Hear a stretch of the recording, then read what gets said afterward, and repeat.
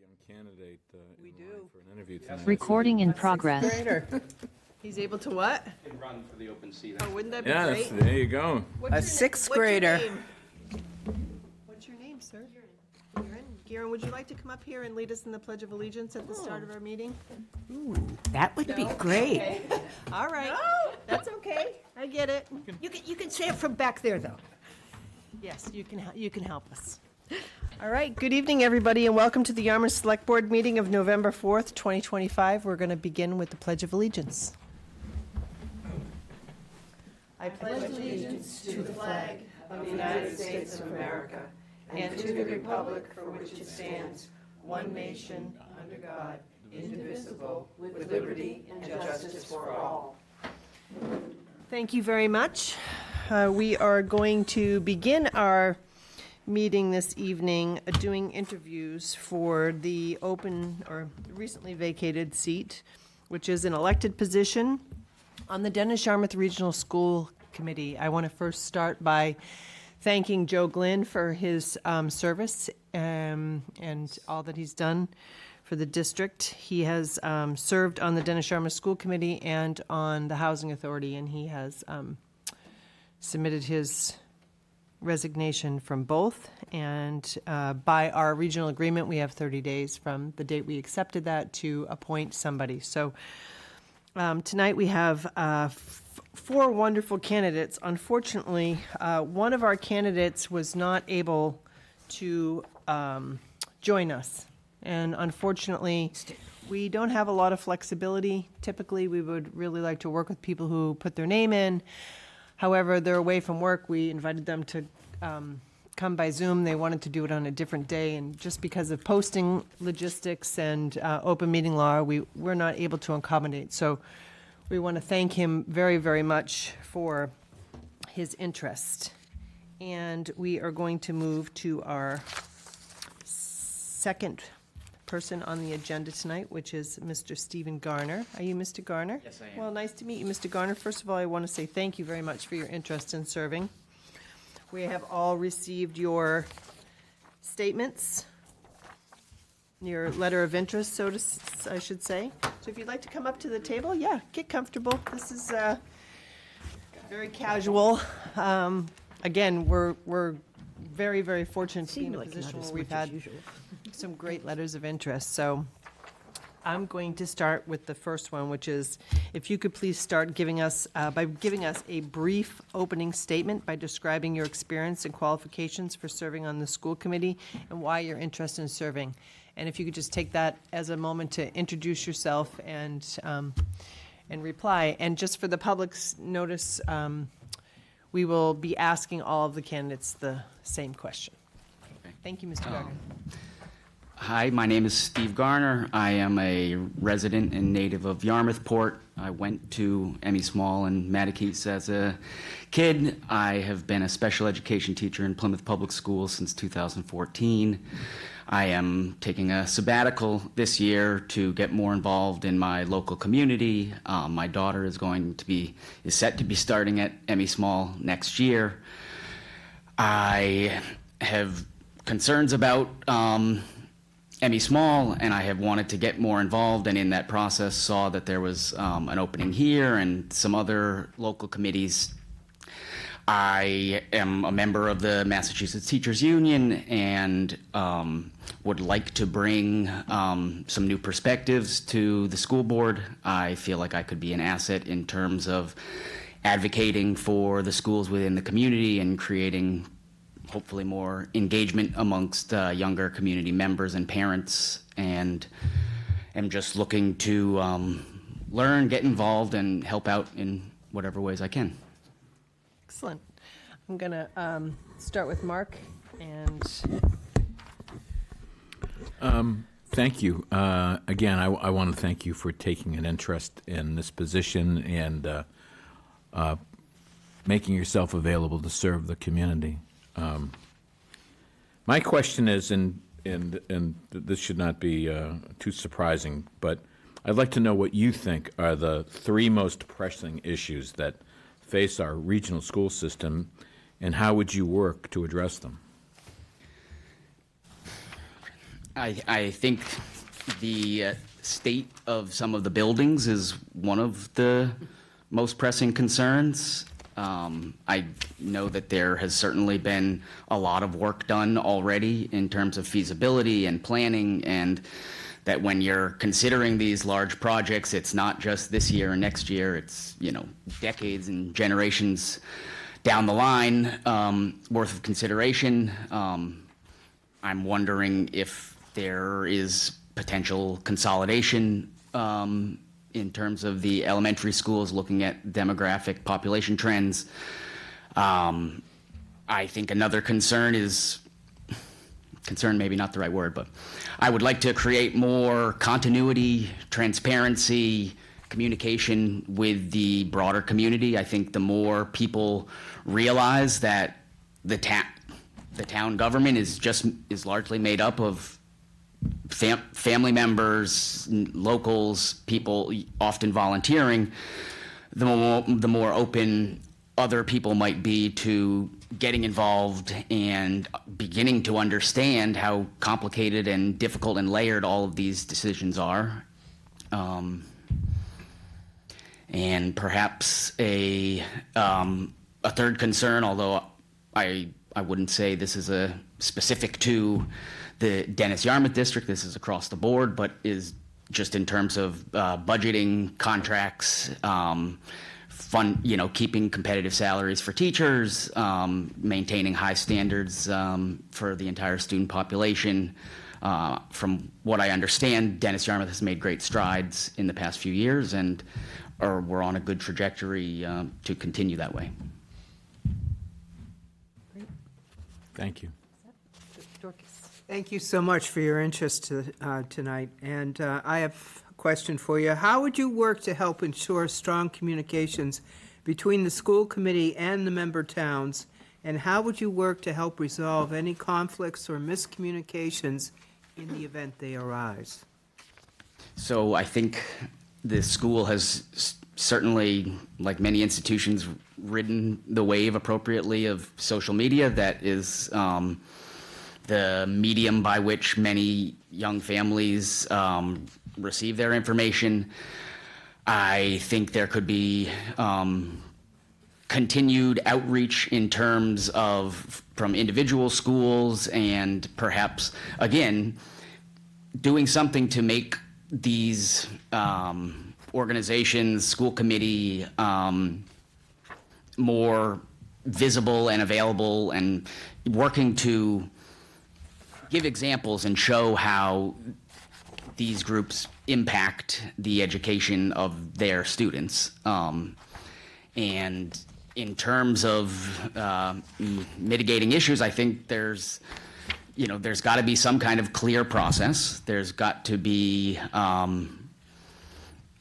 perspective taking all the way around, and utilizing appropriate avenues to hear both parties and take each case on a case-to-case basis.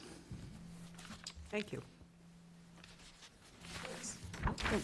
Following up on the communication question, Steve, I wondered if you could give me an idea how you might get parents and community members more involved in school committee meetings, because they'd understand so much if they attended.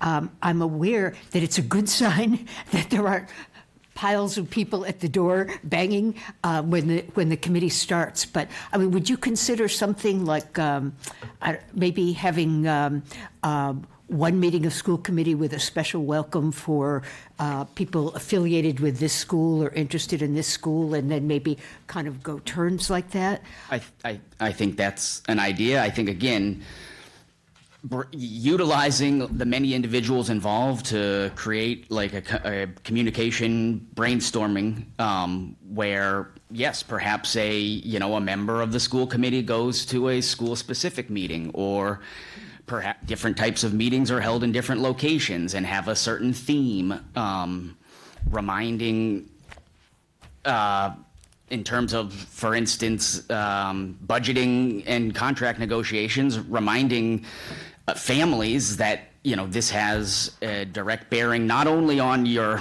taxes, so to speak, but on the education and the future education and viability of their students and all the children in the town. Okay, thank you. Liz? Hi, Steve. How would you address questions, concerns, or requests regarding the regional agreement? For instance, if there was a possible amendment request on the regional agreement, which was expressed by the two-member towns, how would you address questions, concerns, and requests for possible amendments to the regional agreement? By regional agreement, you mean the joining of Dennis and Yarmouth? Well, again, I think there has been a lot of work and research done in terms of population and looking at the cost analysis, and perhaps that needs to be revisited. But at this point, I would rely on, again, somehow finding a way to synthesize and broadcast all of the studies that have already been done on that topic to kind of remind people this is why we are doing this. Excellent. Thank you. Great. Seeing as we're a little bit ahead of schedule, There's one more question. Yeah, you saw it. I'm going to ask one question. If selected for this position, would you be willing to run for a full term in the annual election in May? Yes. Okay. Do we want to keep asking? We have a few minutes, so Mark, I don't have any follow-up questions. No? Thank you. Dorcas, anything? Anything? No, I guess the whole idea is to get more people involved, and I certainly believe in community getting involved in every aspect of government and education. As do I. That's why I'm here. I guess I haven't been long-winded enough. No, that's not a bad thing. That's okay. That's fine. Yeah. That's the next question I would ask is, do you have anything you'd like to add? Would you like to get long-winded? And Well, I would like to, again, just, it's hard because people are very busy and people get bogged down, and I think only think about national politics and don't realize that there's impact that can be made locally. And I think a broader campaign communicating ways for individuals from all backgrounds to get involved and make a difference and have a voice has a potential in every town. And I would like to see it happen here and everywhere. great. Excellent. Well, thank you very much for your time, Mr. Garner. We really appreciate it. We'll be making a decision later on this evening, Sure. but in any, no matter what happens, we just are very, very grateful that people of your caliber and stature, I mean, your resume is quite impressive. I have a resume. I didn't bring it. I have a digital resume I This can share. this letter is more than sufficient and in your qualifications, and we very much appreciate you being here tonight and your interest. Thank you. Thank you very much. Thank you. Thank you.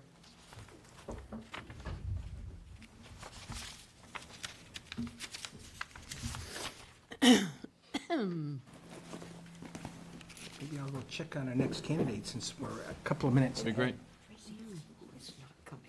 Mr. Medeiros is not able to attend. It's not coming. I guess you knew.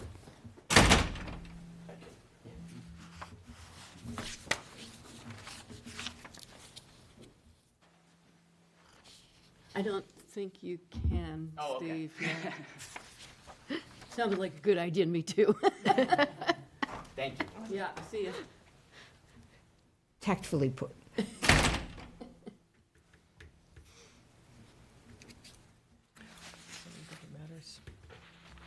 Well, in the interim, if we could say congratulations to our chair on her new grandchild. Yes, thank you very much. Oh, my goodness. Yes, Congratulations. couple of weeks, about a week and a half ago now, yes, so. Oh, you went down there. Yes, Yeah. of course I did. I couldn't miss it. Yeah. Thank you. We're very, very excited, and so now we're looking at the next generation. So hopefully we can create a place where they can come back and live here and go through the DY school district as well. So I know he's only a week and a half old, but that's all right. It goes fast. I couldn't tell you how perfect he is. And how in love I am. It's amazing how long you. Oh, no, they're coming. They're coming in. Yeah, so he has paternity leave, so. But thank you very much. Hi, how are you? Hi. Hi, Margaret. Welcome. Yes, please sit right up front. Thank you very much.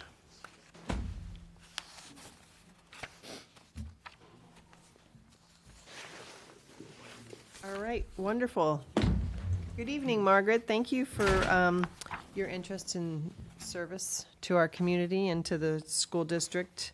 We're going to ask you some questions. This is very casual. Okay. We're just very grateful that we have such highly skilled people that have applied to serve the community. And as you know, the vacancy became open by a member that resigned, and we have, by the regional agreement, 30 days to appoint somebody to serve. So we all have your letter of interest, and we will be making a decision later on tonight. But in any event, we just want to thank you for coming forward.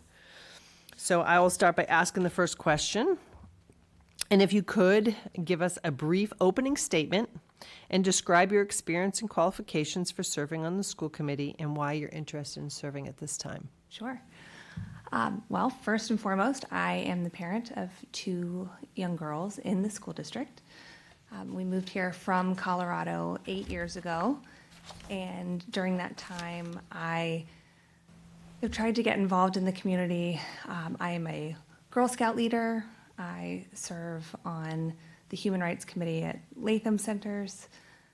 I also had the opportunity to serve on the Superintendent Search Committee, which was really a wonderful way to meet many of the current school committee members. So I'm always looking for ways to further, get involved in the community. But I would say that, my own sort of selfish interests aside, I think I'm well equipped, well suited for this type of volunteer service. I am a lawyer by training. I work for Comcast as a contracts specialist. I work across the board with finance and construction, and part of my job is constantly sort of mediating between different groups of people to serve a common interest, which I think is a lot of what committee service is. It's being open to listening, it's coming with ideas, and it's being able to work with diverse, people, interests, backgrounds. So I think I'm well suited for it, and I'm just thrilled for the opportunity to be here. Thank you. Mark? Thank you. And I, too, want to thank you for taking an interest in serving in the community. What I'd like to ask you is, what do you think are the 3 most pressing issues facing the school system, and what thoughts do you have, what ideas do you have about addressing them? Oh, well, let's see.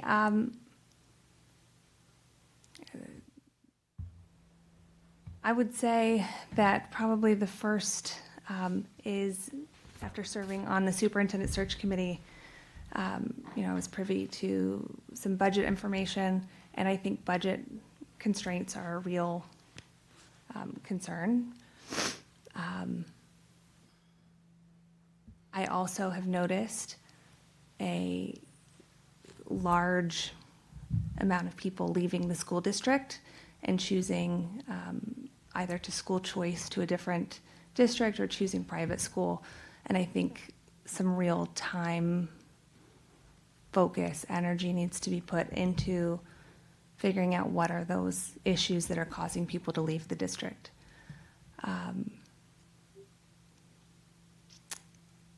And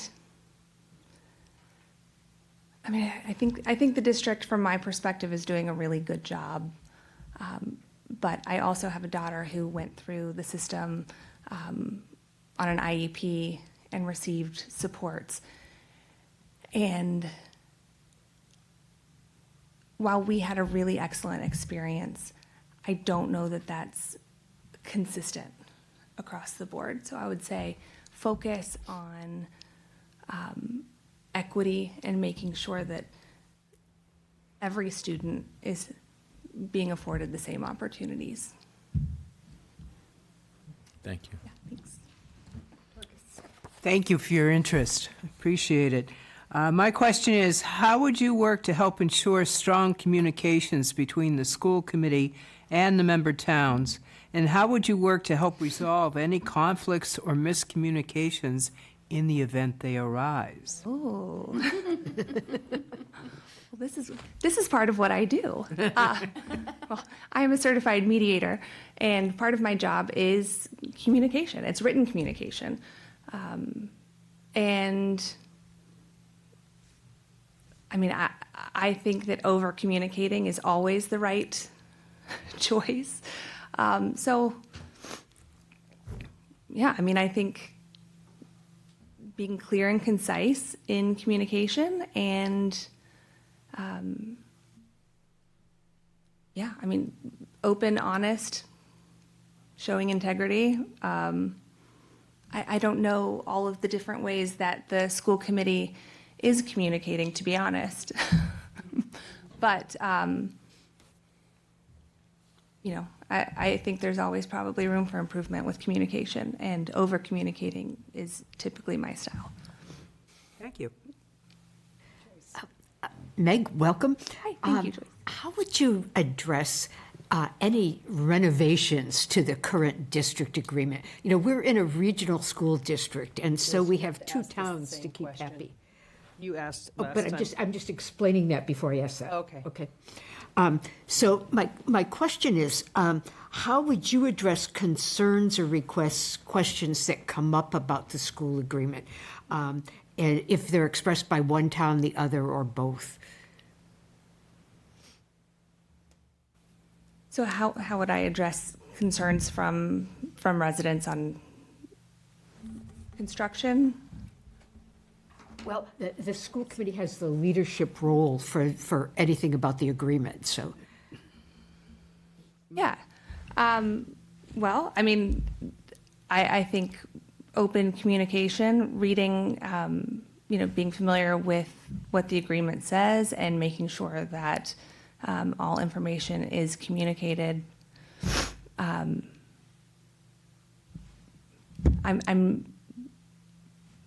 not familiar with what the agreement specifically says or what construction is currently planned, but. Okay, thanks. Want me to pick up her other Well, question? Yeah, she asked about the community. and How parent would health. you, hi. Hi. How would you engage parents to be more part of the school activities and most of all, the school committee efforts? I really love this question because I think that's an excellent question. And honestly, I really long for more opportunities to be involved in the school. I have a daughter in 4th grade now. I have a daughter in kindergarten. And I volunteer at every possible opportunity, but there aren't that many. I think one thing Station Avenue is doing really well right now is the PTA is excellent at communicating, and they've come up with very diverse ways to reach people, not just during the workday, because that's not always feasible. But here are ways that you can, drop off snacks for teachers. Here's how you can scan a QR code and donate money. Here are a variety of different ways that we can reach different people, and I think that's excellent. But I think there should be more opportunity for parents to be present, and I understand that there are restrictions, but I've seen in other towns and other schools where parents come in and volunteer in the classroom, or parents come in and read, or parents help pull out children and read, give on one-on-one. And I wish there was more of an opportunity for parents to get involved in that way. I'm sort of limited to volunteering for the book fair, and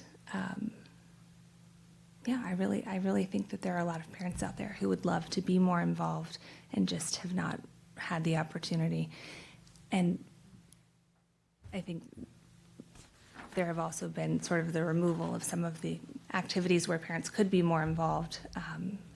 Parents used to go have lunch at school prior to the book fair, and that has gone away. And I certainly understand why some of these things have happened, but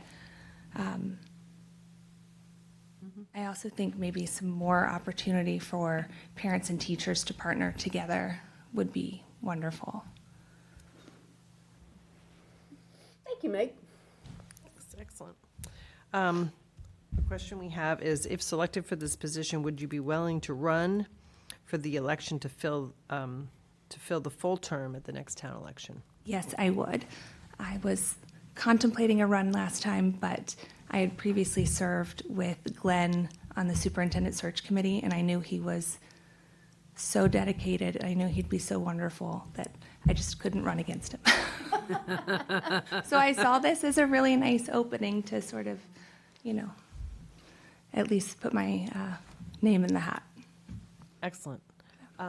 Liz, did you want to ask your? Well, I could ask to fill out the, specifically with parents and the school committee, how could we better engage parents and the community with the school committee issues and activities? I think communication. I've been a parent in the district for 8 years, and I don't see a lot of communications. I don't see a lot of. I happened to see this posting because it was on a Facebook page. So I think being aware that meetings are happening, being invited to attend, I think better communication would be helpful. You want me to ask my? Sure. Okay. So we're gonna kind of close it up, and we just want to ask you if you have any other comments or anything else you'd like to tell us about yourself and this position.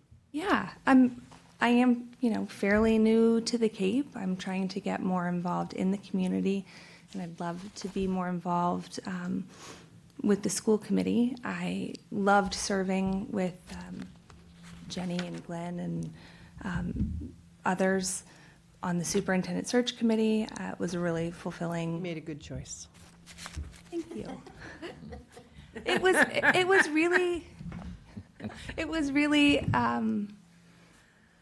really a wonderful experience that I haven't, had a chance to sort of peek behind closed doors, and it was very fulfilling. And I would love to continue that service. I would, in any capacity.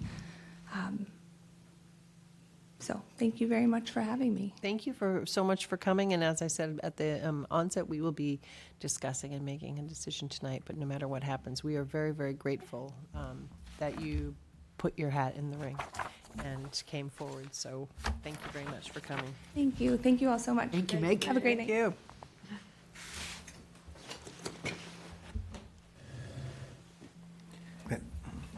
She's got the vest. There he is. Have a great night. You too, thank you. Did everyone see that moon tonight? Yes. Oh, wonderful. And tomorrow night even better. Really? Oh, my Lord, it was Slightly under tonight, but tomorrow night. spectacular.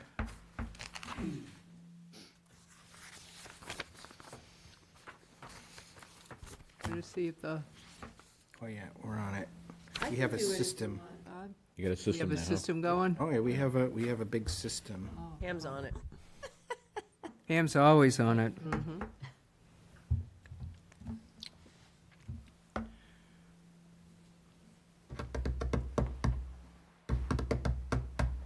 Very grateful for Pam and I Mary found a use Alice for in the a office. gift from, Yes. Oh, jeez. from citizens. From Peter. I like it. It's a hairdryer, you see. You're creative. That is for sure.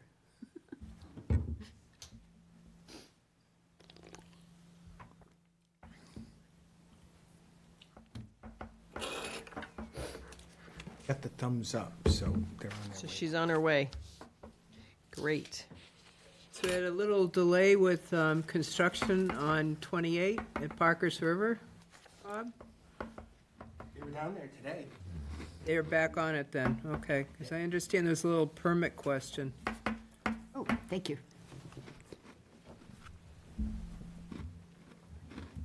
Not that I'm happy to see the traffic back on Winslow Gray, but Hi, good evening. Hi, how are you? Come on in. Nice to meet you. Ryan? Ryan. Nice to meet you, Ryan. Well, you can sit. All right. The one with the tag. It's for stress. It's 50-50. No. Oh, you missed the right leg. Well, good evening. Thank you very much for coming. Thank you for having me. Thank you very much for your interest in serving our community and for submitting your letter of interest to the school committee. As I've said previously, we have a duty on, due to a vacancy to appoint somebody within 30 days. So we're on a tight timeline, and we appreciate you coming, and thank you for your letter of interest. We all have a copy of it, and I will start by asking the first question. Sure. If you could start by giving us a brief opening statement describing your experience and qualifications for serving the school committee and why you're interested in serving at this time. Sure. Well, I appreciate the opportunity to be here. I think the first and most important thing is I went to school. So, no. It was very important. The biggest interest to me is that I have a daughter who's just turned 10. She's in 4th grade. Never thought I'd say this when I was younger, but show a great interest and an understanding now of things that are bigger than me and things that shape another human being. And so my main interest in the opportunity would be that I see her and her experience through school.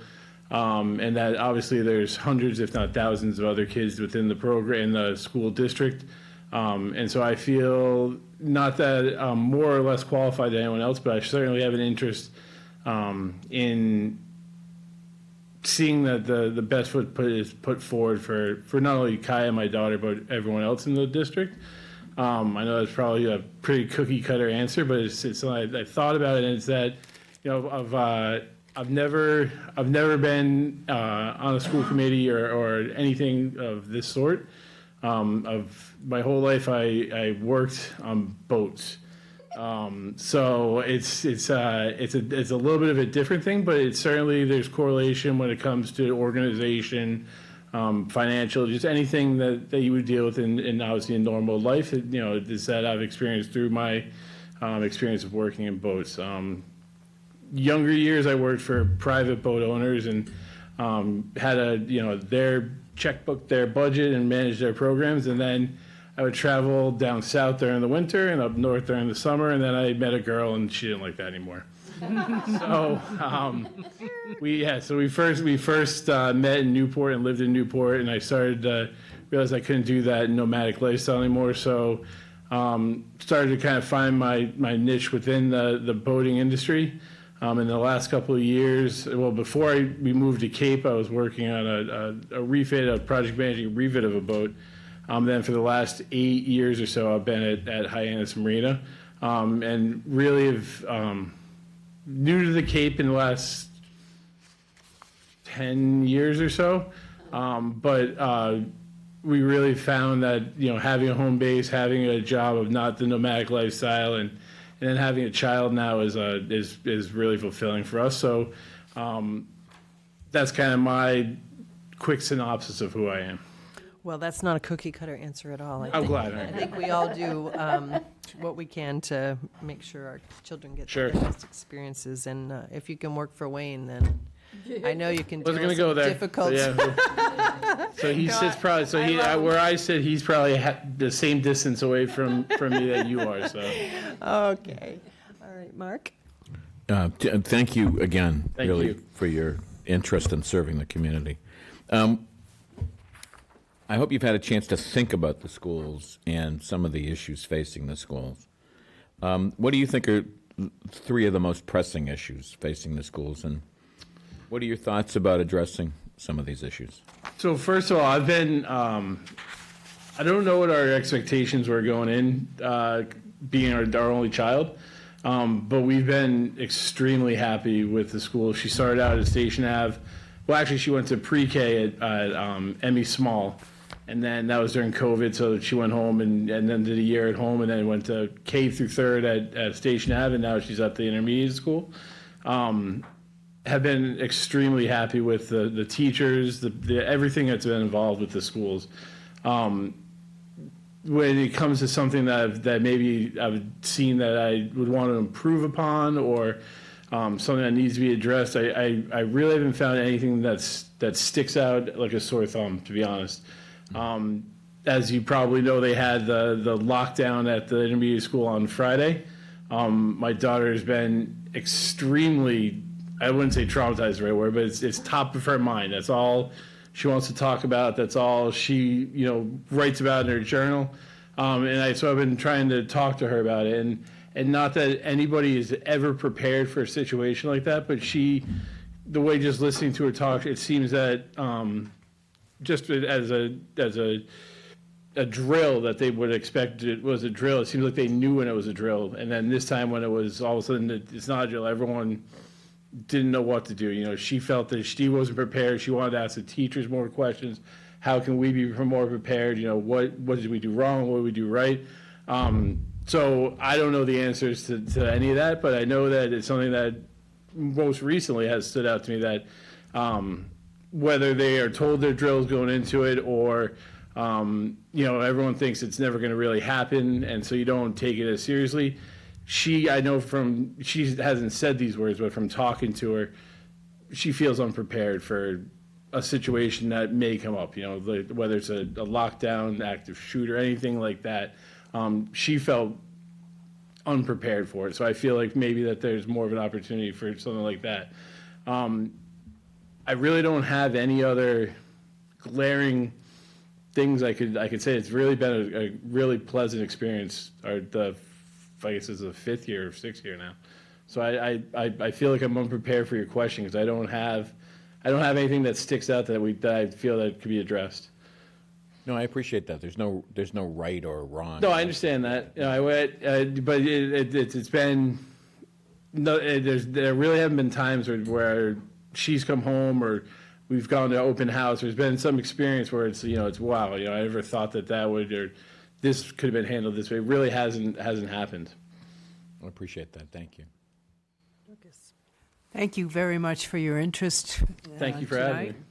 And my question is, how would you work to help ensure strong communications between the school committee and the member towns? And how would you work to help resolve any conflicts or miscommunications in the event they arise? So I can take this question, and it doesn't have to be specific to school committee and the towns. Whether it's working with Wayne or working in multiple jobs before I've had, is that communication, again, it sounds like cookie cutter and cliche, but communication is a huge thing. And I'll admit, I used to take information, react immediately, and not take the time to process the information that came in. So one of the things I think is most important to anything in a situation like that would be, is kind of to get all the facts, to get everything together, rather than, get a snippet here, a snippet there, then reach out to one person or another. I've been very conscious of how I deal with things, to really kind of take everything in, process it, and then come up with a plan, whether it's to go directly to someone, whether it's to go to a group, however it is, to address, where the communication needs to be funneled through. And like I said, something I definitely struggled with when I was kind of, I'd hear something, I'd go right back after it. And I've learned that that's usually not the best way to do it. Thank you. Thank you. Following up on the question of communication, you know, the DY is a district between two towns. How would you apply the idea of very clear communication and trying to resolve conflict as you would address questions, concerns, or requests for a possible amendment to the regional agreement? The school committee is the responsible party there, and the changes might be requested by either town or by both. Sure. So I'll admit that I don't know as many details as I wish I had about how the organization and the structure of the regional school district works. I just simply don't know, like I said, the details of how it works. But it's something that definitely has piqued my interest. Is that the town I grew up in Rhode Island. I know it's a very far away place. But the town I grew up in was a single town school district, and the town next to us were both single town school districts, and they switched to a regional school district. So I never really had any experience until now with such a district.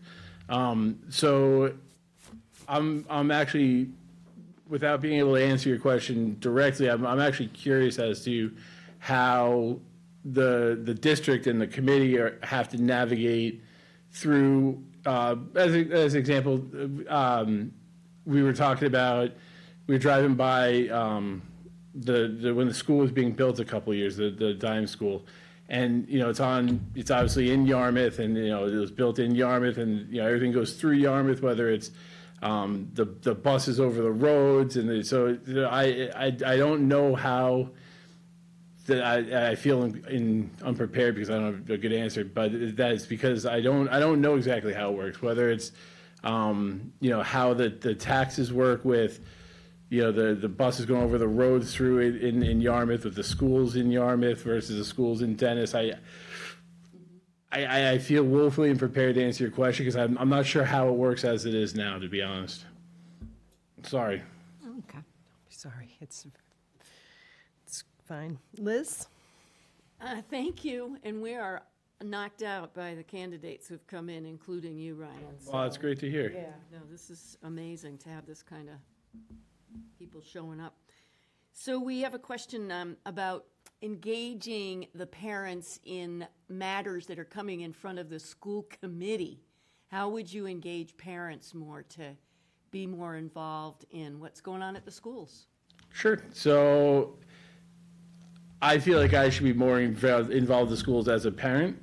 So I've made it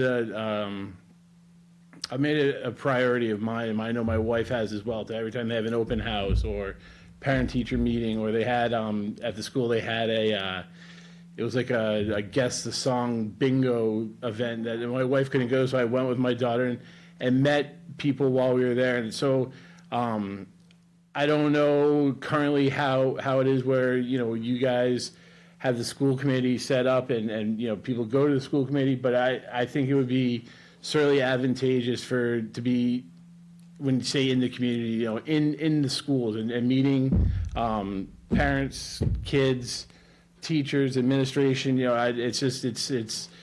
it kind of goes back to wanting to get all the information, and then path forward is that you really can't have all the information unless you are face to face and meeting and you know, engaging with everyone. Exactly. Very good.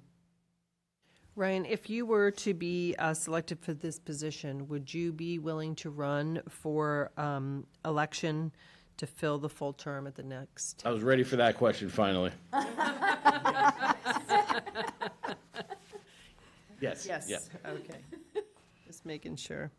Okay, and we'll let Liz ask. The final question is, what would you like to tell us? Anything you want to ramble on about? I could ramble on about a lot of things. I don't think you guys want that. So I appreciate that. I kind of gave a brief overview of everything, and it really does encompass everything. That you know, I'm 44 years old now. I never looked beyond a month when I was in my 20s. I never looked beyond 2 months when I was in my 30s. You know, now married with a 10-year-old, it's a whole new world. So, yeah.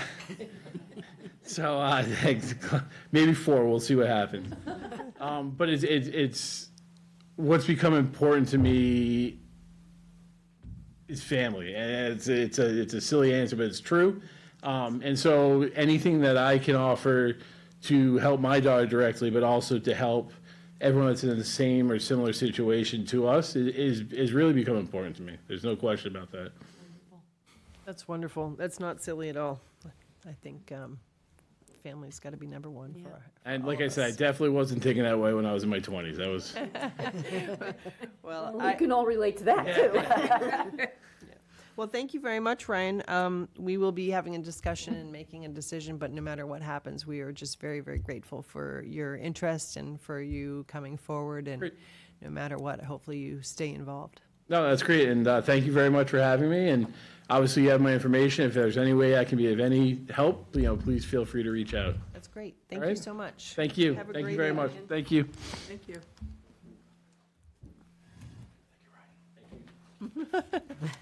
He didn't see you. I didn't know there was anyone behind me. He didn't see you.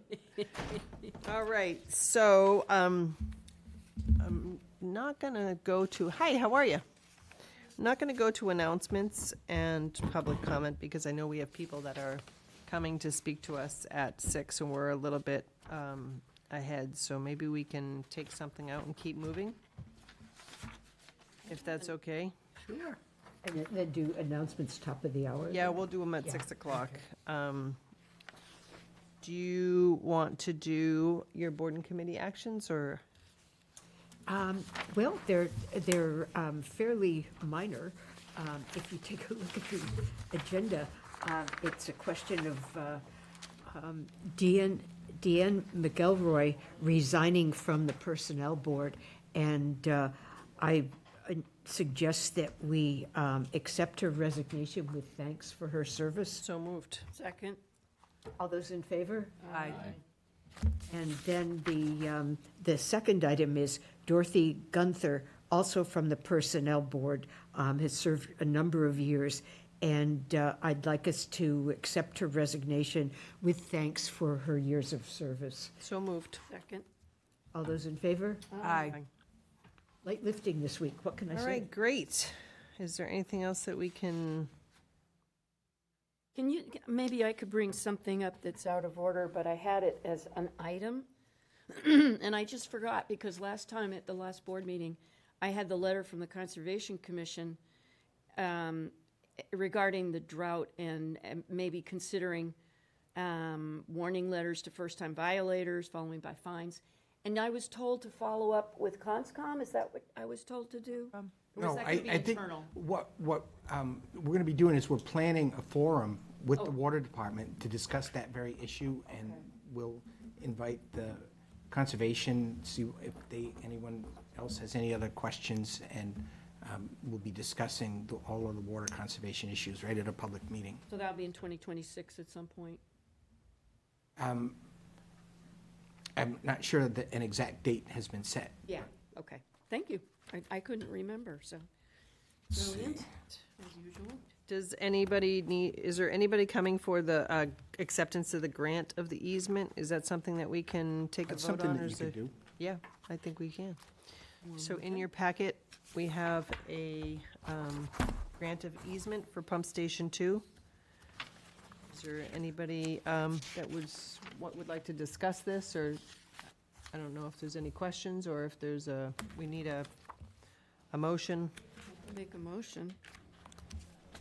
If this is adequate, I move that we accept the grant of easement for Pump Station 2 as presented in our package. And to sign and execute it. And we will sign and execute it. Okay. Is that okay? Second? Any discussion on the motion? All those in favor? Aye. Any opposed? That passes unanimously. And that's what we signed, right? Yep, it's in the folder. Yeah. We have 10 minutes. I don't know if we can assign Why not? we want to try to assign the motions. Typically, what we do is we try to break it up evenly. We've got 15 articles and 5 of us, so we can all take 3. Those people think we're doing an executive session We're not. because of the interviews at the top. Yep, well, it's open Just to the open the door. public. It's open to the public. I was going to make a request. I actually, in terms of the article presentations, or the select board making the recommendations, I was hoping to recommend the plastic Of course you reduction. were. We saw your video. I haven't seen I it. call it the Liz video. Well, you should. Is it convincing? Did a good job, very good job. All right, good, because I haven't seen it yet. I Your can't dog find looks, it. your dog looks great. She's in it? Yes. Does anybody else have any requests of articles that are important to them, or should we just break it up? Three, three? Isn't planning going to do the zoning ones? Yeah, well, but we still usually make a recommendation, or we, even though we defer to them to make the statement, they'll ask us for our position, so somebody has to do that. Oh, okay. So I'll take Article 1 through 3. Airport consulting, signed for Maybe I Lawrence should take- MacArthur. Oh, no, go ahead. And adoption of the LCP. Mark, do you want that section? Sure. Okay, so Articles 4 through 6 is Mark. Liz will do 7 through 9.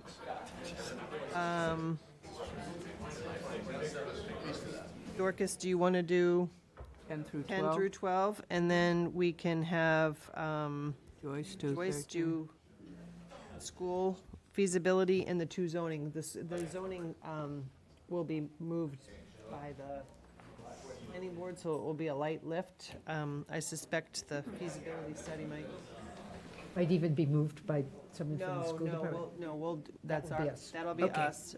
But we just have to, on the other ones, make a recommendation. Is that okay? Yep, sure, that's fine. All right, so we got Joyce. Did you get that, Bob? Yes. 1 through 3, I'll do, Mark's doing 4 through 6. Liz is going to take 7, 8, and 9. Dorcas will do 10, 11, and 12, and Joyce will do 13, 14, and 15. Perfect. So that's the assignment of the motions. It's taken care of. Oh. Moving briskly. We're trying, we're trying. That's a good one. All right, is there anything else that we can, I think, do we want to do the consent agenda? Sure. Sure. That we accept the consent agenda as presented in our package. Second. Any discussion on the motion? All those in favor? Aye. Any opposed? The consent agenda passes. Bob, we'll let you do your, Want to do that now? you have your items you want to do now? That'd be great. Sure, that'd be fine. I had a few items I wanted to make sure that the board was aware of. We have received our free cash certification. It's been completed in time for the November town meeting, so we're right on schedule for all of that. And, you know, we're very happy to report 8,173,000 is the number, which is consistent with where we've been in previous years. It's a very good number. And also, both Golf and Septage, the enterprise funds, you know, both come in at over 3 million, which is, you know, very healthy for those as well. So very successful closing of the books, and, you know, we're prepared for another tough, tight fiscal year, but it's good to have, we need that in place to move ahead with the town meeting. So that is great. And of course, last week I was in attendance at the International City Management Association Annual Conference. Excellent learning opportunities, and I brought back a wealth of information that pertains specifically to some of the projects we're working on, how to move forward implementation with MUC and things of that nature. And I also received recognition for 40 years as a municipal manager. Can you? Congratulations. Well done. Day over 40, Bob. I don't know how that's possible. The funny story is we had to march across the stage at the opening reception, and we lined up, and I'm lined up with all of the other 40-year managers, and I was thinking, my God, look at all these old people. So it was terrible. And I want to let the board know that I did kick off with our communication team's leadership, our first podcast this week. And it's in our new podcast studio that we're going to, it's a small area, but it's really quite attractive, and we're going to try to use that to engage all of our select board members to talk about, you know, themselves and issues of importance to the community. And I was on it and focused on, we talked about our form of government, the importance of participation in town meetings, and also the town meeting issues, and just to try to outreach people in a new format to engage them in the types of things that our local government is doing. So I think it's a great medium to share information. It's another new opportunity. And November 20, I think we're doing our second podcast, and it's going to be our town planning, local comprehensive plan update. And then we're looking to plan future things. So you will be outreached, and it's a great opportunity. I'm told that the podcast is available everywhere, whether it's the Apple Podcast, Spotify, Amazon, YouTube, Pandora, website, wherever podcasts are, you'll find it. So look for Your Yarmouth, and please watch that. And also, I did prepare an additional video that's a preview of the town meeting. You'll see it's, instead of filming it in here, we use the studio now. And we talked about the process of town meeting, all of the articles, hopefully with the video that we have, from our pre-town meeting this evening, that'll help get the publication, and publicizing this town meeting process tremendously. And I want to thank the communications team for that. And also to let you know, if we haven't sent out the special town meeting promotional list, at the board's direction, we have made a massive effort to expand the pre-town meeting efforts to publicize that town meeting. It's all over, the website. It's airing on the radio 4 times a day, 6 days a week. It's on every possible social media outlet. There's community outreach. We have a handout listing all the articles that we're distributing at the senior center, at the library. We've got videos. We've got the interview and the podcast, and Channel 8, there's graphics rolling. Cape Media's got it. It's falls under the Full Monty category that we've worked to develop. And Careful with that one. I think, it's going to be great. It's a comprehensive way of, we want no one existing in our environment not to know about the town meeting. But I think the most important thing I wanted to do tonight is really to welcome and to introduce Amy Frigiletti, our new Assistant Town Administrator. I think the most important hire that we made in recent years, and we're delighted to have Amy, so welcome, Amy. Thank you very much. Appreciate it. Anything you want to say, Amy? I just want to say that I'm thrilled to be here finally. I know it was a couple months delay with the transition, but I really appreciate it. I'm excited to be here and hit the ground running. I've already started meeting with the various departments, and I'm just looking forward to serving the town. That's excellent. Bob showed me the schedule. He's got all the department heads, so she'll have a chance to meet with everybody. And I think that's a great thing. Put names with faces and learn a lot, and we're excited to finally have you. Yes, thank you so much. Great. Is that it for your updates? All right, we're going to go back to our 6 p.m. item then and go to announcements. I have a No surprise. I'm just kidding. I wanted everybody to know that I've been attending the 2025 World Tourism Forum on Sustainable Transformation at the Pelham House, which has been fascinating. And I, as a tourist mecca here in Yarmouth on Cape Cod, I'm learning a lot.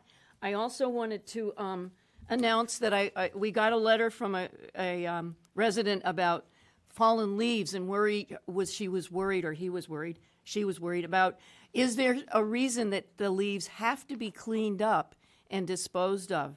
And we have done the research, and that is not, it is not, you do not have to clean up your leaves, because there is a movement now to leave some leaves in place, because it is good for the birds and the bees.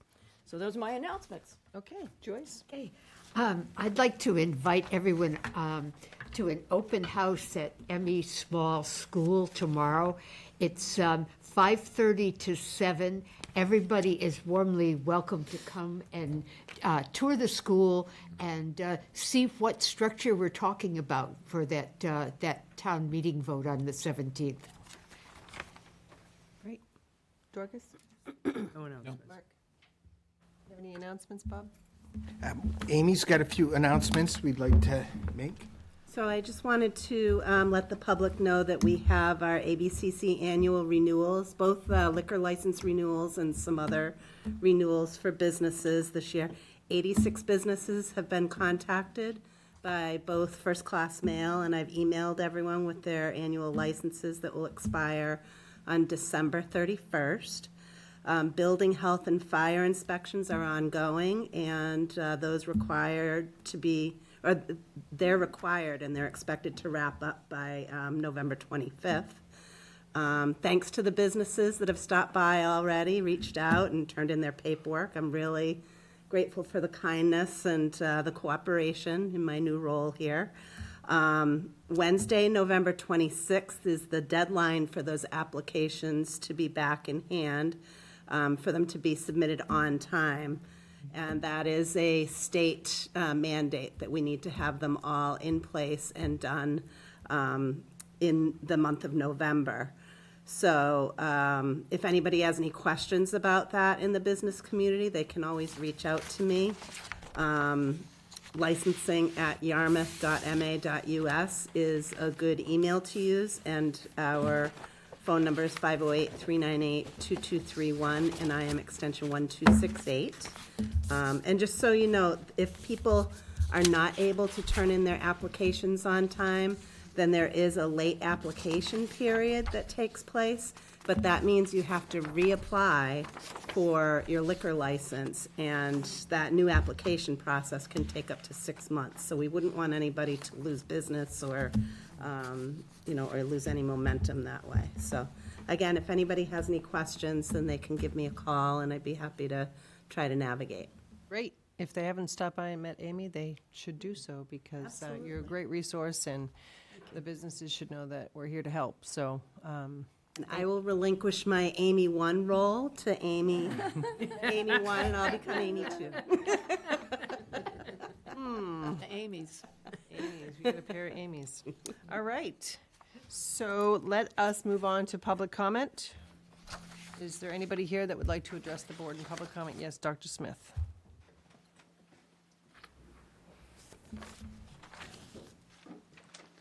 Good evening. Mark Smith, Superintendent, Dennis Yarmouth Regional School District. For 2 things, one in my role as superintendent and the other in a different role. So first, I'm not sure if everybody's aware, but we've had a tough week in the school district. We lost a student over the weekend, and really just want to just take a minute to pause and say 2 things. First, to that, it's a completely tragic experience, and our thoughts are with Gabriel's family, and as a district, we mourn the loss. He was a bright young man with a bright future, and the district is grieving the process with the family. And simultaneously, you learn about the strength of an organization.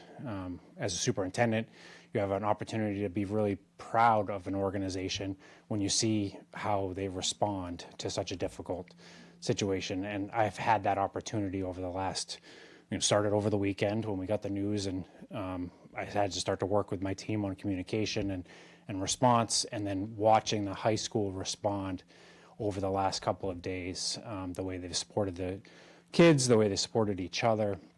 It's been, again, I said at school committee last night, it's been a situation of 2 big buckets of emotions. One, obviously, the significant loss and the heavy feelings that come with that. And then as superintendent, a real strong feeling of pride in watching the organization respond to this significant moment. So I just, wanted to take this opportunity. Wasn't what I was planning on speaking about today, but since I had as an audience, I wanted to share that. The second thing, why I planned on coming today, is I come here on behalf of the Cape and Island superintendents. I've shared a letter with the select board ahead of coming tonight, and I'm here with a colleague of mine, Dr. Sarah Ahern from the Barnstable Public Schools, and we just want to speak to a matter that's been in front of the board regarding the MacArthur School and the Cape Cod Collaborative as it pertains to all of us. And again, I just want to read the letter that's already been submitted into the record for public comment. So dear members of the Yarmouth Select Board, on behalf of the Cape and Island Superintendents, we are writing to express our strong support for the Cape Cod Collaborative remaining in the MacArthur Building. The collaborative plays a vital role in providing high-quality, cost-effective educational services for students with disabilities who require specialized programs that cannot be offered within traditional school settings. Furthermore, the collaborative is established as an extension of each of its member school districts, designed to meet the needs of to meet the needs that no one district can address on its own. If the Cape Cod Collaborative were unable to continue operating in Yarmouth, our districts would be forced to consider more expensive and more restrictive out-of-district placements for these students. Such placements would not only increase financial strain, but would also remove students from the supportive, community-based environment that the collaborative provides. Maintaining a site in Yarmouth is essential because it allows students to receive the services they need closer to home. This proximity supports continuity with their home schools, enabling students to participate in extracurricular and social activities that are important to their overall growth and well-being. This further allows students' families to remain closer to their child's learning program, school experience, teachers, and peer community. In addition, having local access to the collaborative significantly reduces transportation costs. Transporting students to off-Cape programs is both logistically challenging and costly, placing a substantial burden on municipal budgets. By keeping services on Cape, particularly in a mid-Cape location in Yarmouth, districts can better manage costs while ensuring students receive the specialized support to which they are entitled. Transportation is a rapidly rising cost within school finance, and we feel it is vitally important that we advocate for your consideration of the impact that the loss of the Yarmouth campus would have on school finances and the resulting demand that this would place on taxpayers. We respectfully urge the Select Board to support the continued presence of the Cape Cod Collaborative in the MacArthur Building. This partnership benefits not only our students and the families, but also the fiscal and educational well-being of all of our communities. Thank you for consideration and your continued support of the public education across Cape Cod and the Islands. Sincerely, and it's signed by each of the superintendents of the Cape and Island school districts. And I'd like to welcome Dr. Ahern up just to add a little additional context to the letter. Thank you, Madam Chair. Is that okay? Yes. Okay. Good evening. My name is Sarah Ahern. I'm the superintendent of the Barnstable Public Schools. On behalf of Barnstable Public Schools, I do want to express my condolences and our condolences to the Dennis Yarmouth community and extend our support in your time of grief. 3 years ago, I was a new superintendent, and I had an opportunity to tour the MacArthur Building with the former executive director, Paul Hilton. We are also joined this evening with Hope Hanscom, who is the new executive director of the Cape Cod Collaborative. The space was under renovation, and I had an opportunity to take a tour as the space was being renovated as the learning and educational space it is today to serve students from Cape and Island districts. The collaborative itself invested a significant amount of money, public taxpayer dollars, in renovating this space to the tune of several $1 million. The collaborative brings in its revenue from the tuition and other fees of its member districts. So I just wanted to add that additional piece of context that the collaborative has invested in this building to make it the space that it is today.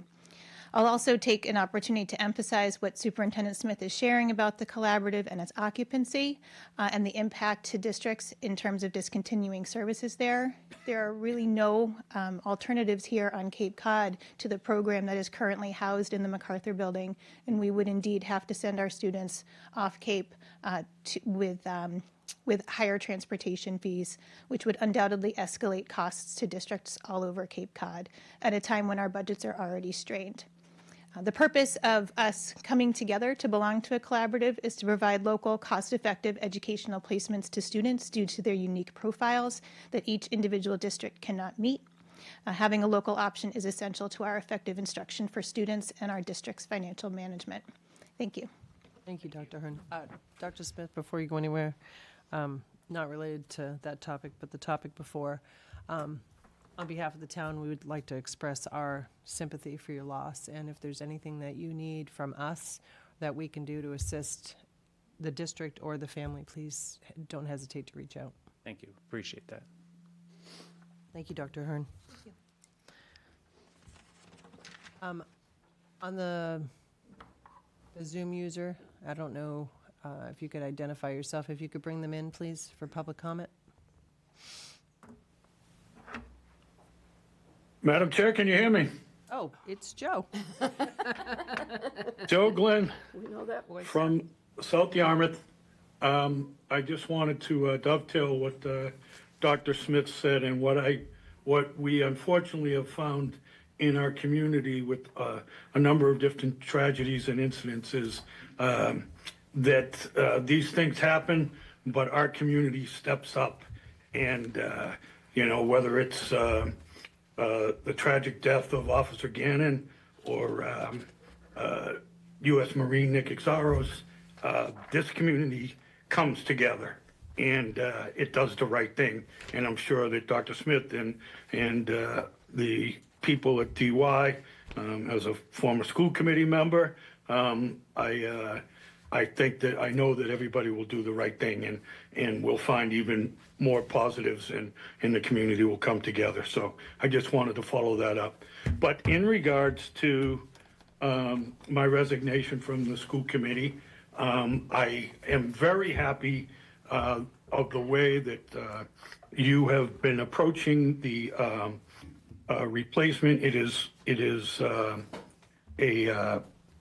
was what my desire to happen when I chose the timing of the resignation, because I knew the budget season would be coming up. I knew that the Mass Association of School Committees would be meeting, and it gives an opportunity for that person to ramp up. But the main thing that you all have known for a long time is that we need to get more people involved overall in the community, whether it's town meeting and votes. And unfortunately, in both towns, people have just don't show up to vote, and candidates don't withdraw papers. And so this was a way to do it and thankfully you did get some good responses and some quality people. I dare say probably better. I think it was Mark who, and thank those of you who wrote kind words to me. And I think it was Mark that said we're refilling a big hole. I don't know if he meant it was like Archimedes' principle of displacement, but I don't think he meant it. I have a ton of intellect that's filled, but I do appreciate all your help. I think that you all know that I have tried to be passionate, but I also try to be respectful and humorous on occasion. But thank you very much. I wish you all good luck, and I'm very happy by the way everybody's handling these tough situations. And God bless you all, and have a great night. Thank you, Joe. God bless you too, Joe. Is there anybody else who'd like to address the public? Yes, ma'am, please.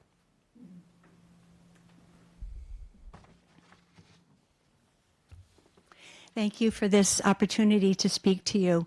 I'm Reverend Susan Gregory Davis, having grown up in Yarmouth and being a very lucky former student of the most amazing Mrs. D, and now grateful to be residing year-round in our town once again. I wish to speak briefly on behalf of a diverse and numerous group of Yarmouth residents known as Yarmouth for Everyone, who have proposed a resolution to be considered and voted upon at the upcoming December 2nd meeting of the Yarmouth Select Board. This proposed resolution is an invaluable opportunity for our town, through the voice of the Select Board, to reaffirm our steadfast values as a town, particularly in support of the civil liberties, safety, and human rights of all Yarmouth residents and visitors, regardless of, for example, our age, ability, race, economic status, citizenship, or immigration status. This proposed resolution reaffirms who we are as a town. It has no implications for local law enforcement. In fact, I and we are very grateful and proud of the Yarmouth Police Department under the leadership of Chief Lennon. Rather, this resolution lifts up our town's commitment to compliance with state and federal law, including the constitutions of our country and state. Furthermore, the wording of this proposed resolution is exactly the same as the resolution unanimously passed by the Barnstable Town Council this past August, and that, as we speak, is being proposed for adoption by the Dennis Select Board. My hope, and that of many others in Yarmouth and our Mid-Cape region, is that our 3 Mid-Cape towns will stand together in reaffirming the shared community values of our neighboring towns. Again, we are very grateful and proud of you, our Select Board, for your consideration of this important resolution and hopefully for your unanimous adoption of the resolution on December 2nd. In addition to the reaffirmation of our values as a town, passage of this resolution will send a very meaningful and impactful message of support to those in our town neighborhoods, schools, businesses, town buildings, restaurants, homes, yards, offices, and all places of work, learning, and play in Yarmouth. That yes, Yarmouth is for everyone, and that each and every one of our town residents and visitors is an invaluable and integral part of the fabric of our community. Thank you to the Select Board for the positive message you've already conveyed by placing this proposed resolution on the Select Board agenda for December 2nd. We look forward to supporting you in considering and embracing the tremendous community and civic opportunity that this presents for December 2nd. And I have copies of the resolution available, which I believe all of you have received, and as well for anyone else who might like to read it. Thank you very much. Thank you. Thank you for your words. Is there anybody else here that would like to address the board? Nobody on Zoom? Seeing nobody, we are going to move to our 6:15 agenda item, which is a recognition of 104th birthday of Miss Eleanor R. D. Is somebody from Miss D's family here? Okay, I'm just going to give a little bit of background. Miss Eleanor D. was born November 15th, 1921. She spent her adolescence and high school years in Taunton, graduating from Perry Normal School. As a first grade teacher at South Yarmouth Elementary, because they did not have a parent-teacher conferences then, she chose a student of the week, and she would go to the student's house and have a tea party to celebrate. It would allow her to hold an informal conference and get to know the child's family and give the child appropriation, even if the child was having a tough time in school. She was also called the hugging and kissing teacher because she kissed everybody. She was strict, but if she punished a student, she always would give them a hug and kiss afterward and take the sting out of the reprimand. Those were the good old days, right? Yeah. That's my side note. You can't do that anymore. She was always developing new ideas to help children learning, creating games and posters for the walls. Once a month, the other elementary school teachers would visit her at her home on Long Pond Drive, and she would give them armloads of materials for possible use in the classroom. She still has a house on Long Pond Drive, but now resides in Hyannis. When her mother came to live with her, she retired and took up babysitting, taking care of many local children. The children called her Grandma D. She can crawl on the floor with the kids and match a 6-year-old's energy. No one has more love and affection or care. She's a retired school teacher who still remembers all of her first grade students when she sees them around town. In March of 1982, she received a citation from the Massachusetts House of Representatives in recognition of her dedication to teaching children and her 31 years of service at South Yarmouth Elementary teaching first grade. In January 1994, the Yarmouth Register Sun newspaper article voted her best babysitter. She was a member of the Federated Church of Hyannis for over 70 years, serving on many committees. She was a member of the Matakees Chapter 158 Order of Eastern Star since 1951, reaching the rank of Deputy Grand Matron. So I'm going to read our official certificate of achievement. Be it known that the town of Yarmouth hereby recognizes Eleanor D. on the attainment of 104 years well lived. And be it further known that the town of Yarmouth wishes her the happiest of birthdays on November 15th and extends its sincere congratulations and thanks in allowing all of us to share in this impressive milestone. They may forget what you said, but they will never forget how you made them feel. is a quote that's in here. This certificate is approved by the Yarmouth Select Board on this 4th day of November, 2025, and signed by the board. So happy birthday, Eleanor.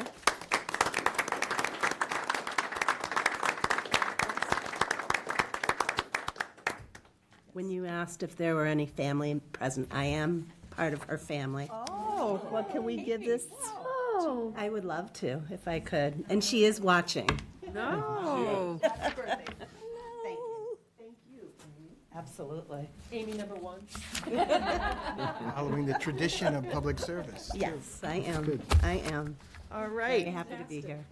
So next we have on the agenda recognition of retirements from the fire department. I see the chief here and many members of the fire department. So chief, if you'd like to come forward, I have some certificates that I'll read when you're finished. Okay, great. Thank you. Thank you. So I don't get nervous about much, but bringing Bob Reard in front of this board is making me very nervous. I don't know if I've ever seen him in here before. There he is.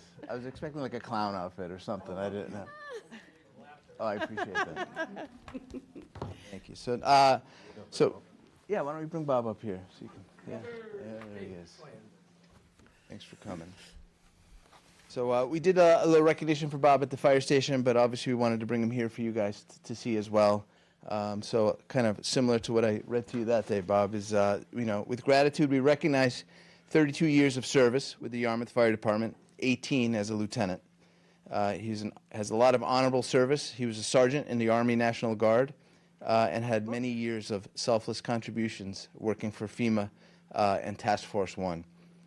Bob was front and center on thousands of emergencies here in town and also on the national stage, including both 9/11 and Hurricane Katrina. So, Bob, your leadership, humility, and devotion to duty, along with your steadfast commitment to training and educating the next generation of firefighters, has left a lasting mark on this department and the town that you proudly served. Your great attitude and sense of humor lifted those around you, setting an example and inspiring others to follow. We will miss you, your dedication, and obviously your ability to make us all smile.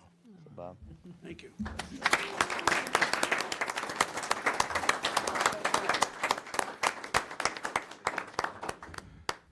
I'll just say, do we have a minute? Okay. I just want to say thank you for the opportunity to serve the town. I can just only say that time went by in a flash. I'll miss the job, I'll miss the people. I'm already looking, I did send a letter to the president asking him to recall all retired firefighters and put us back into service, but we'll see what happens over time. And thank you very much for the. Hold on one second. I'm going being to able to read do this. that. Thank you. The Town of Yarmouth Select Board official citation. Be it known that the Town of Yarmouth hereby recognizes Robert J. Reardon on his retirement as Fire Lieutenant Paramedic effective September 30th, 2025, and for your dedicated service to the Town of Yarmouth. And be it further known that the Town of Yarmouth extends its sincere thanks and appreciation for over 25 years of full-time service in the fire department, with additional years prior as a call firefighter. This citation has been approved by the Yarmouth Select Board on the 4th day of November in the year of our Lord 2025.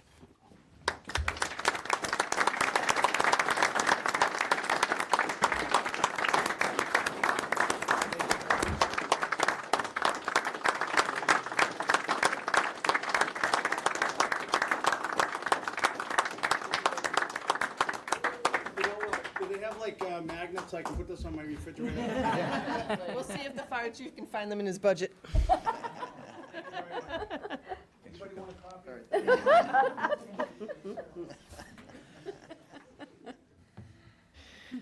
When we read these, it certainly doesn't seem like enough. 25 years of service is a long time, and as the chief pointed out, the number of calls and the things you've seen and the way this town has grown from the time you started is really an amazing accomplishment that we're very, very grateful for. So thank you. Thank you. Next. Okay. Unfortunately, the other two were not able to make it tonight, but Kai Raskio, firefighter who was on this shift with this group tonight, he served 20 years full-time in the department and several years as a call firefighter. The Racekios are a family of service to the town of Yarmouth. Yes. Both his mother and his father were on the department. His father retired as a deputy, and his brother's still serving the town with the Department of Natural Resources. He served our community with honor, courage, commitment, sacrifice, and honor. Always set the standard and provided an example for others to follow. He was always professional, compassionate, and his bravery will continue to inspire those who follow in his footsteps. So with much gratitude from the fire department and the community, thank you to Kai Racekio. Thank you. And I have a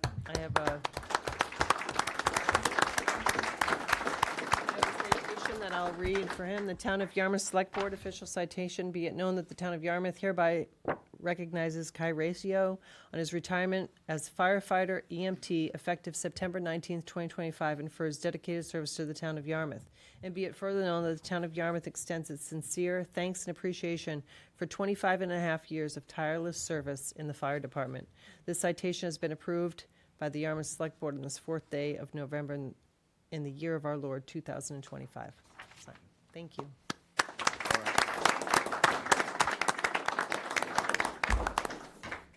Great. And third but not last here is fire alarm operator Joseph Gibbs.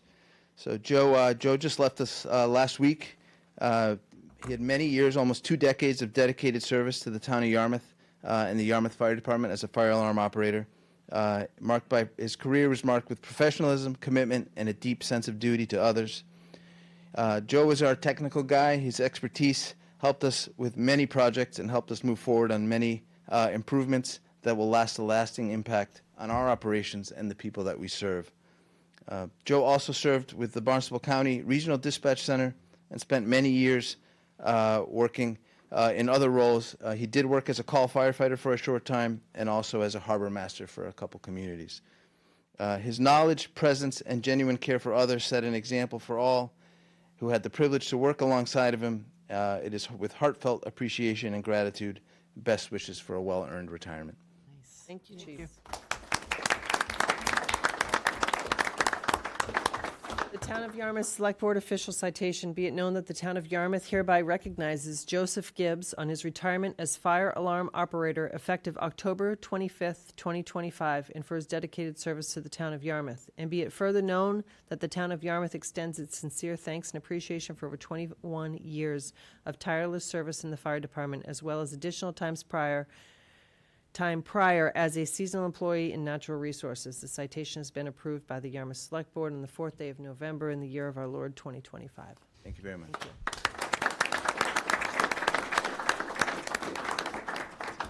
And Deputy, I want to congratulate you on, I'm assuming that your son is a Marine? Yes. Has he finished his... Graduated boot camp on September 12th and went to infantry school in North Carolina, where he's graduated from there. He's now in Missouri, doing his MOS school, which is military police officer. Excellent. Congratulations. Good for him. Congratulations. His service for us, please. Thank you very much. Next up, we have another citation for a town employee. Bob, do you want to say anything, or should I read the? Yes, you know, Okay. I'll come up to the podium. Oh, coming to the podium.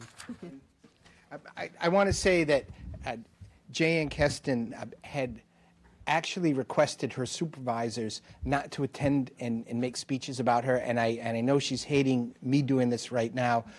She's a very proud, but also a very humble person who has given 29 years of service in our treasurer collector's office, and she rose through the ranks to be a departmental assistant manager, and she was our foremost expert on all of the payroll matters, and we have an enormously complicated payroll system here in Yarmouth, and she managed that for so many years. And I just want to point out, in recent years, we've had so much turnover in that office. Having Jan be there to train everyone on the procedures and never miss a beat, it was something enormously valuable for the town. And Jan has also agreed, even though she's retired, there's still been so much turnover, she's going to be coming back part-time to continue to train some of the new people on the nuances of payroll and some of the other financial issues in the department. But I just wanted to personally thank her for her service. It's been so tremendous.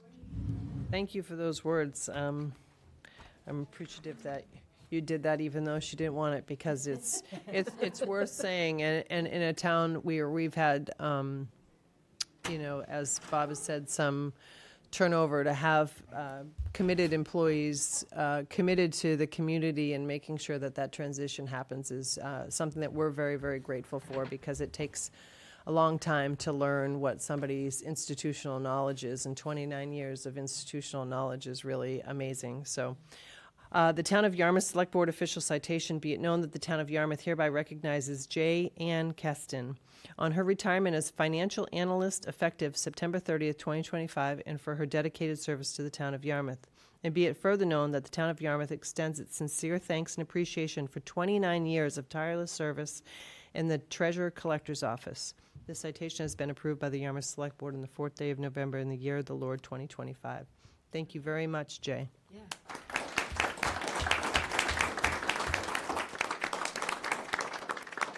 And we have one next recognition that's separate on the agenda tonight. And I know that it's a big one because I see Mrs. Colby here, so brought out the big guns.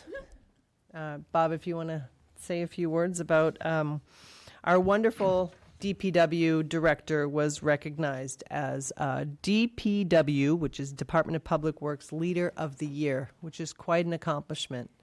And we're awful proud of Jeff and all the work that he does. And it's nice that he gets recognized beyond the borders of Yarmouth.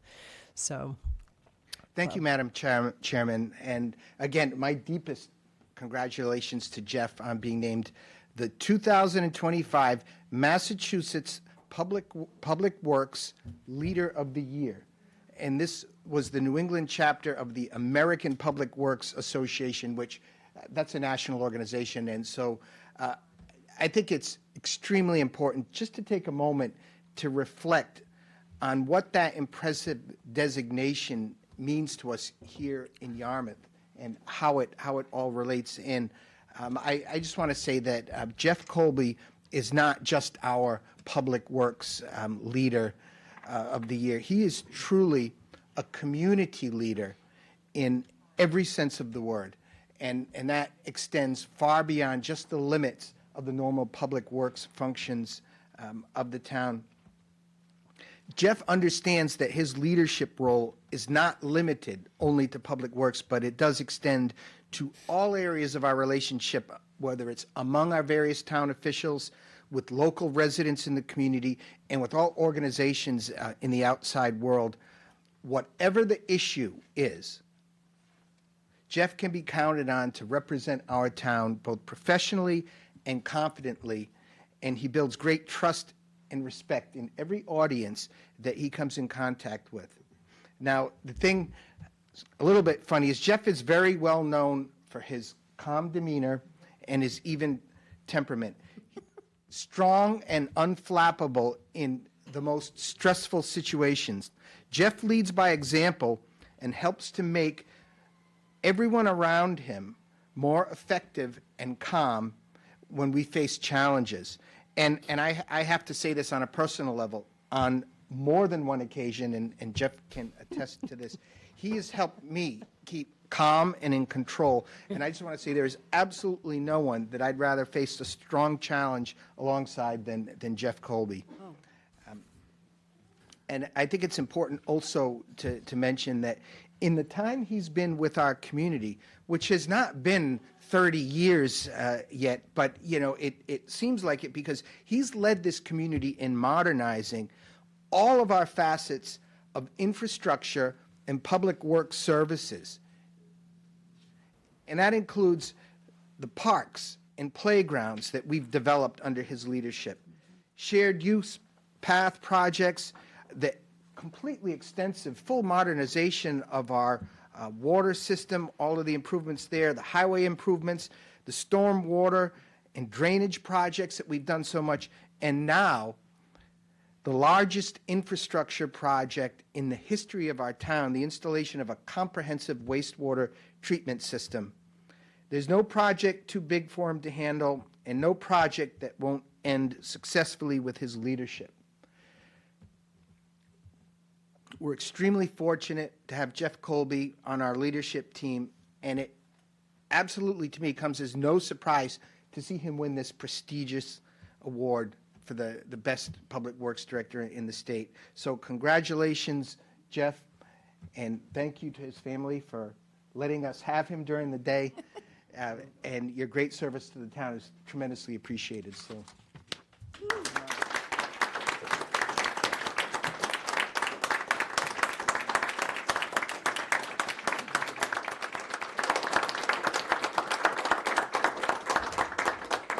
I'll let you say a few words, but I'm gonna read this citation. Thank you. Into the record. The Town of Yarmouth Select Board official citation, be it known that the Town of Yarmouth hereby recognizes Jeff Colby for being named Public Works Leader of the Year. And be it further known that the Town of Yarmouth extends its sincere congratulations in achieving this prestigious award from the New England chapter of the American Public Works Association in recognition of outstanding dedication and exceptional leadership in the public works sector. This certificate was approved by the Yarmouth Select Board on this 4th day of November. His doesn't say in the year of the Lord, which is very interesting. No, they don't. We need to change that. 2025. Congratulations. Congratulations.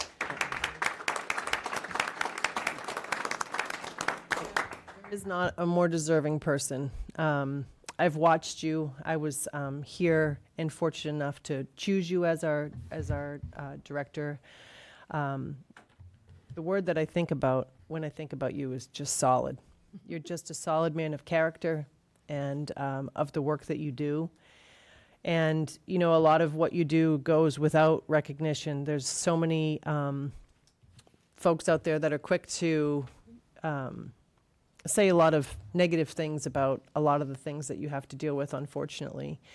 And in every case, as Bob has pointed out, your calmness and just a very matter-of-fact and getting it done attitude is what we get every single time, no matter the situation that we're in. You know, that when I was pushing for the splash pad and there was this big, we'll get it done. We'll get it done. It's gonna happen. And in times like that, your leadership is just solid. And I'm just so proud that you're part of our team. And I don't think you get the recognition that you deserve. So I think that this is a wonderful recognition, and I'm just very proud of you. Thank you. Oh, thank you very much. Those are very kind words, Bob, Madam Chair. I do want to set the record straight. This is a separate agenda topic from the previous one. I am not retiring. I've had a couple of people ask me that. I'm not retiring. Please don't. Please don't go. No. It's great to be recognized It's a recognition. and not be retiring. So thank you very much. It's an honor to be considered by a group of my peers for this award, and the kind words from the board and all of your support over the years has been great. I do also need to recognize the members of the Department of Public Works who allow me to lead them, which is a great group of hardworking people and well-deserving of awards themselves. So that's great to be part of that. I also do want to thank my family who is here today. It's not just during the day, but it's the snowstorms, it's the evening meetings, it's all those other things that they allow me to do this. So thank you very much. Is there anybody else from the board who would like to?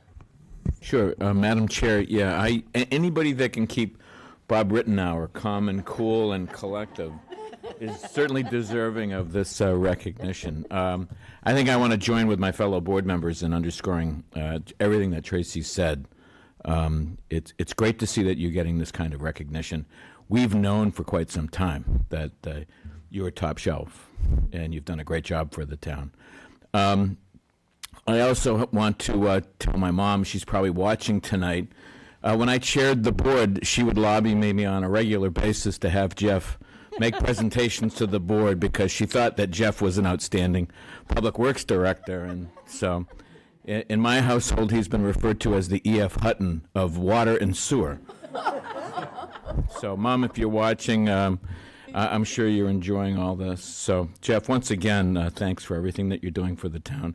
And I'm glad that you made it very, very clear that you're not retiring because usually these kinds of recognitions don't happen until people leave. And the thing that's exciting about this is that, you deserve to hear the accolades because you've done a great job for the town, and we really appreciate it. So thank you. Thank you.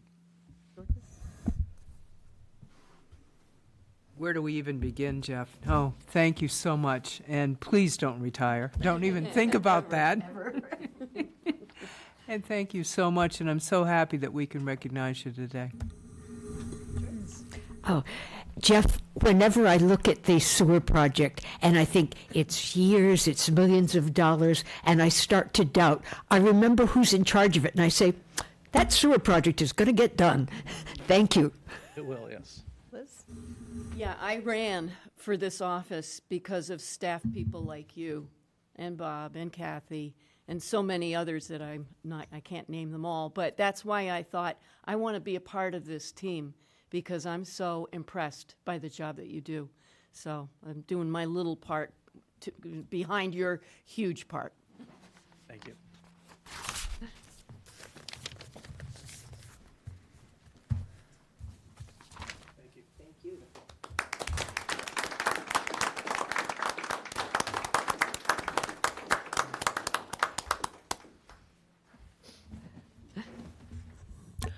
Okay. We are going to move to our 6:50 item. Thank you all for coming. Good evening. Bye. Thank you. Jeff, you can go home tonight. Jeff, you're excused. You're excused, thank you. Well, wait a minute. Let's see what's on the agenda first. Hold on. I am going to read the public notice into the record while we prepare, and I see Abby here, so if she would like to come forward while I'm reading this, that would be great. The Town of Yarmouth Select Board special alcohol and special entertainment license hearing. The Yarmouth Select Board, acting as the local licensing authority, has received an application from Oliver's and Planks Tavern, 960 Main Street, Route 6A, Yarmouthport, 02675, for a special entertainment license for a 5-piece band to play indoors with the amplification for the dates that are outside of its regular entertainment schedule on Wednesday, November 26th, and Wednesday, December 31st, 2025, from 9 p.m. to 12 a.m. The hearing will be held Tuesday, November 4th at Yarmouth Town Hall, 1146 Route 28, South Yarmouth. The Selectmen's meeting begins at 6 p.m. Written comments will be accepted until 4:30 p.m. on October 31st, 2025, in the Select Board's office, or can be submitted electronically to publiccomment@yarmouth.ma.us, and verbal comments will be accepted at the hearing. Hi. Hi. Good evening. Amy, did we receive any correspondence on this application? We have not, and the application is complete. Okay. Thank you very much. If you would like to introduce yourself for the record and let us know a little bit about what it is that you'd like to do, that would be wonderful. Okay. I'm Abby. I'm from Oliver's and Planks Tavern in Yarmouthport. I've been there for an exceptionally long time, in my opinion. But it's been a nice, fun little ride over there. But anyway, we have live entertainment on the weekends. Saturdays this time of year, just Saturdays, but we are applying to do the night before Thanksgiving and New Year's Eve night, which is popular nights for people to go out and listen to live music, so we'd like to be a part of that if possible. Excellent. So nothing about what you're doing is going to be different in terms of where the band is. It'll stay in the same place. It's just 2 extra days than what you're typically licensed for. Yes. Okay. And as Amy said, the application is in order. Would the board like to ask questions, or would you like me to go to the public first? Public first. Yes. Okay. Is there anybody from the public who would like to speak for or against this application? Yes, ma'am. If you could go to the podium and identify yourself for the record, that would be great. Thank you. Good evening. My name is Dr. Tiffany Marina Sturge. I live diagonally across from Oliver's Planks Tavern, and I am here today as a taxpayer and a resident of the town of Yarmouth to voice my concerns regarding Oliver's Restaurant and their application. As many of you are aware, I have voiced my concerns over the last 15 years regarding this establishment's flagrant disregard for the town's ordinances and disregard for its neighbors. The latest instance occurred on September 16th, 2025. That date happened to be the birthday of my late husband. On that date at 8:37, I telephoned Oliver's and spoke with who I was told was the manager, Melanie, about the noise levels coming from the establishment. I was forced to close my windows because of the noise. Instead of expressing concern, Melanie advised that it was a private party on the deck and that the establishment was covered by their license. I telephoned the town on September 17th and expressed my concerns about the event that transpired the night before. I was assured I would hear from someone regarding my complaint, and I did not receive a response. On October 3rd, I hand-delivered a letter to the Select Board, and a copy was sent to each member as well as the town manager. On October 9th, I spoke with Mr. Wittenauer regarding my concerns, and he assured me he would speak directly with the owners. On October 28th, over 5 weeks after I lodged a complaint with the town, I received a telephone call from Patrick Quillo, one of the owners, regarding my September 16th complaint. Mr. Quillo left me a voicemail regarding the, quote, challenge that occurred in September. I find it interesting and a bit suspicious that Mr. Quillo telephoned me only 3 days before I received the abutters notice. In my opinion, a reasonable person might conclude that Mr. Quillo's phone call was made not to address my concerns, but to placate me so as not to appear at this hearing and raise an objection. Clearly, the timing of the phone call is suspect. Had Mr. Quillo really been concerned about the, quote, challenge, as he stated in his voicemail, he would have telephoned me in a timelier manner to address my complaint.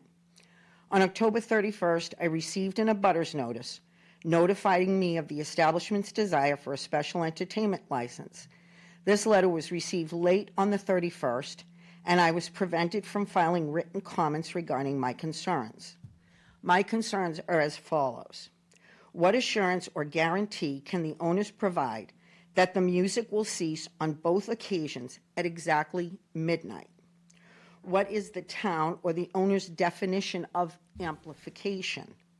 Why would a 5-piece band require amplification if the music is to be confined inside the building? What measures will be undertaken to ensure that the door to the deck will not be opened, or if opened, will be immediately closed so as not to allow the noise outside the building? Are they planning to have an employee stationed at the door from 9 to midnight on both nights? Is the event on New Year's Eve a party where tickets will be sold, or is it an event being planned only for their dinner patrons? And if it's the latter, why would they need to have music until midnight? What measures will be taken to ensure that the patrons leave the parking lot in a timely manner so that noise from the parking lot will not disturb neighbors? That's been a problem in the past. I am vehemently opposed to the board approving the application and believe that my rights as a resident and taxpayer are equally important to those of a business. Approving the license will, in all probability, jeopardize my right to the quiet enjoyment of my property. Dr. Thank you. Sturge, I appreciate your comments. Is there anything you'd like to say to respond to that? Absolutely. I'm sorry, but I have not had the pleasure of meeting Dr. Sturge. Correct. Sorry about that. My name's Abby.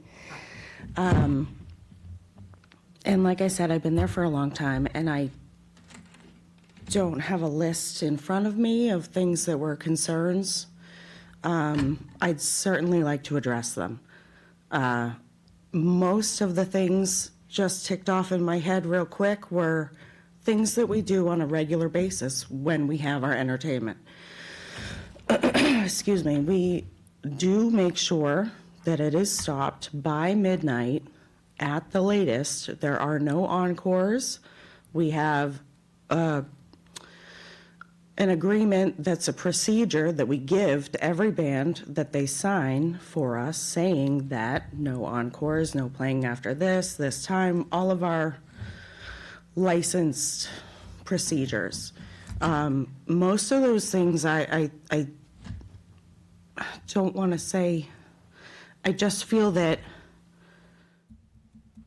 there's inherently not a lot that I can do about the quiet enjoyment of one's property when it's directly across the street from a business that has live entertainment.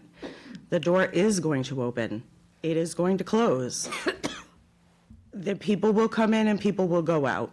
The entertainment is now in the center of the building, which it didn't used to be.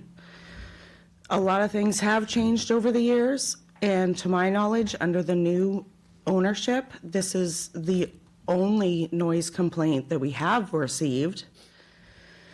And I'm really sorry that it went not unnoticed, but undealt with. I wish that I had been privy to that at the time. Understood. Just in terms of your license responsibilities, though, for an indoor license, it is incumbent upon you to maintain the sound within the building to the best of your ability.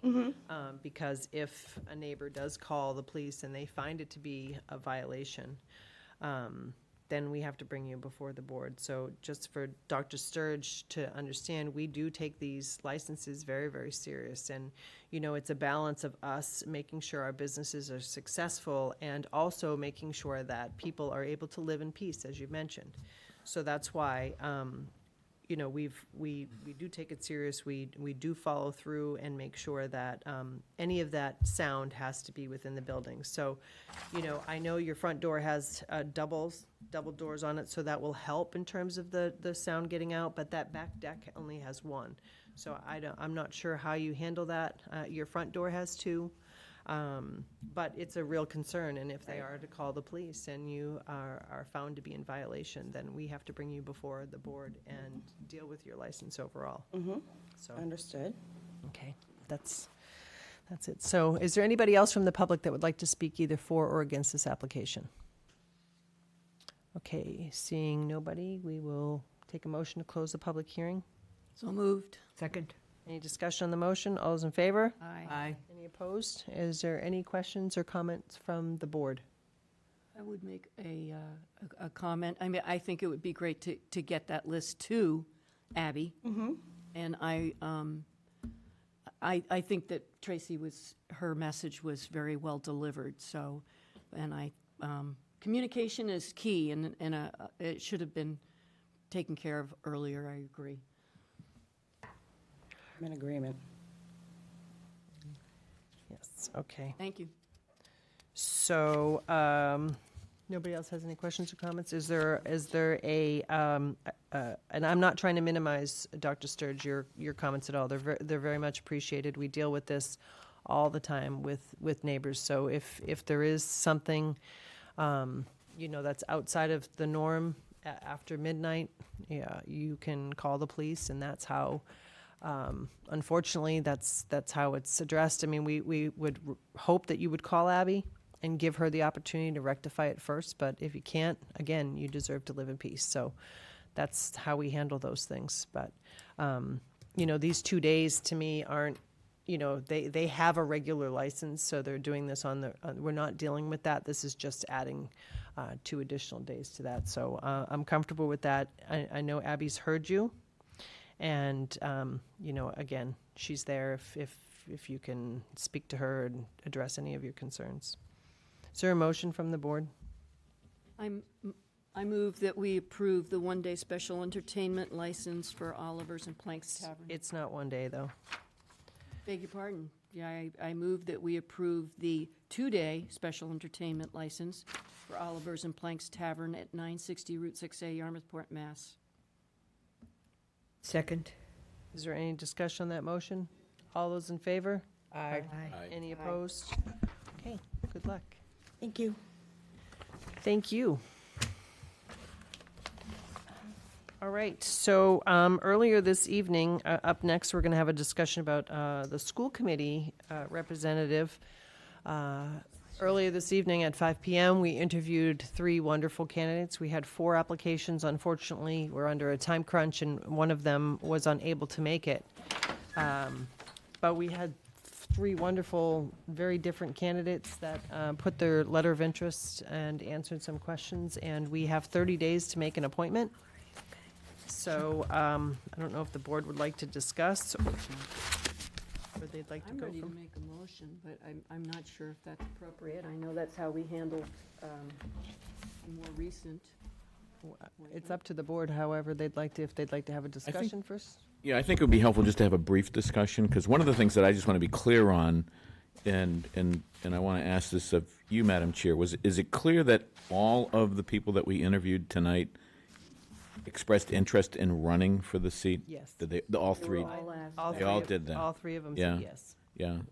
I don't have any other questions. I think we got an opportunity to hear loudly and clearly from each one of them, and I'm prepared to make a decision. Might I make a motion that we approve Margaret Marshall as our representative to the DY Regional School District School Committee for Yarmouth? Second. Is there any discussion on that? No, yes, there is. Real briefly, Madam Chair? Yes, I think it was great to get all three candidates. I'm comfortable with all three candidates serving, but if there's one that sort of edged out all of them, it was her. So I think she'd be a wonderful addition to the school committee. I'm glad to hear that she's interested in running for the seat when it opens up, and I think she'd do a great job. I guess I could comment on my rationale too, for the other candidates to recognize is that she was involved in the committee actions in the past, so she's a little bit up and running. Sorry, in what committee actions? Superintendent. She participated in finding a superintendent. Oh, okay. I think they'd all do a wonderful job. I mean, there's no doubt. Hopefully, they all will serve in some capacity. I think they all would bring something different to the committee, and it was just wonderful to see so many younger folks and are willing to step up. So I'm comfortable with whatever the board decides. I don't think that there's a wrong answer here. No. Clear that What everybody I needs would to- encourage is some outreach to the other candidates, to encourage them to be involved in some other capacity, if that can be done. Steve Garner's on the Energy Committee. Oh, that's good. Yeah. That's great. Joyce, So. what were you saying? I was just going to say, it seemed all three are going to need to do some homework on the regional agreement, but it's tough. No, I mean, I think anytime you join a committee like that, you learn as you go along. You take pieces that are on the agenda, and, you know, I know only because I know how I felt when I started on the planning board 20-something years ago. You know, I think we go into these committees thinking we have to memorize and know the entire zoning bylaw, and the fact of the matter is you don't. You learn it as you go along, the pieces that you have, and I hope that doesn't discourage people from coming out thinking that they have to know the entire, budget process. The school budgeting for regional school districts is a very complicated process, and it takes a lot of years to learn. And so, I'm comfortable with, with the level that they're at, and I hope that they all participate because they were all wonderful candidates. Very. So with that, go ahead. I just also want to say that I was very pleased with all three candidates. I'm very happy to see parents wanting to become involved in what's going on in the school system. I think that it's important for us to hear what the parents want, and I hope dearly that all of them will continue to be active in their roles in the schools. I mean, because, there will be future openings, and let's hope we haven't seen the last of them. Well, even the parent organization, which is a strong arm of each of the school communities, so. Yep. We could Okay. only have three. All those in favor? Aye. Aye. Any opposed? And Bob, if you would make sure that the others, that Margaret knows and that the others are thanked. Okay, it's 7. Oh, we're ahead of the time. This is exciting. Is the Matakees Utilization Committee prepared to start a little early? Good evening. Hi, Kathy. Hi. How are you? Welcome, come on up.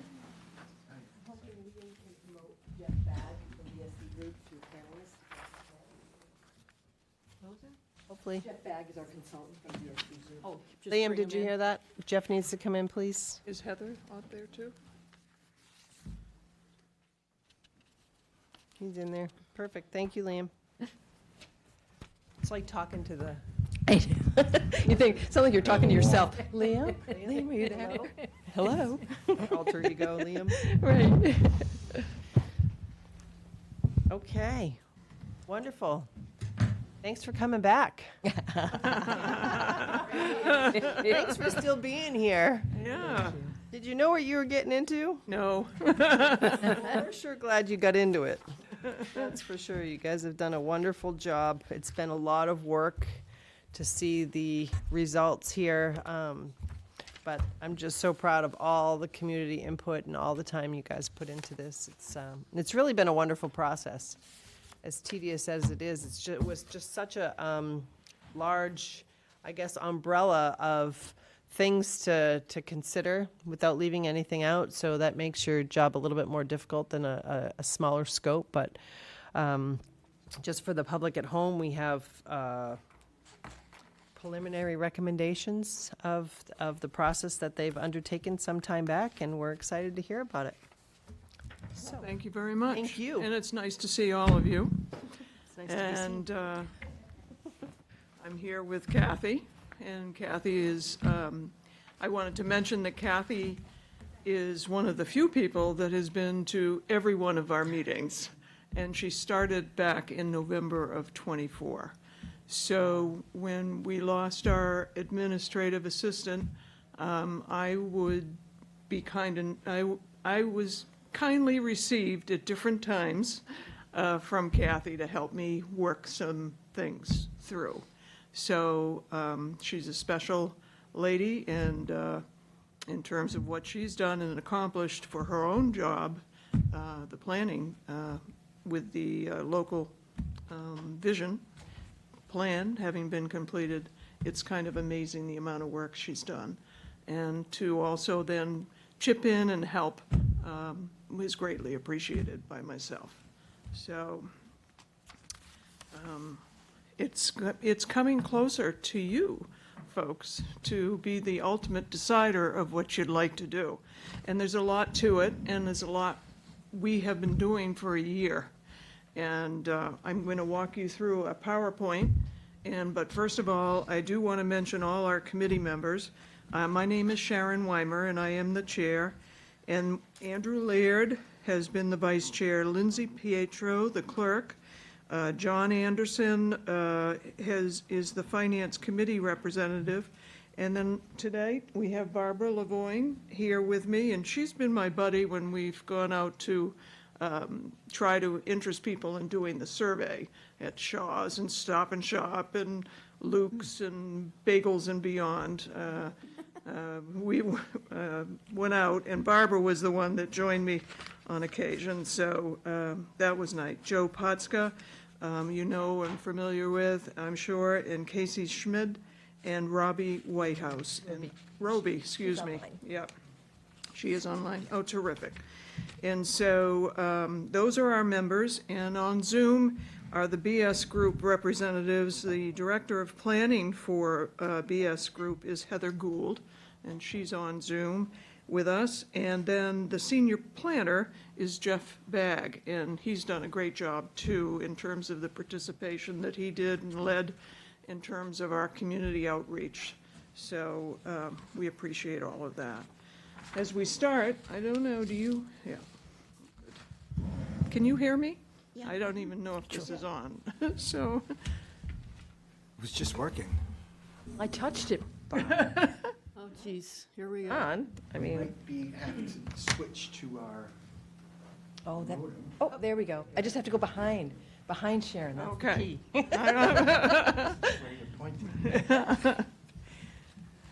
So our agenda tonight involves updating, as we have each time we've come to see you. The last time was June 3rd. So our updates are going to tell you what we've been doing since. And then we're going to talk a little bit about building assessments that we've been going through and the review of key issues, along with bubble diagrams, which I'm hoping Kathy will help me with so that you can explain it. And then our next steps. And the last is we would like to get your input. And we will talk about that a little bit later, as we will talk about the bubble diagrams too. But we want to get to a point where we understand how you receive all of this and some of your thoughts. And we have some particular questions to ask you. because we know this is a process, and we want to make good use of our consultants' time. So we'd like to hear your responses to some of what we've talked about and where we've gone. So the first is an update list, and we finished getting all of the land use teams, and we reviewed all of their work. And the teams that we've always talked about has been housing, economic development, recreation, the Open Space Conservation Water Supply Committee, education and municipal services, and incorporated these findings into our process. And it took a while. It took a number of months, but it was a very worthwhile process because those are the knowledgeable groups that you have within town that know their particular subject. The other thing we did with the BSC group, our consultant, is prepared and presented and released a community survey. I know this was very important from your conversations to us on June 3rd. And regarding the use of the property. And as I say, Barbara and I did a little encouragement in talking and bringing people to the table of over 656 responses within 1 month. So we thought we did well for putting that together. And BS Group then did a community meeting with us and in middle of July at the town hall. And we had over 40 residents, including other staff as well, and included a presentation, but also small group discussions. And we also did a mapping exercise with all of those folks. Actually, Liz was at that as well. In recreation, now is finally receiving the final field study that we've been waiting for. So it's not official yet, but we understand it's coming in and it'll be a final report. And it will include looking at the existing facilities, the assessed overall demand that the community, recreation community uses, and develop concepts to meet those demands with a preferred option. And so we hope to recognize that. Also, we've had conversations with the town administrator regarding hazardous materials assessment and mitigation at the Mattakey site as one of the first steps in the critical path to prepare the site for any future use. What I've learned from the committee, both with Bill and my own readings of the materials, is that there's a language of development. So there's a development language, and one of those is critical path.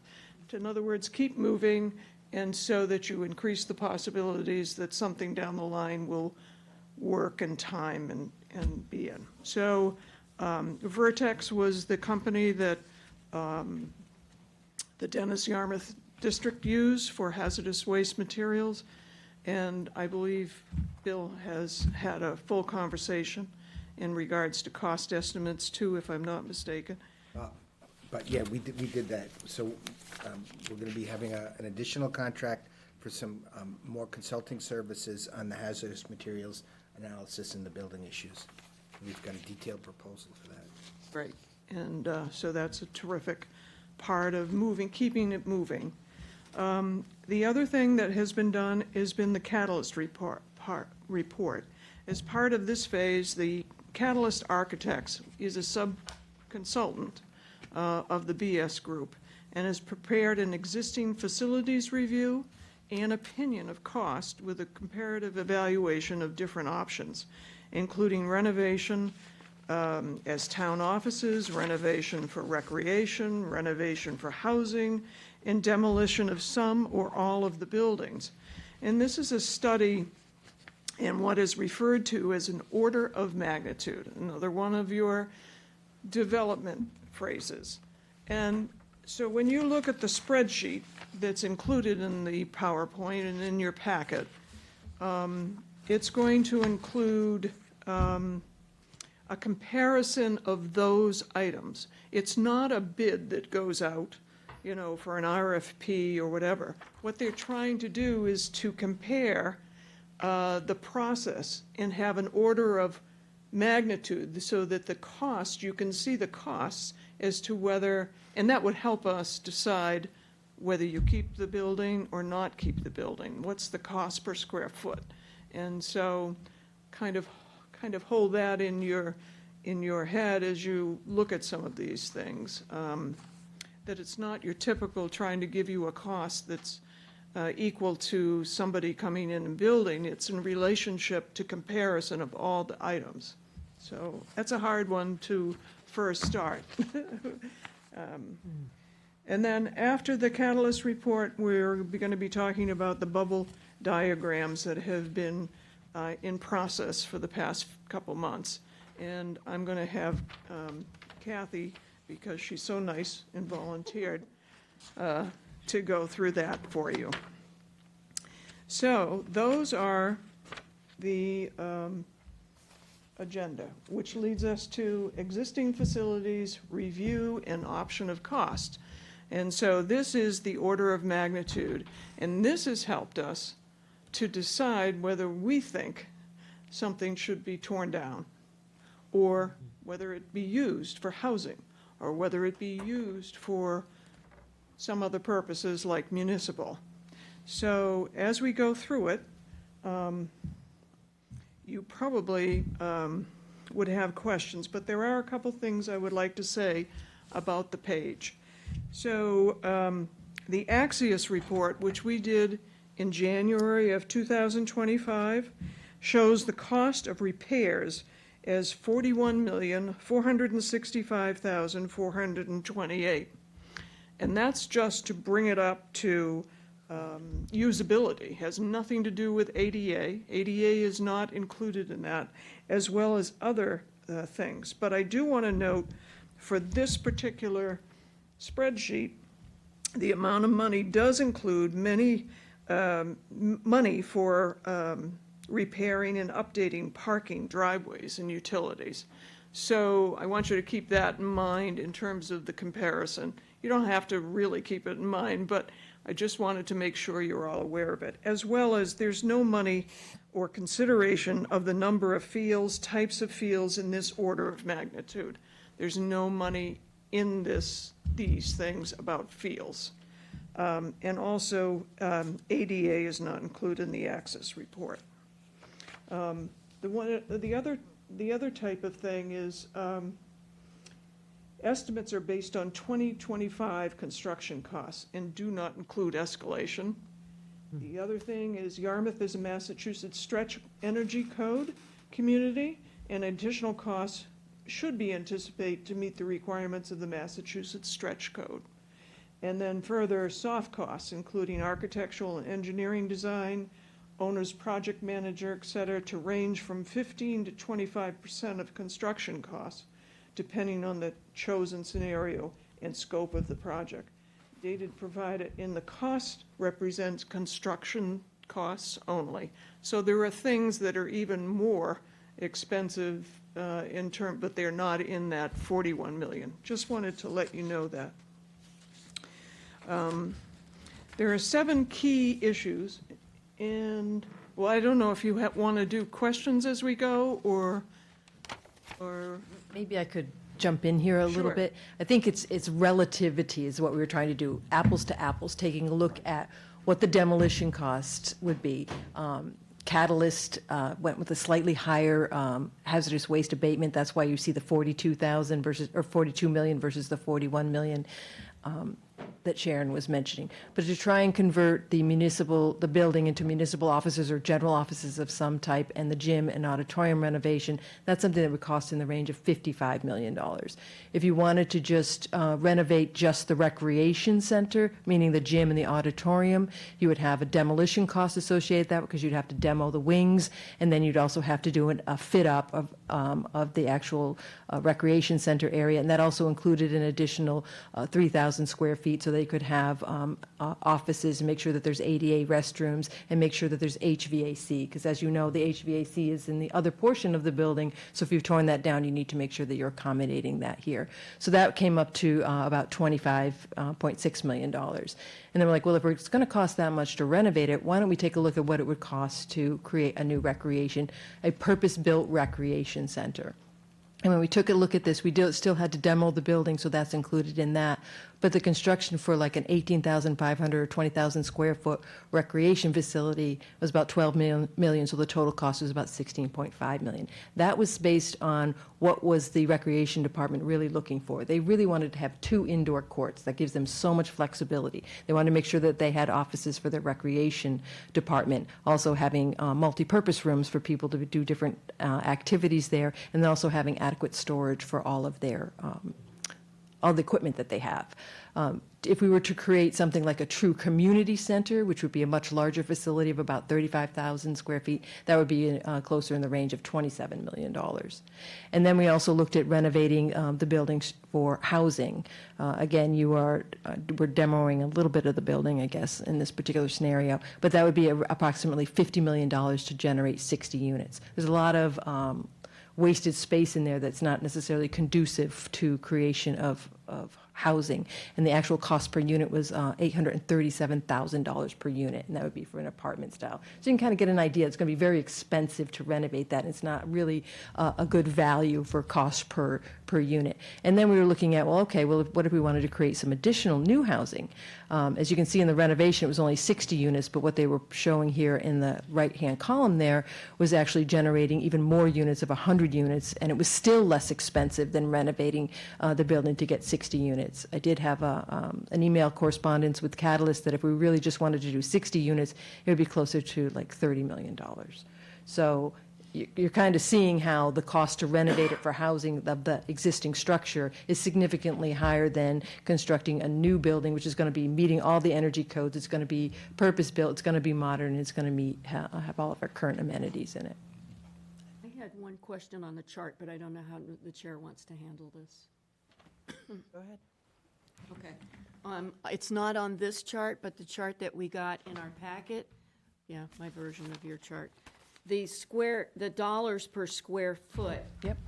So I'm using what we were sent previously, which has scenario B, which is the gym and keeping the gym and auditorium, and adding a recreation center and I guess another gym. No. The renovation of the recreation center would just result in one gym, and you'd have the auditorium, and then they would add a small addition to accommodate some additional things that the recreation department needs, including the HVAC. Right, so they wouldn't get the 2 gyms that they want. Would not get the 2 gyms. Good point. All right, because I was looking at the square footage and the cost per square foot, and it looks like it's more for a new facility as opposed to the renovation, when you look at the square feet, cost per square foot. In talking to the recreation director, they don't really need the auditorium as much as they need a second gym. Okay, well, and I'm at some point, I'm going to lobby very, very hard to keep the auditorium, but I don't think that this is the point. So I have some information I want to share when it's right. Okay, please keep going, yeah. We've got a lot of information to get through. Well, it is kind of overwhelming, I would imagine, for you to get the memo and try to read that and assimilate that. It's taken us a year to kind of go through things. As we've progressed, we have a better understanding. I think initially we felt very easy about that housing really is not an effective use of redoing or renovating the school building that we're left with, the 1960s building. So that came early. We didn't think to housing, but we needed this comparison to help us verify that. So there's 7 key issues in preliminary votes that we took, and I'll run through them quickly. Regarding the ME Small, we voted in favor of including an 8-acre area as a potential location for a new elementary school in at least one of the 3 concept plans. The concept plans will not show a layout or design of a new school. It's not their job to do that.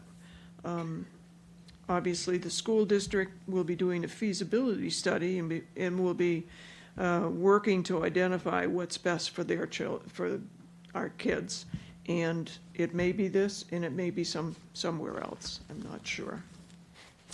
The municipal office uses, we voted to eliminate this option from the conceptual plans. The estimated cost to renovate the Mattakese building into offices is $47.3 million.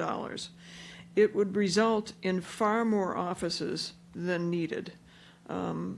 We had several people within the saying, you don't need all these offices for the amount of square footage. Renovation of the gym and auditorium with municipal general office space is $55.1 million. So the demolition of the Mattakese buildings, except the gym and auditorium, Muck voted in favor of this option. Renovation of the buildings for housing would result in a cost per unit of $800,000 compared to $428,000 per unit for new construction. So again, we can see by this comparison analysis the difference in amounts of money. It doesn't necessarily mean you're going to decide that, but there is warrant to think about tearing down the building. The gym and auditorium for us was the most discussed issue. Ultimately, Muck voted in preliminary votes of our October 9th meeting in favor of concept plans that show the building demolished, provided town recreation was included in a minimum of one of the 3 concepts as either a new building or part of a public-private partnership with a regional sports facility. So we felt very interested in making sure that our community recreation department is represented in some fashion, if that's the decision you're going in. And those are the kind of places that it could be in that. In our new recreation building, number 5, Muck voted to show a new 20,000 square foot town-owned recreational building in one or more concepts. And consideration included this: the cost to build new purpose-built facility was $16.5 million versus the cost to renovate existing gym and auditorium, $25 million. Further, the location of the existing, right now, the location of the existing gym auditorium creates site design constraints. So in other words, all the other sites will be dictated by the location of this building and its associated parking. So our consultant does want to mention that if you leave it standing, you've got to build around it with other things if you're thinking that it would be a multi-use site. And capital improvement planning, there is an existing list of community properties, including a new library, elementary school, and wastewater infrastructure expansion, among others. So all of those are creating quite a money. Regional sports facility, Muck voted to include a regional sports facility in one or more of the concepts. The inclusion of the regional sports facilities is based on several factors. Opportunity for a public-private partnership, providing the town with access to interior and exterior sports facilities. Another factor, the Cape Cod Regional Chamber is conducting an updated feasibility study to illustrate the demand for this type of facility. At present, we only have a 2014 study that they had provided to us before, and which is on, all of these are on our website for anybody to look at. The facility must be large enough to support the desired economic benefits. That's a statement that I'm not sure I could describe what that is in terms of particular, but it's one that's developing information that you can perhaps use down the road. Development impacts will be further investigated, including but not limited traffic, sewer, lighting, and environmental. And seeking select board feedback relative to the site being used solely for a regional sports facility. So we will be coming to you talk about it at the end. Housing, the item was discussed in detail and there was no clear MUC consensus. MUC voted 5-2, 5 in favor and 2 opposed for housing be included in all 3 conceptual Can I go to plans. the next slide? Oh, sorry. My bad. Yeah.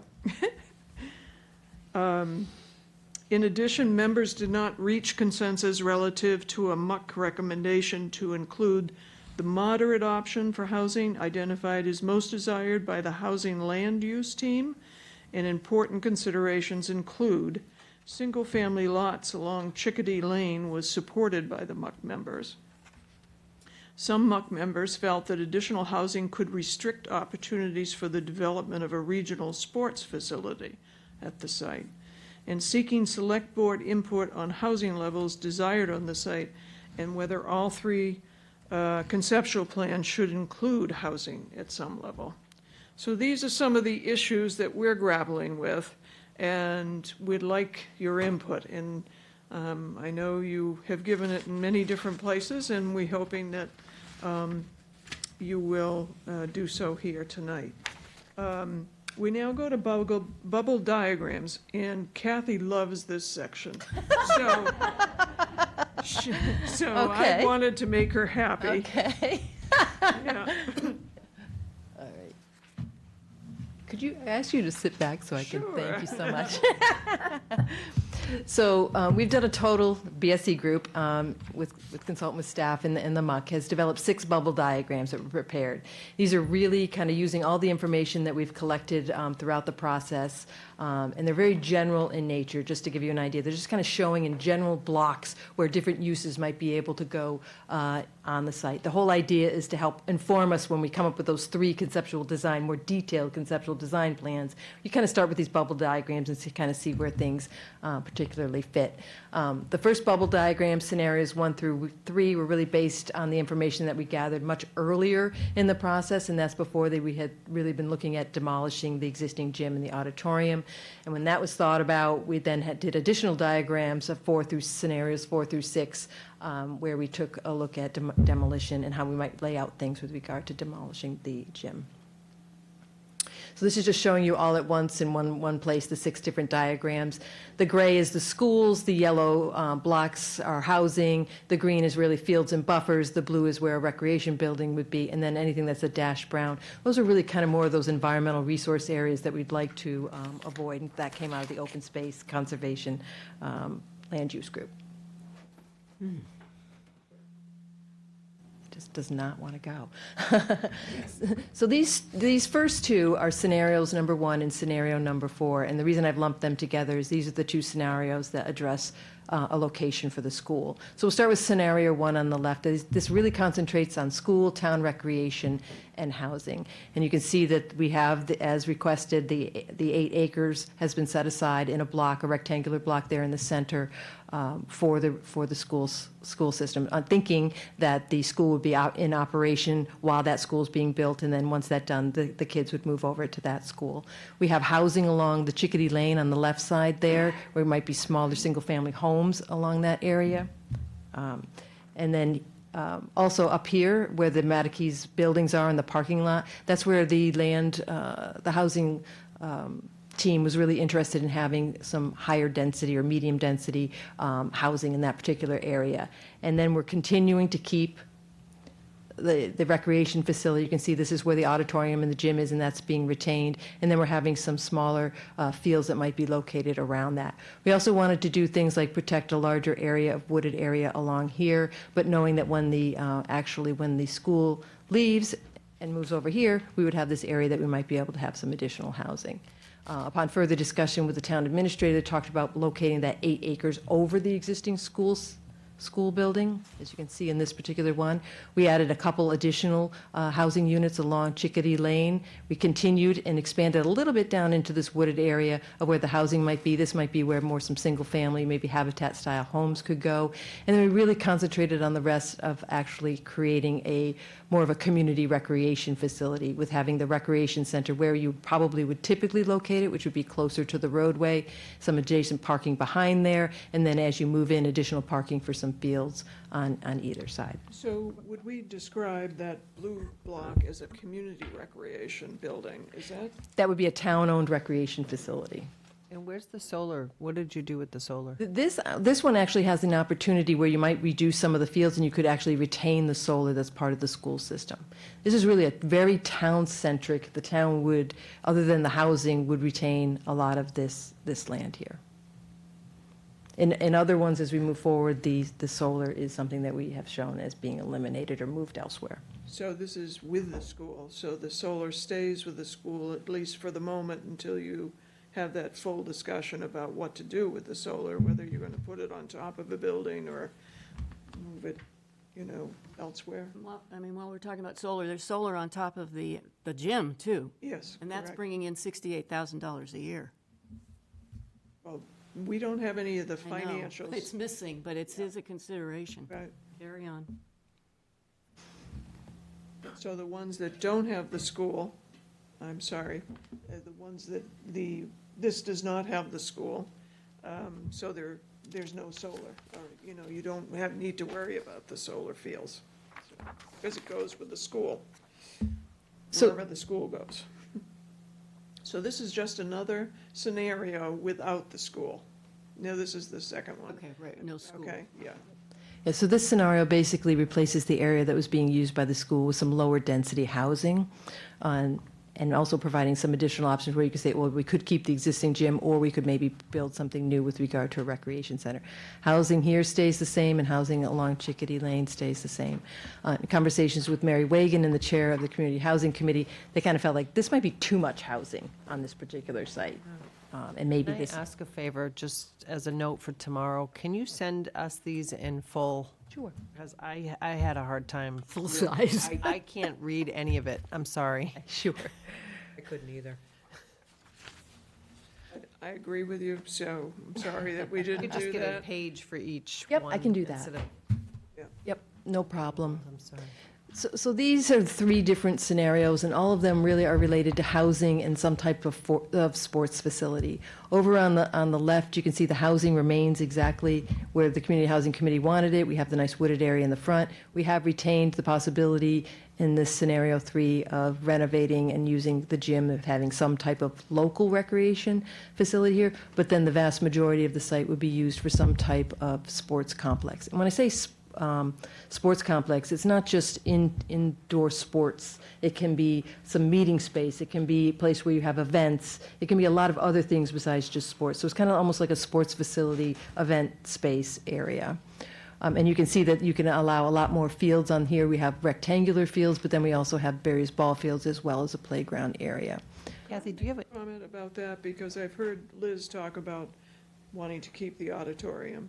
So just so you know that we had the chamber in, and Yarmouth and the Cape Cod Chamber rep to one of our meetings, and actually it was talked about both in our economic development land use groups and our recreation groups. They're fine with this thought, is if you do a larger regional facility that's meant to draw people for economic reasons to the town of Yarmouth, that the process would be that you have like 2 gyms or badminton or volleyball or whatever it is in the center, and that you could then make that an event place, which is what would Take place. of an auditorium per When se. it's appropriate, I have comments about Yeah. this auditorium, but it's not appropriate yet. Yeah. Tracy will let me know. Do you have any towns that have a model of this type of?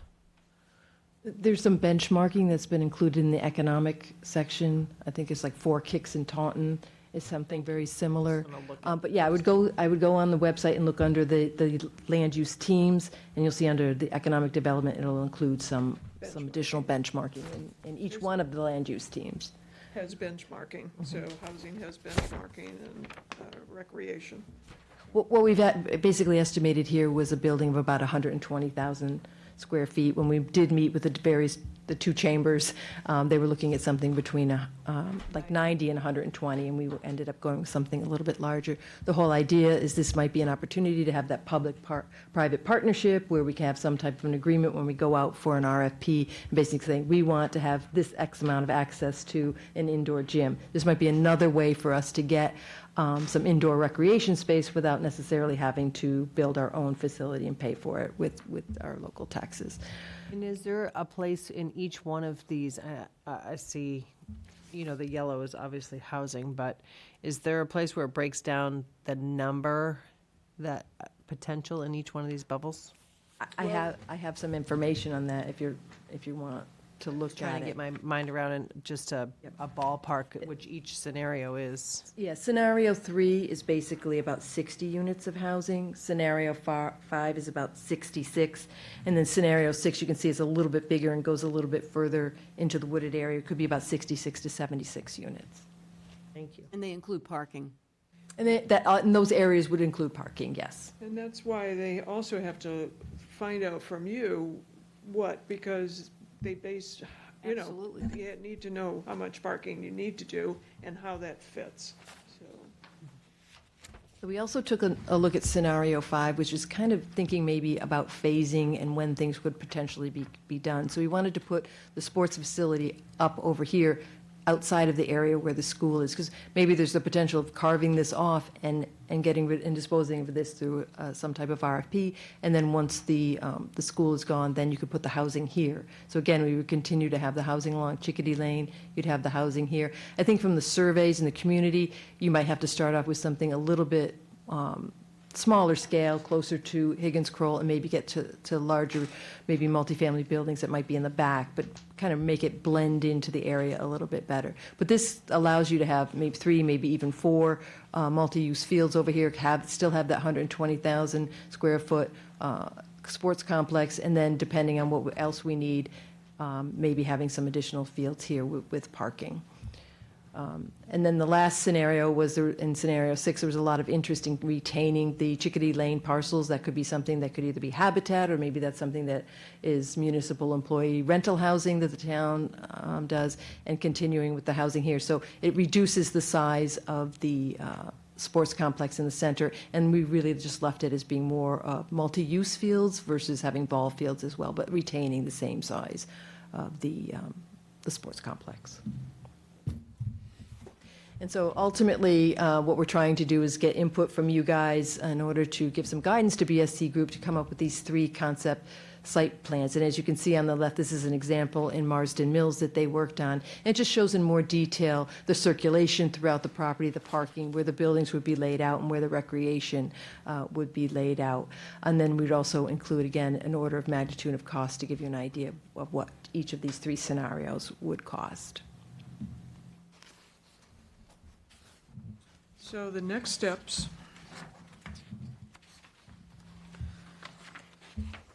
include our November to January, which the BSC group, it will be preparing sort of conceptual site plans after hearing from you, and the committee will take your thoughts, and we'll all try to work to providing something. And review other community studies would be a job for Muck, which will be the final athletic fields analysis, the short-term rental would be interesting, housing study to take a look at.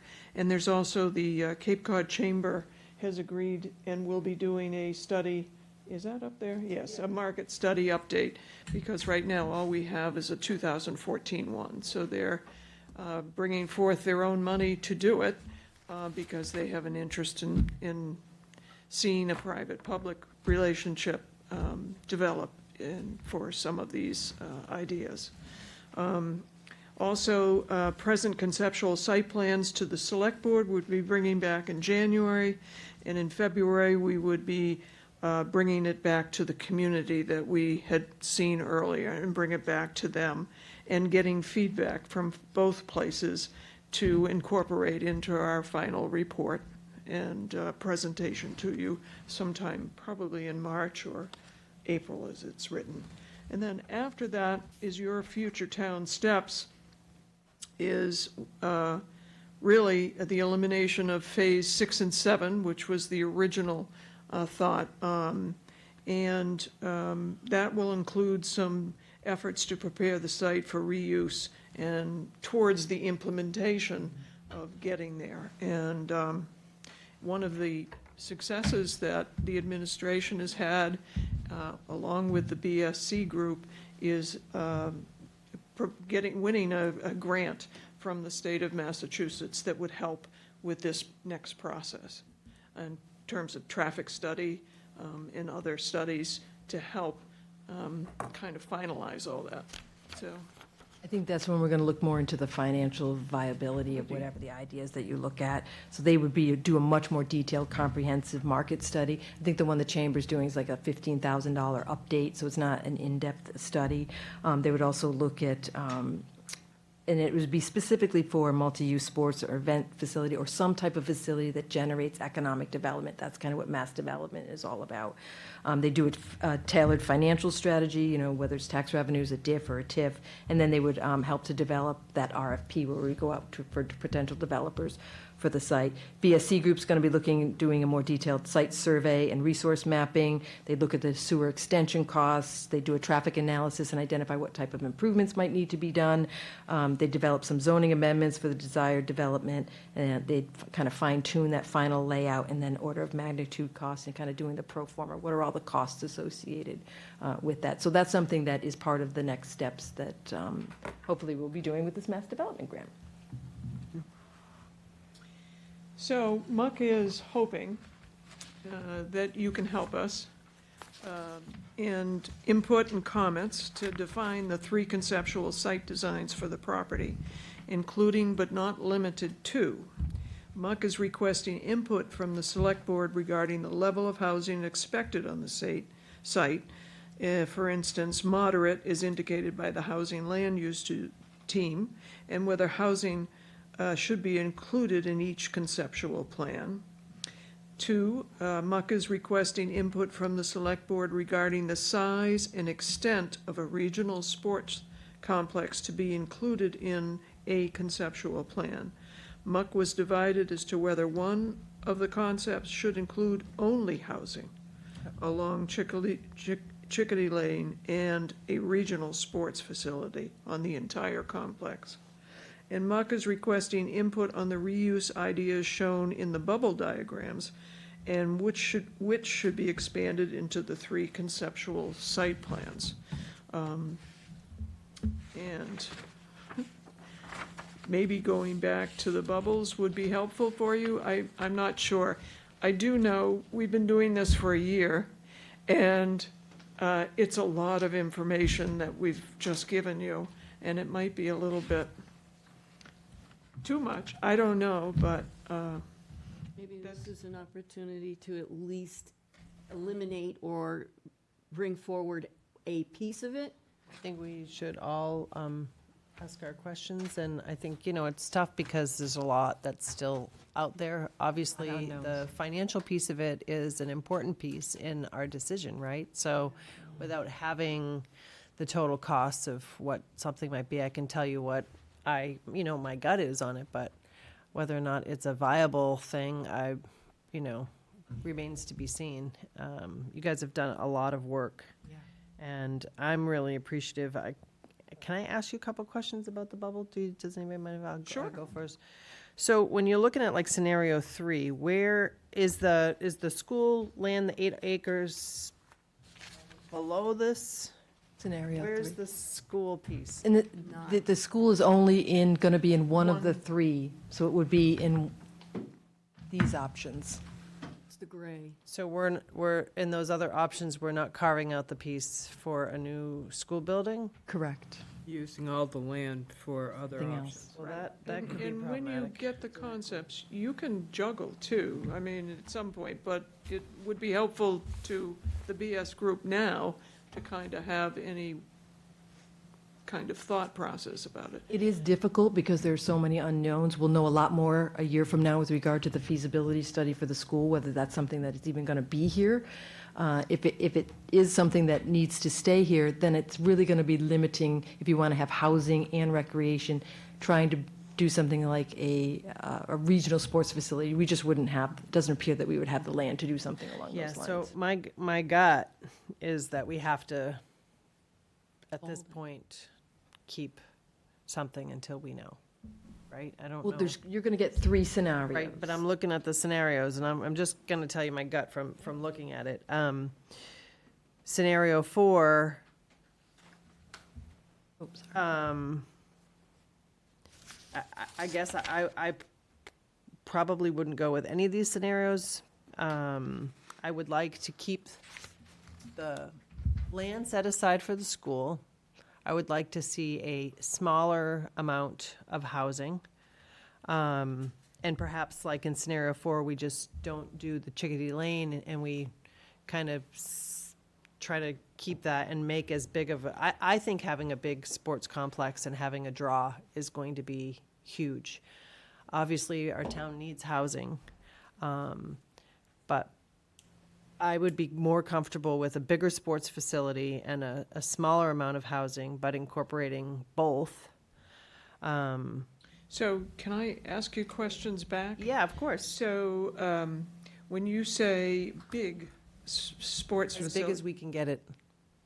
As big as we can get it. I think it needs to be a draw. I think it's a regional thing. There's been studies that shown the need for it. I think it's great for the economy. I think that it's a great location for things like that, being off the highway. Obviously, we need housing, but as far as traffic and congestion, I think 60 units is probably appropriate. If we can do that and get a big enough complex to make it, I think you need to make it worth it. To have the public-private partnership, we need the investment from whoever's going to build it. And it needs to be a draw. I don't want to say the word half-ass, but I don't want to half-ass it. You know what I mean? If we're going to build it, let's build it. Let's build it where people are going to come and have what it needs, to do a smaller amount. So so the suggestion was that it was between 90 and 120,000 square feet for a regional sports facility, was the square footage that was given to us. And we opted to do the 120, which would be a big. Is that in keeping with? I think if you can fit it all, as big as you can with the fields that are needed. Right, we don't know the parking part of it. Perhaps we don't do the Chickadee Lane housing until we find out what the school feasibility situation is, because at that point in time, if we don't need that parcel for something, we can always add to it. But I just don't want to shortchange our community, and I've heard a lot of concerns about having too much housing on this one site.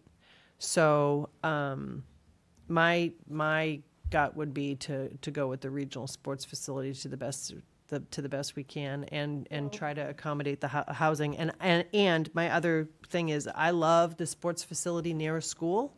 I think that would be a wonderful piece, and I'm not jazzed about the housing being close to the school. I like the housing being on the other side of it. Those are just when I look at it. So the yellow block that the land yellow, use team. I would not do the yellow near the school. I would leave that off and make the sports facility as big as possible. The reason the Chickadee lots were placed was to give an option for raising money for selling lots. If you can do it all. And being on Chickadee, it would be on the other side of other houses. But anyway.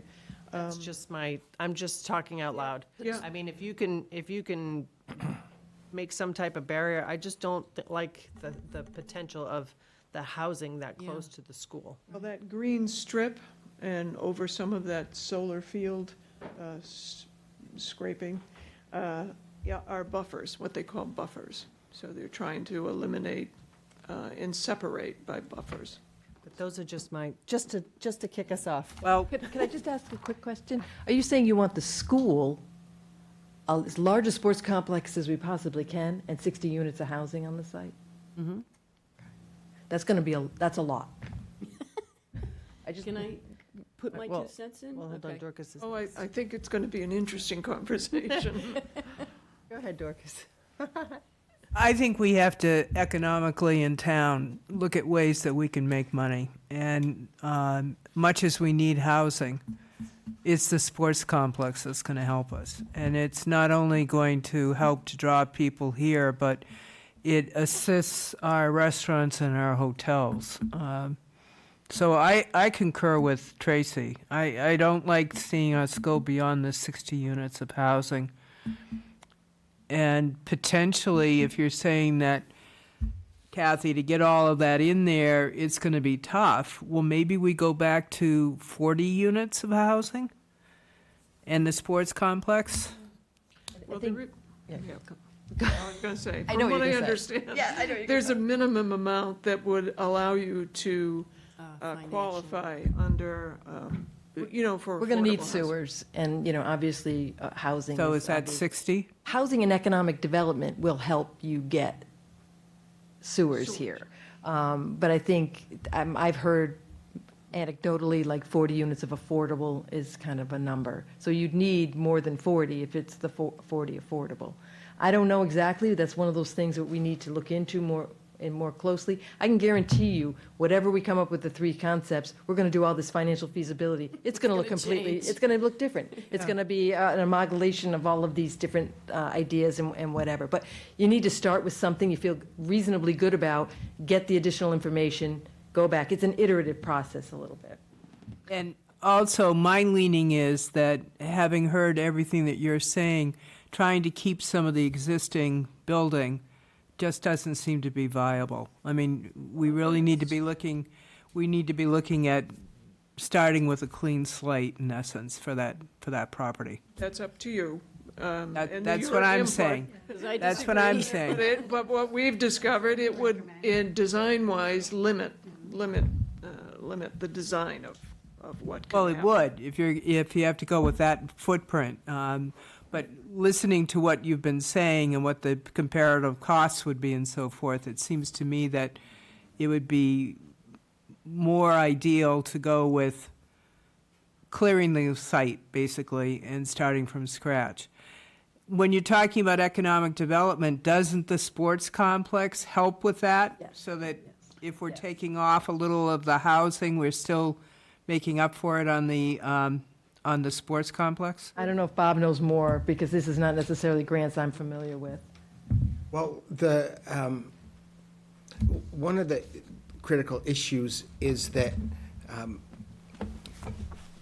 the synergy that we're trying to create here, I think, is going to center around how do we get as much community facilities without having a huge price tag of the 50 million, 55 million, because we have other things that we want to use for the bonding. So what that means is we have the site, and if we were able to do a regional recreational facility, then, by giving them site control, in return, we get the programming use of the facility, whether it's indoor gymnasium space, outdoor recreational space, and that's a contract that you do. And one of the issues that you have to keep in mind is that on its own, just a recreational facility for having the use in there doesn't necessarily pay for itself. There would have to be associated with it some additional economic development opportunities, such as, like, in there, a restaurant that has a liquor license that could generate revenue to support that facility. Interestingly enough, the housing may be able to be combined with a single developer to create an additional revenue stream if there were some market rate units in there that would support the construction and operation of the recreational facility. And I think finally, the one question I think is really intriguing but I'm a little bit concerned with the order of magnitude discussion of the amount of money that it would take to renovate the auditorium. The auditorium is a wonderful resource.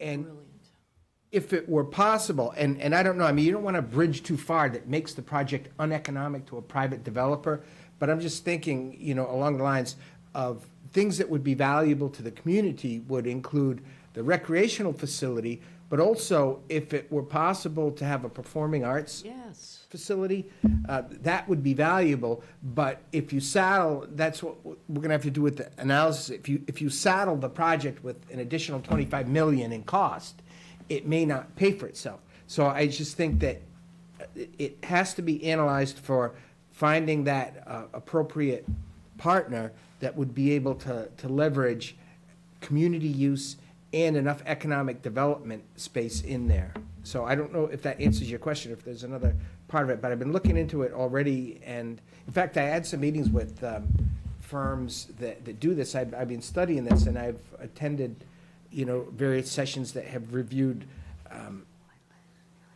examples of how this has been successful in other communities, and those are some of the issues that came up. I just want to add that the housing aspect of it also generates ability to do more grant writing. So we really need sewer. We're presently in phase 5. I know they're reconsidering different wells and different things that are going on with the wastewater.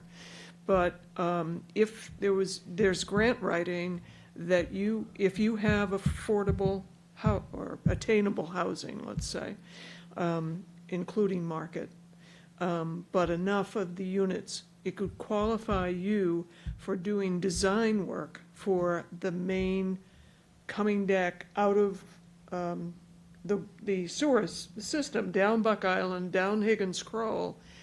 To design that will be millions, I think, is what I think I heard Bill say. And so you could get grant to have that done because of placing housing, which you seem to agree that it needs to be on the site in some fashion. I don't know that we've established a number, but that would be, and then there possibly other grants that might be available for actually digging. I mean, I don't know, because I don't know all that you do with the grants. But the fact that if you have some type of housing there with a minimal that qualifies you for, unit numbers, there's other money available to the town that you wouldn't have to raise for the sewage system. It's just Chair, what did Bill say? Other people's money. Yes, others, other That's his people, that's quote. right. Yeah, Always good. yeah. I'm all set. I'll let Liz go next. Oh, thank 'cause God, I she's was about to chomping. pop. I know you were. It's going to explode. Probably bright red. So the reason I'm making such a fuss about the auditorium is because we had a reunion of artists last week, and it included people from the Chatham Chorale.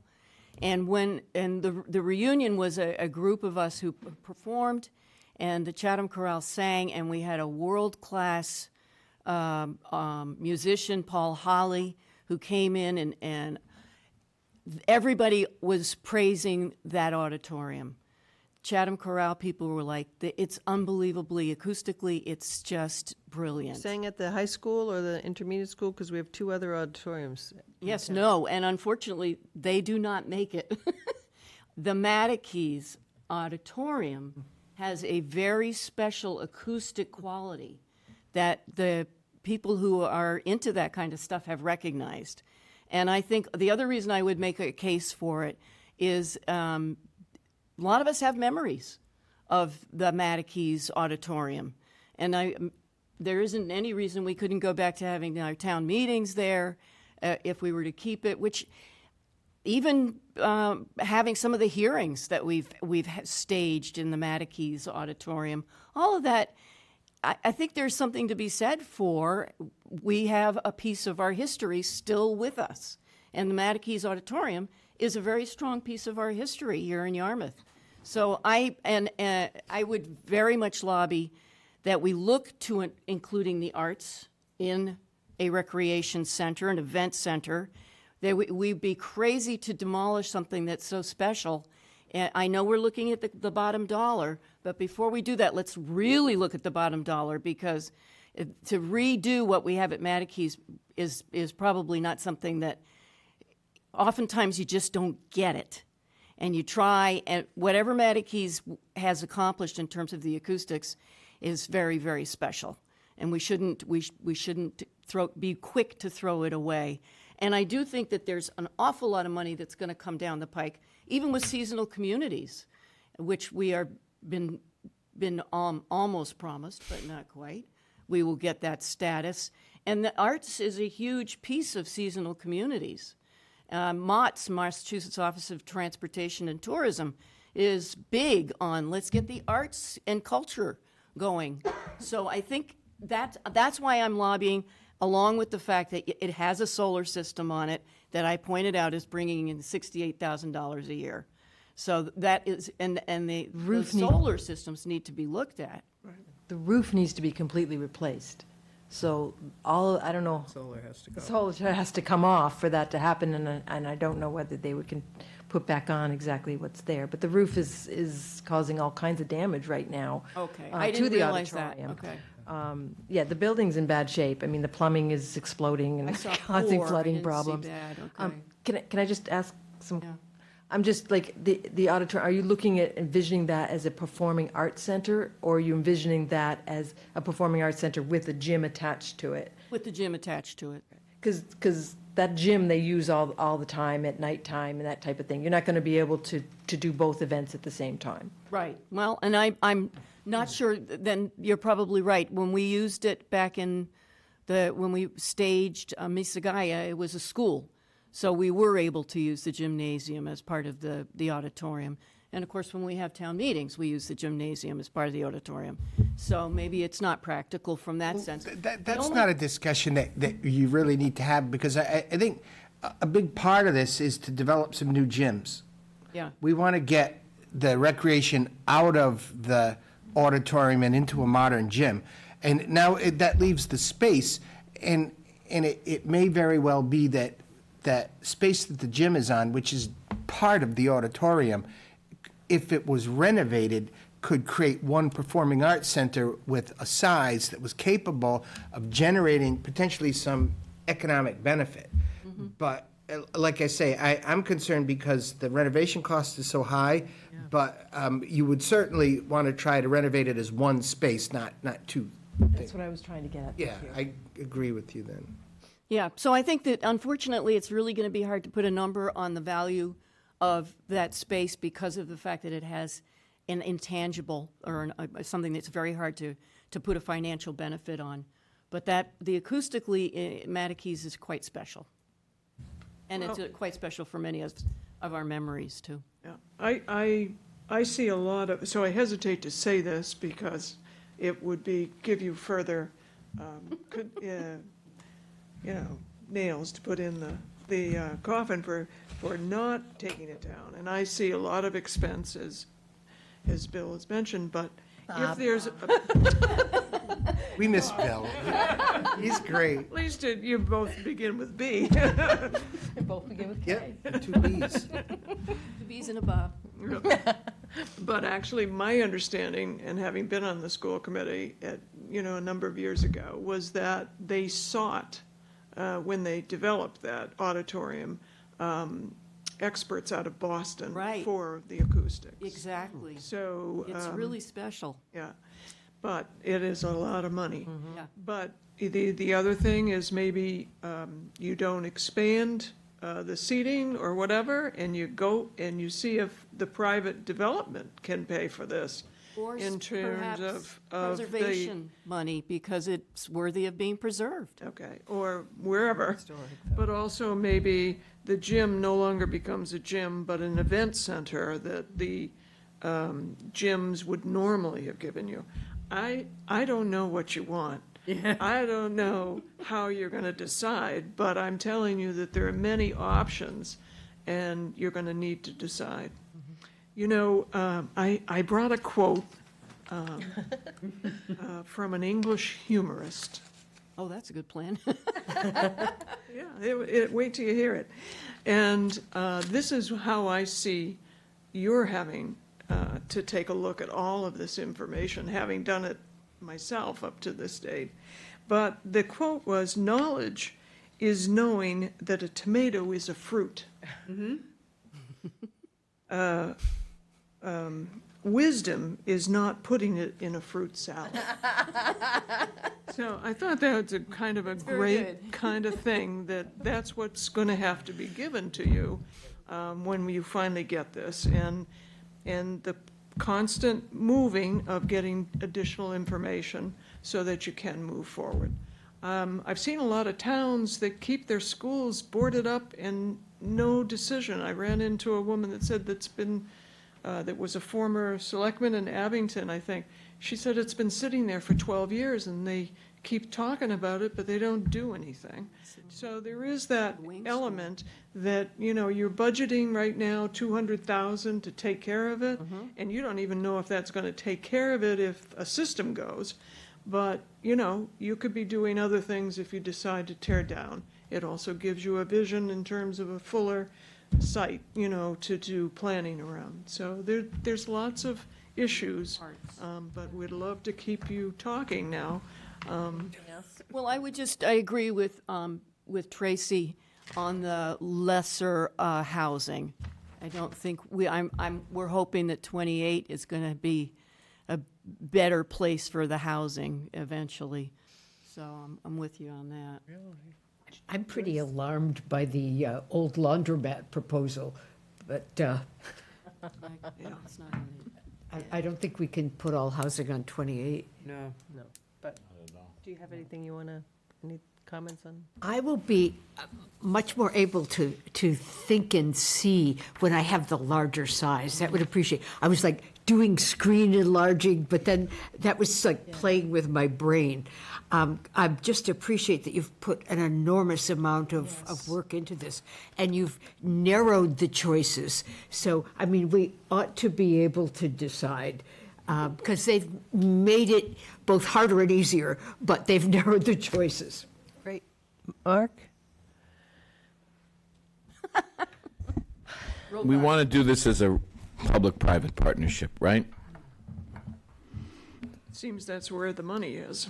Well, if we want to use other people, we don't have the money that's being talked about here. Right? The reality is, the new school, we got a new library, new fire station, we've got to pay for more phases of wastewater. We've got some big-ticket items on our agenda, and I think when Bill Scott was helping you, helping quarterback this with you, I think his approach was always focused on what can we do to leverage other people's money, because we don't have any, or we have very little that we can make available for this. That's just the reality, and that's what we really need to focus on, which is the reason why there's interest in the housing piece, as well as interest in this complex, this sports, convention, facility, whatever it is. Now, what I'm curious about is, and has got my interest, is this notion that the chamber is doing some investigation and some study, because I think the more we get a better handle on the economic the components of this that bring in other people's money, the more we'll be able to deal with the things in this project that will cost, that show up on our side of the ledger, all right? The cost side. For example, if someone wants to fix the auditorium, or we want to do something with the gym, or we want to bulldoze some areas, these are all costs.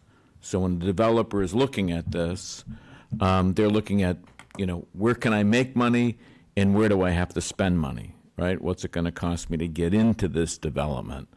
And, we keep adding on costs, right? Yeah, we'd love to have 2 gyms, maybe another gym, maybe doing more with the auditorium, making it a performing center. Just cha-ching, cha-ching, cha-ching. It's just going to keep running up the cost side of the ledger. So I think the sooner we get a better handle on those aspects of the development that can generate money, because we really need to know what kind of development potential, what kind of money can be attracted to this development. So I'm intrigued with the chamber study and the scope of it. Is it going to go far enough, or do we have to augment that with some analysis of our own? I mean, I've seen other regional sports complexes proposed on the Cape. Not too long ago, there was a major one being proposed for Independence Park, and there was some outside money connected to that. We've seen in other parts of the Commonwealth, literally private investment coming in to develop regional sports complexes. We know in this community there's a lot of interest. I mean, let's face it, a lot of our economic development is tied in recreation, outdoor recreation, right? The beaches, the swimming areas, the golf courses. Well, and the arts. Let's not forget the arts. I'm not dismissing the arts, so don't misrepresent what I'm saying. The arts are important, yes, that people come here for the arts, there's no question about it. But so much of the activity is recreation related, so which is the reason why I'm not sure how much the arts will generate revenue for the town to pay for, let's say, the things that have to be developed. We can give you some numbers on that. That's I'll work great. on that. Well, that's what I'm saying is I think we need to use the phase. We have an idea of the things that we'd like to do. Right now, the challenge is really to look at the financial side. Where can we really generate income and development interest? That's why I focus on the sports complex. I'm a little bit nervous about filling up too many of the boxes without knowing. For example, on the sports convention complex, what's going to be the most attractive, right? Maybe if there are aspects of the site that we don't necessarily develop right away, there may be things that we might want to wait on until we get that figured out. Like, for example, the school, which piece of this site fits best from a school perspective. But before that, I would want to know more about the potential opportunities, because the thing is, if what we're talking about and what we would like to see happen doesn't really generate much outside private sector interest, we're not going to be able to carry that kind of project. So I think we need to really assess the feasibility of that aspect of the project first. So that's kind of my initial reaction to all of this. I think it's great to create bubbles and scenarios and development scenarios, but the sooner they become informed by the financial side in terms of what works, the better. And I think, quite frankly, I think it's premature to settle in on almost anything. I think it's good to having the conversation about what does the community want. I'm looking at your survey. I think, the thing that we did great with the drive-in site is that Kathy and the planning staff did a survey to hear what the community wanted, right? So when we look at, I think now's not a bad time to focus on what the people in our community would love to see. If they could have their druthers. We did that. We did. Yeah, so. You did a great job of that, too. I mean, a lot of work went But into I your just want to make survey. sure we're clear in terms of what the community has expressed an interest in the site. And it's largely the recreation side of it. It's a community center, quite honestly. It is, and that's the difference. It's So- a community center, indoor, outdoor recreation, event performance space, academic Right. education. So the question's going to be, Municipal right, facilities. That's so all of those things are costs, right? Because, so we have an idea now roughly what we want. The question's going to be, how do we pay for it? Where's the other people's money?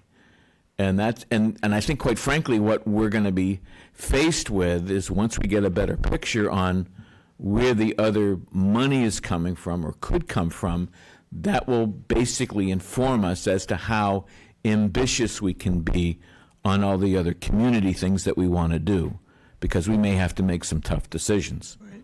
All right? Well, you speak to a lot of things that I'd have been asking about, which don't go there because we're not there yet, kind of thing.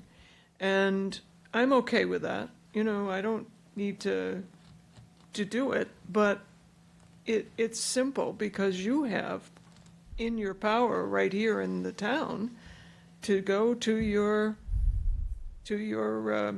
finance director and say, tell me everything you know about recreation in terms of what you pull in for fields, for pickleball, for volleyball, tennis, whatever it is, in terms of your revolving accounts. Just to have that to come say, wait a minute now. I can tell you right now, the revenues associated with those activities are totally insufficient to cover the capital I'm not cost. saying that they would, but I'm saying that might be an interest in terms of the developer would want to see some of this in terms of what our market is. But the other thing that I also wanted to say was that the local economic development folks were really talking about a year-round business. So they are looking specifically about winter. And what is winter? Interior. So that's why I was thinking you go, as Tracy said, the biggest that you can go to still allow other, the parking, the driveways, but other multiple uses. And that was why we went with the 120,000 square feet to make it a large thing.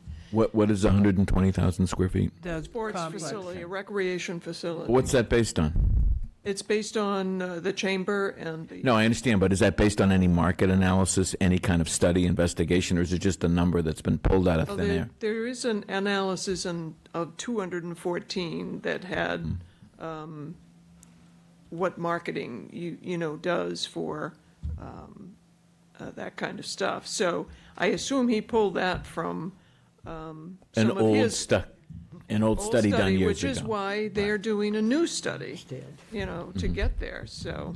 And also the mass development money, one of the things Camoin would be doing that comprehensive. Who would be doing? Camoin, which is the same company that did the DIF. Okay. They would be looking at a comprehensive marketing study in order to do a lot of that information that you're looking for. But they need to have an idea what we want. If we're really saying, well, we only have this tiny little space, that's different than what we could do with something that's much larger. It sounds as though you're talking about what can we do to maximize the success of something like a sports complex. Yeah, I think that's what we have to do. I think we have to study that and understand that, and then I think based on that, An arts component. I think then I think based on that, I think then we're in a better position to assess the feasibility of the other pieces. That's what I think. So I think the sooner we can figure that out, the better off. And if it can be done, do we have money budgeted? I think what we need to do, Mark, is that's our next step. I think this committee's done yeoman's work. It's an incredible piece of work. I think they need to hone the basic recommendations, and if you take a look at the, their schedule, we need to wrap up this phase of the project, and then what we're gonna do is we're gonna get involved in getting those exact answers to the specifics of, now that we have the concept that we're gonna put together potentially a recreational facility, it's right down exactly the square footage, the pro forma analysis, and we can do all of that. And I think it's, the next step after the Muck Study Committee. Right. The mass development grant that we received would be funding. So there's an extra, so we're getting dollars money in in the for grant. that. how much money? It was $200,000 that was received from the mass development. Terrific. That's news. That's news to me. It's great. I don't know where we stand on executing the contract, but I don't think that's come before the board yet, has it? No, it has. I did announce it. It's sort of under embargo. They asked us not to talk too much about it. We talked about it at our last meeting. It's All coming. right, I won't tell anybody. I want you to publicize. All right, I'll keep it a secret, okay? No, but that's the level of effort that we need. We need this kind of analysis. So I think On the right page. we're heading in the right direction. Right, well, it's all part of this development, what you do Focus and and Joyce. keep doing. One thing that we talk about the drive-in site. I can remember a time when we were talking about how great the income was going to be from our drive-in site with our great marina, only to turn around and find out that there was no money to be made there. So I highly support the idea that we need to do as much due diligence as we can. What we have to bring to the table that a lot of communities don't have is we already have in place where everyone is going to stay and where they are going to eat. Yes. And a lot of places don't have that. Yeah. So that, we're bringing something with it to the table. Can I finish up Yeah, my sorry. questions? I thought you were finished. I'm not I done. No. interrupted Mark, I'm sorry. Sorry, I thought you were No. finished. No. The other question that I had, and it relates to what Dorcas said about the drive-in site, is making sure that legally we're fully aware of the constraints of the site. All right? We never really zeroed down and nailed down what the cans and can'ts on Article 97 land, which is what much of the drive-in property is, until later in the process, and after we were making decisions on uses of the property. But I think one of the things that we need to do while we're doing this other analysis is making sure that we have a clear understanding of what the legal parameters, the constraints are with respect to the use of the site.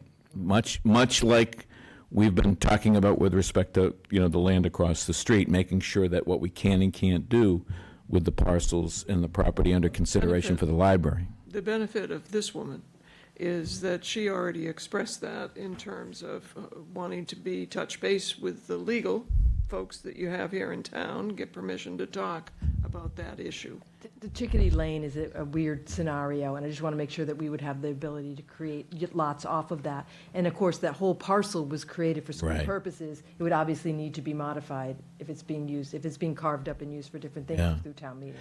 Yeah, I would want to go through the history of the acquisition of the site, the conditions on the acquisition, were there any conditions placed on it, things like that, particularly it being school property in its, if we acquired the land for school purposes, we may be limited by virtue of the vote and by statute as to the future uses or potential encumbrances that might be on the property. So I think that's a great suggestion, and hopefully she'll get permission to go do that. yeah, I think that's the other sort of major area of investigation that we've kind of we haven't really given it the due attention that it really deserves at this point. Because now that we have ideas that have been formulated through this process with a tremendous amount of community input, now we have a better idea to start evaluating whether or not any of them might get ruled out because of a legal analysis. I'm sure we did the audit. I would almost place a bet that the town meeting vote was for the purposes of building a school. It says it in the deed for school purposes. See, there you go. So we Told that we would need to go to town meeting to modify that. Well, we need exactly. We need a legal opinion, some legal work to tell us what we can and can't do to modify that. Right. It's a good suggestion. It may be a town meeting vote. There may be something else that we have to do. So we just need to know all of that. You need to know all of that. All right. Now I'm done, Madam Chair. Thanks. Okay, Joyce has been waiting. Sorry. Thank you, Madam Chair. It's a huge site and a huge opportunity. I think we understand the constraints of the money that we have in the town, but it seems to me that we have to have a chunk of housing as part of this. It's a great big space, and we have to think of our year-round people who don't have places that they can afford to live, and they have to be in that mix. Otherwise, there's going to be a huge backlash against people coming for regional sports events when we haven't housed some of our own people. And I would make a practical other people's money argument for that from what Sharon said about housing being able to be grant funded and have that thrown in the mix. And I noticed we have some housing people in the background there, and I noticed a nod or two, so I think that is actually the case. It's a huge, huge site, and I think that the housing could come to pay for itself, and then we could strategize about how to get all the more complex things with the sports and the private public money. We might have to give over quite a bit of control to the private sector to get them involved. But I think housing has to stay a part of it. My last question about the site with public-private partnership is the local comprehensive plan and the Cape Cod Commission review. And if planning's put any potential thought into if we could designate this, once we get the LCP approved as like a growth zone or something to mitigate that. Or a growth because- incentive zone or something along Because, those. I mean, any developer's it's gonna be a long, long process and a very expensive process, and it could really put us out of the market. Yes. And I think if you talk to developers, that certainly is one of the things that is detrimental to development on Cape Cod, is a regulatory arm of the Cape Cod Commission. And, I mean, 120,000 square feet certainly would trigger that, and I'm concerned about that. Just subdividing a parcel over 30 acres may have some So, DRI implications once we get as the well. LCP approved, maybe we can start working on how we carve this out to do some. Yep.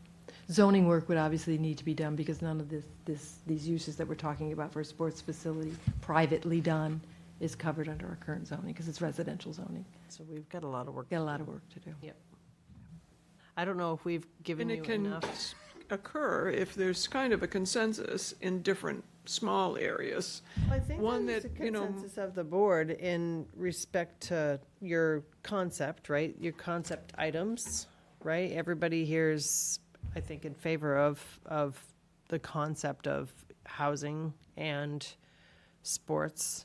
60 units-ish, and then as large kind of as a sports complex. I mean, I Can- do think that Mark's point about the analogy is really important. It's hard to go forward without knowing, but at the same time, doing a feasibility without giving parameters is not going to be helpful to them either. So I think we have to narrow it down as some type of consensus. Housing is a component, as Joyce said, that brings money to the project. So you want to be careful about narrowing the parameters on some of these components until you do further financial work on it. It's as simple as that. I mean, for us to be start out arbitrarily saying it's going to be so many units now, as I think is asking too much. I agree with Joyce. I think housing has to be a part of the project. It brings money to this project. But the question is what do the other components of the project need in order to be viable? I Right? just want to make sure they have the consensus and direction that they need to be able to move to their next step. Well, I think we're telling them very candidly what we think they need to do next, and I think that's the most important thing that we can lay out. I guess the question gets back to what are the next steps for the MUC committee? Right. Because the next steps for the MUC committee was to kind of identify in more detail three concepts. And it can be some variations of it that shows a larger sports complex, is kind of like we shown in the last three versions where, you know, there's a lot of sports complex options here and varying sizes. And then that's something that then we need to get under contract with Camoin and BSC Group for that mass development grant. Then they can start digging in a little bit more deeper. But they need to have an idea of what we're kind of thinking about as they start vetting it. And again, it's iterative. What we find out in that financial analysis is going to change what ultimately is done with the. I would rather have the consultants on board and under contract. And there may be aspects of the contract that can be refined a little bit further. Maybe there are phases to it. But the reality is I think having some more financial information, at least having a better market assessment on the sports complex. So you'd is like going to start that process I as think we soon have to as start that now before we can get much further in narrowing too much of this down. And Mark, would you have a problem with starting the exploring of grants for housing that was sort of in one part of the site and not threatening other development at the same time? I think it all has to be part of it. Yeah, it has to be, it's all part of the whole Feasibility project, is gonna yeah. be kind of both of it. I'm not sure, Bob, In terms of narrowing it to 3 at this point, or doing, utilizing the grant, do you have enough information to get the feasibility of the information we need? Yeah, I think that really the MUC committee has indicated they needed some feedback. I think they got some great feedback on how to take all of the bubble diagrams and hone them down into some recommendations that we can use to do that market analysis and determine the feasibility of a project and what it would take. I think it would be extremely helpful if they could use that information to gear it toward slightly on the larger side for the community facility with a housing component, and hopefully some room for a school on there, and some issues that we can move ahead immediately with is the analysis of those legal constraints, potential Article 97, town meeting vote things. Get those recommendations. Then I think, we get together and it's a separate study to put together that financial analysis, the feasibility, and but I think we're poised. This is like the work that they've done is tremendous, and I think the quicker that we get it flipped over into the feasibility analysis piece, then we'll come back and we'll have some real numbers and some choices that you can make based on hopefully what the market will bear, with private developers. We can get grants, yeah. So it sounds like we are going to move forward with developing 3 of these in a little bit more detail. You're going to have varying sizes of the sports complex because there's going to be different things that are going to take precedence. Obviously, there's going to need to be the school. So when the school's there, you're probably going to have a smaller sports complex if you still want to have housing with it. So you're going to have various ranges of options for these that are kind of like the moderate and the elevated, kind of like what they did with the land use teams. And then that's the place to start from, because we were going to go and have a presentation to you guys with the concepts a little bit more developed, and then talk to the community, see how they feel about it. And then that's going to be when it gets handed over to you guys with regard to the final report and the recommendations, and then it slides seamlessly into, or can probably start earlier even, the financial assessment We can maybe part. start some of that work now. Yeah. I think we need the financial piece. Yeah, we do. I don't think the it's important. community can. And you I want don't- 3, if you're going to present 3 scenarios, financially, they should be all viable, Yeah, that's Right? where I'm stuck. All Yeah. housing, yep. right? Right. Yeah, if we're going to get 3 scenarios to look at, it'd be nice to be able to get 3 scenarios that financially are viable. We can afford. So then we're not going to move forward until we have more financial? No, Mark, honest to God, I think that we need to get the recommendations from the committee on the range, and let's take them here, and we'll get the firm on it, and we'll do the financial Okay. feasibility analysis, and we'll come in, we'll create a project around this. It doesn't make sense to throw that at the muck, and then it's gonna put us behind at least another year. So what we want to take and do is get the project development phase, which is more of a, kind of staff discussion, and then working with the board and moving forward like that on the financial feasibility and putting a project together. That is a hardcore, detailed process. Well, you can move, I think what I'm hearing is you can move on with some of this stuff. So the legal part, go. And with the grant that's received, hopefully go, and get that done as soon as possible. At the same time, we hope we'll get the market analysis from the chamber and all of the other studies that need to be finished, and bring this to the, we'll keep doing this with the community, and then come back to you with it.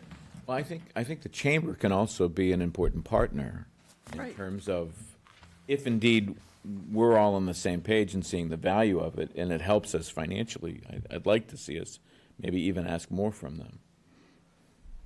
And if I may, In what phase or how, Mark? It's a little premature. Okay. Yeah. We'll put together, the chamber's our partner. Chambers, if you look at how convention centers and convention complexes, if this is what we're talking about here, is a mix of a convention sports complex, chambers have been very critical in other parts of the Commonwealth in generating revenue, grants, and resources to help make that happen. Right. All right? When you look at Boston, for example, and the facilities that have been developed there along this line, Well, in their presentation to us, they've already indicated that they think there are other monies. Is that, Oh, if yeah. that's what you're talking about? that's what I'm talking And about. so we have heard that, so, Okay, good. yeah. We had a meeting with the Paul Nitzwicki and Mary Vilbon, and they came and they gave a great presentation and talked a lot about sports complex / convention centers. Yeah, well, we haven't had the benefit of those discussions, but what I'm telling you is that having that kind of partnership can be incredibly helpful in terms of And they're- revenue and funding to help. And they're very excited about that Well, possibility. there you go, So- that's great. so- I see Mary's here, she looks very excited back there. Let me see if I can. One more pop. So we're going to continue moving forward? Yes. Hold on. Liz has- I just want to, and Mark started to bring it back from Recreation Center to Convention Center, and I just really want us to, and Bob has it, because I really think that there's so much money right now in arts and culture being brandied about by the state. I spent the last 2 weeks at conferences about all of the effort to bring it forward, including One Cape, where it was a huge component of One Cape. So it's really, and I will bring to you the numbers of what a theater can bring to you, because that's what they're saying. They're saying that's what people want to do. They want to come to Cape Cod and go to the theater, go out to dinner, and go to their hotel. So along with the recreation piece, which I think is great, let's not lose sight of the arts and culture. And my last comment is we have an incredible facility that we can't reproduce, that we would not be able to build again. Well, here's what I have to say about Maniquis. I went there. I can bring in pictures of nostalgia of me graduating my 8th grade class there, watching Jesus Christ Superstar on stage in 1981. How good their acoustics were. They So, could do Jesus Christ I Superstar. have a lot of memories there, but I gotta tell you, you can't, I can't, $20,000 worth of $20 I million can't, yeah, I don't have that emotional connection that I think you can justify. I don't think it's We the have emotional two other, first of all, when we built the intermediate school, they built an auditorium and a cafetorium.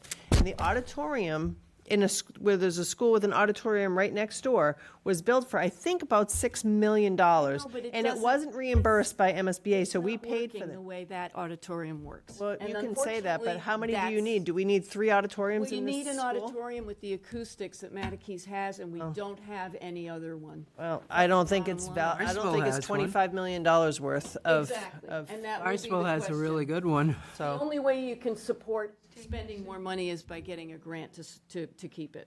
So I'll try to do that. That's not our job to do. Understood. I mean, I'll look into it. we don't let them do their work. We speak as one board here. We'll have to make decisions at some point in time. But right now, again, I think the feasibility, I don't even think we can bring it to the public, and the public can make an informed decision, as we can't, until we know whether or not the funding is there. So that's really, and I'm so impressed with the way that this has been narrowed down, the time that you've spent, the information, the fact that we can even take this and have the conversation that we had. I wasn't expecting that, to be able to do that. I really was thinking going into it after reading it all that I was going to need to sit with it, but I don't think that You that's. still may need to sit I with it. I do need to I sit with it. still need to sit with it. There's so much information, but at some point in time, like you said, there's towns that that don't do anything because they're afraid, right? So we need to we need to keep moving forward. I think that it's going to be a wonderful space that everybody's going to enjoy at the end. So I'm excited for that. So hopefully you have the direction that we need. thank you for I your appreciate work. it. Did you like the humorist? Yes. Good job, Sharon, good job. Appreciate that. Now we need to make a fruit salad and a garden salad all at the same time. Oh, yeah, there you go. Okay. Good job. Thank you all. Next, we have Habitat for Humanity, a 40B local initiative plan program. How are you? Good evening. Our housing people that probably just watched that and went, oh. I know. I know, there's a lot of talk about housing on Route 28. On Wood Road, it's different. Mixed use. Need it, so sprinkle here and a sprinkle there, I think we'll do it. Yep, so this, You'll introduce yourself. We know who you are, Mary, but. sure. So I'm Mary Wagon. Good evening. I'm Yarmouth's Affordable Housing Program Administrator. Expert. Been doing it, can you believe it, for 20 years. I know, because you said 20 years, so I was like, oh, sister, right there. So I'm here tonight with Noreen Brown. She's the Director of Land Acquisition for Habitat for Humanity on Cape Cod. And we're so pleased to present to you the newest Habitat neighborhood in Yarmouth.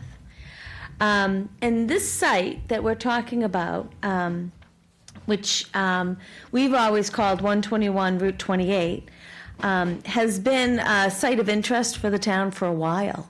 So I looked up, I was coached to look up and give a little history about the property.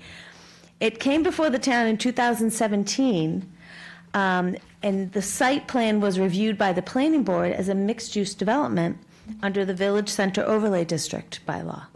So it was a local bylaw that inspired the redevelopment of this property. It was approved with a commercial component of 1 building and a residential component with 9 condominiums. Today, the commercial building is occupied by Mid-Cape Dental Laboratories. It's doing very well. And the residential portion was purchased by Habitat for Humanity with support from the Affordable Housing Trust. Because of the way that Habitat structures its housing program, the lot had to be split and become fee simple. But before, it was a condominium. It's a mixed-use development. Right now, the current residential portion of this property is proposed to be 6 Habitat homes in place of the formerly approved 9 condominiums. The proposed permitting is via the state's Local Initiative Program, LIP, Friendly Chapter 40B Comprehensive Program. So it's the only type of Chapter 40B that I like, right? It's that friendly piece, it's that local initiative program that help us through and develop a site that fits the needs of the community the best. So the LIP application, that's that thick document that's in your meeting packet. It's there for your review and approval. And Noreen will get us to the point about that formal vote that's needed. But at this point, I'd like to hand it over to Noreen. She has a nice PowerPoint presentation about the proposed project. Thank you for the opportunity to present this evening. I do have we're here really about the LIP application approval, but I do have a short PowerPoint presentation. It looks like we haven't built here. I joined the Cape Habitat affiliate in February of this year, so a lot of this is going on. Oh, you're going to do that? Good. Yeah. Before I got here. So I started to say the last time we built in Yarmouth was 2017. So we did 6 homes on Virginia. Homes on Virginia, yeah. This is our mission. We build homes in partnership with families in need of affordable home to build one of their own, fostering stability, self-reliance, and a strong sense of self. Oh, you're doing that. Sorry. Go ahead. Right, she has it on her own No. computer, so when you 'Cause I like switch when it. Yeah, there we go. So this is our inspiration to provide family homes for families in need. This is just a collage of different families throughout the Cape over the years. You can do it. Oh, no, that's okay. Okay. I'll I know, give I was up doing the it here, control. thinking it was working there. It's just this button here? This Yeah. guy? Okay. So this project meets some of the housing goals of the town, promotes affordable housing opportunities consistent with the town's housing production plan, assists the town in attaining at the 10% goal for affordable housing, supports affordable home ownership, preserves affordability of these units in perpetuity. They'll all be eligible for the subsidized housing inventory. It includes a higher percentage of affordable housing than required. These programs require 25% affordable, but Habitat, oh, I didn't know I wasn't talking to them. Habitat is 100% affordable, so all the homes will be counted on this subsidized housing inventory. And then we promote local preference for Yarmouth residents and employees. So that'll be the next phase, past the LIP application. And I believe the town's looking at possible one veteran preference. Yep, so the local preference would apply to 4 units in total, and we were hoping to have one of the 4 have a veteran preference. The state is just allowing that. So it'd be 3 for people who live, work, or have a child in our school system, and the 4th unit would have a veteran preference. So you don't have to go to a lottery for these? We do. You do, but you have. Can't be restricted to just the town. There's a preference. There's a preference. So it's 6 units in total. 2 would be open pool, right? Anybody could apply for it. The other 4 would have a local preference or a veteran preference. They'll only let us do 1 unit per development for the veteran preference. How come we don't mandate all 6 to be local? I mean, if we're doing a friendly 40B, we're allowing, and granted, we need housing. We have a lot of people here that need housing. I just feel like every time we do this, we get shortchanged with, and I know this has been discussions for years. I just don't understand why we can't get 100% of local preference. It would be nice. So statistically, about 75% of our new units do go to people who live in Yarmouth or live in a neighboring town. So there's a natural, the vast majority of people that put in for the lotteries are people that live on the Cape. So people move for different reasons, and I guess I'm asking you not specific to this particular project because Yeah. we're too far down the road, but is it possible to request in the future that especially where we're doing a friendly 40B, that they be 100% local? It's a state decision, not Habitat's. So this is the state It's not part mandate. of the application? It's not part of the application what you offer? that will be denied. At That would 100%? 100%, Yes. yeah. So That this- would- The that- state doesn't allow that? That doesn't allow. They allow up to 70%. So that's HLC, that's their Yeah. choice. Yeah, it does not have Habitat. I'm glad I asked the question. So their leniency is just allowing the veteran now?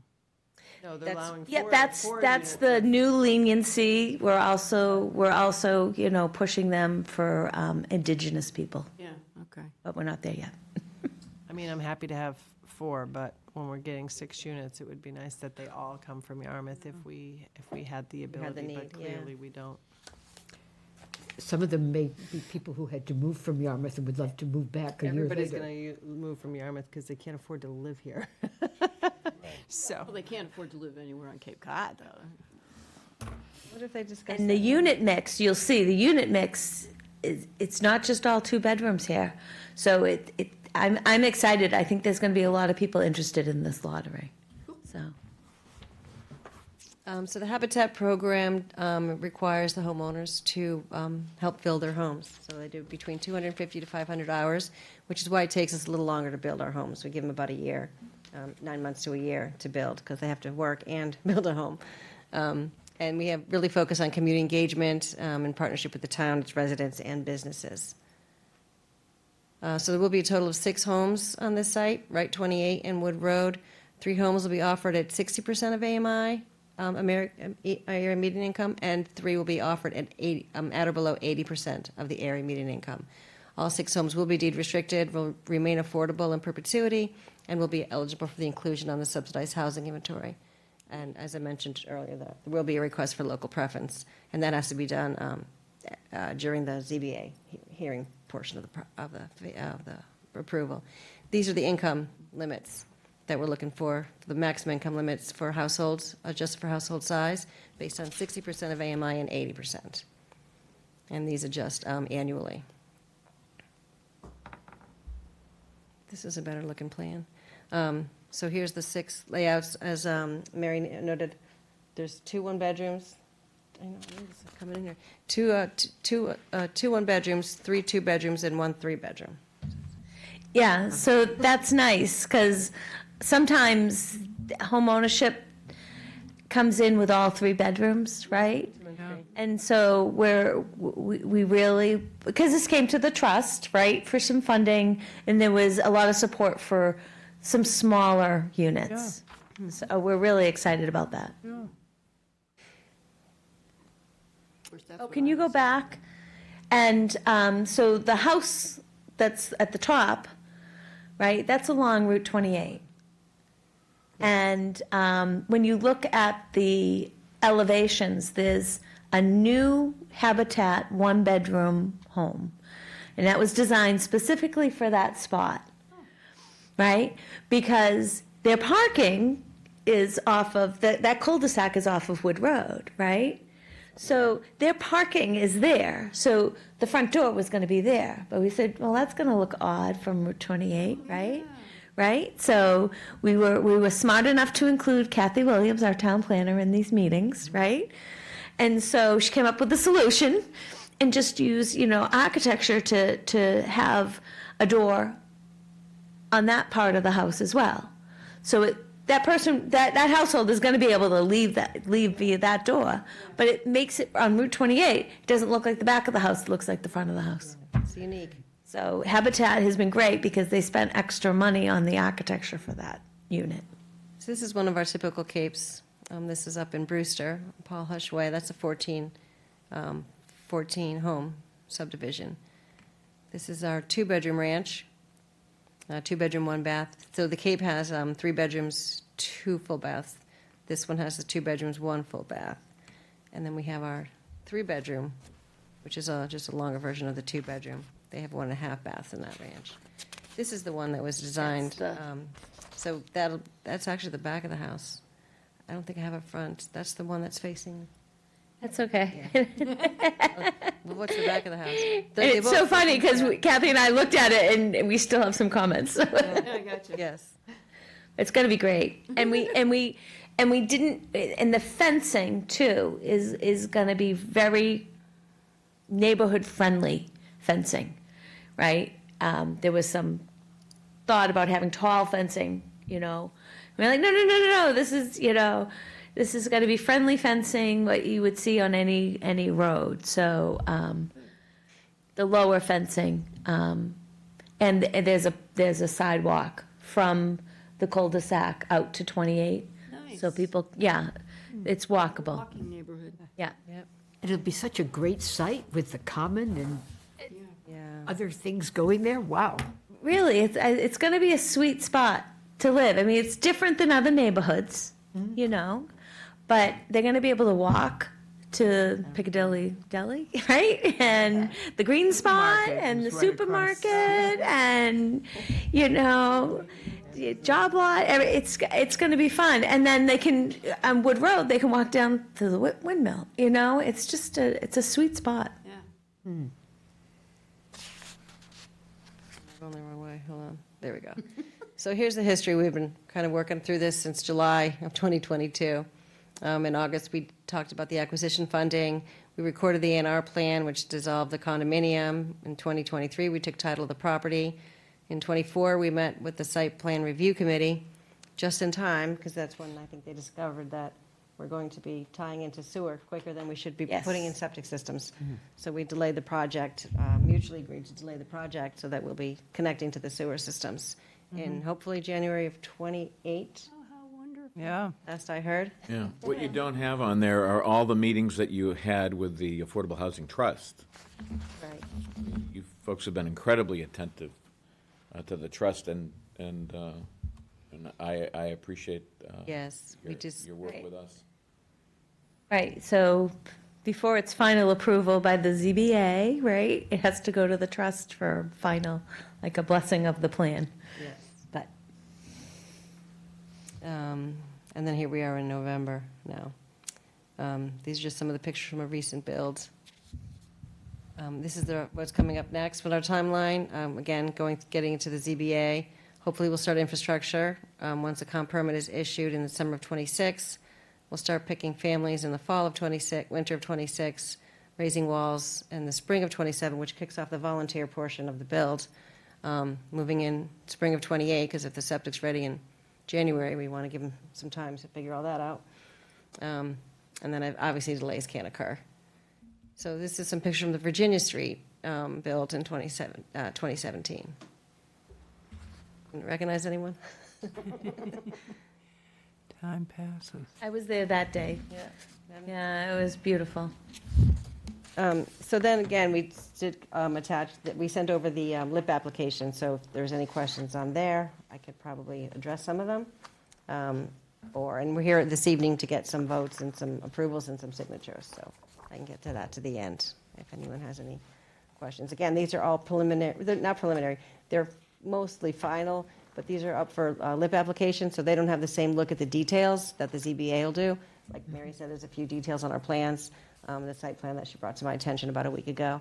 But for the LIP application review with HLC, the application's in good order. So HLC is the Executive Office of Housing and Livable Communities. And you need a letter from them to go to the ZBA. And so this is the application that they make you fill out. It's very comprehensive. I've looked at it twice. And I think it will, it needs the Community Housing Committee's approval, which happened in May. It needs your approval, then it needs the state's approval. It then comes back, then it goes to the ZBA, then it comes back to you guys. So you'll see this a couple of times just because of the regulatory pathway. So once we get this submitted, then the state will come out and do a site visit. And right now, she's telling me she's got room in the first week of December, if we get this out the door. And then we'll wait for the project eligibility, and then move on to the ZBA hearing. Excellent. Totally. Does anybody have any questions, or is there a motion to approve? We have 3 things that need to be approved and signed. Do we have to do each one individually? Well, we have the letter to the Executive Office of Housing and Livable Communities. The LIP application itself. LIP application. Letter of support from the board. The signature on the Request for the waiver, appraisal waiver. approval, comprehensive permit project. And then there's a request to recommend that the state waive the requirement for an appraisal.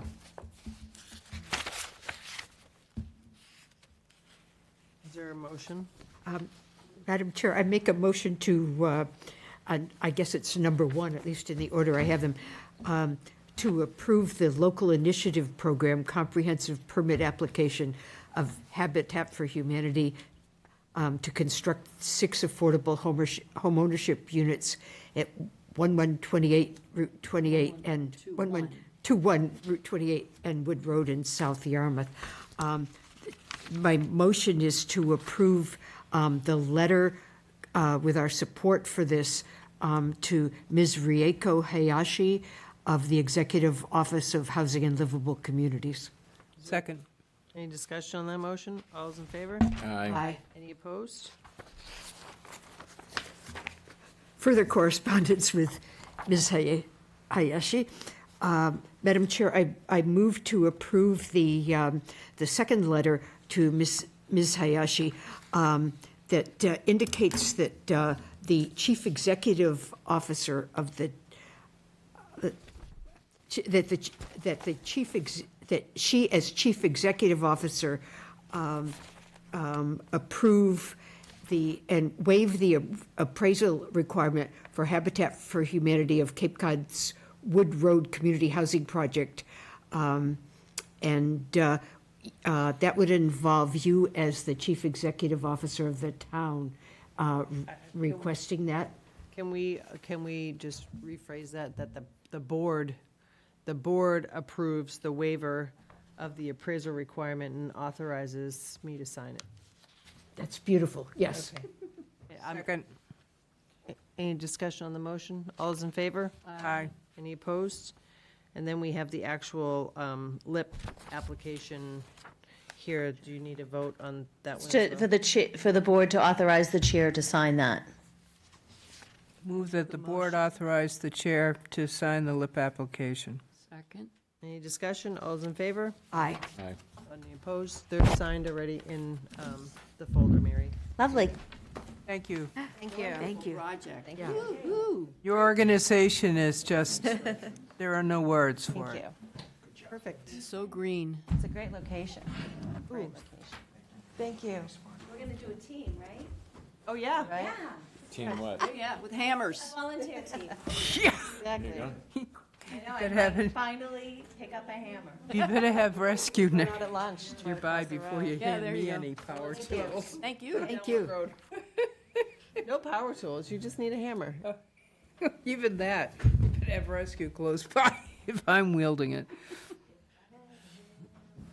Madam Chair, I think we'll have dogs who are more coherent than my tired self for this one. Oh, yes, I know. So the town meeting preview. Would you like to run through the articles quick? So We went through that, right? Well, we did the recommendations, but this is kind of for the public. This is our town meeting review for the public. So we have a special town meeting that has been scheduled for, it's Monday this year. Yeah. Because of the dates, we had to set it for Monday, November 17, 2025, and that will be at 6 PM at the DY Intermediate Middle School on Station Avenue in South Yarmouth.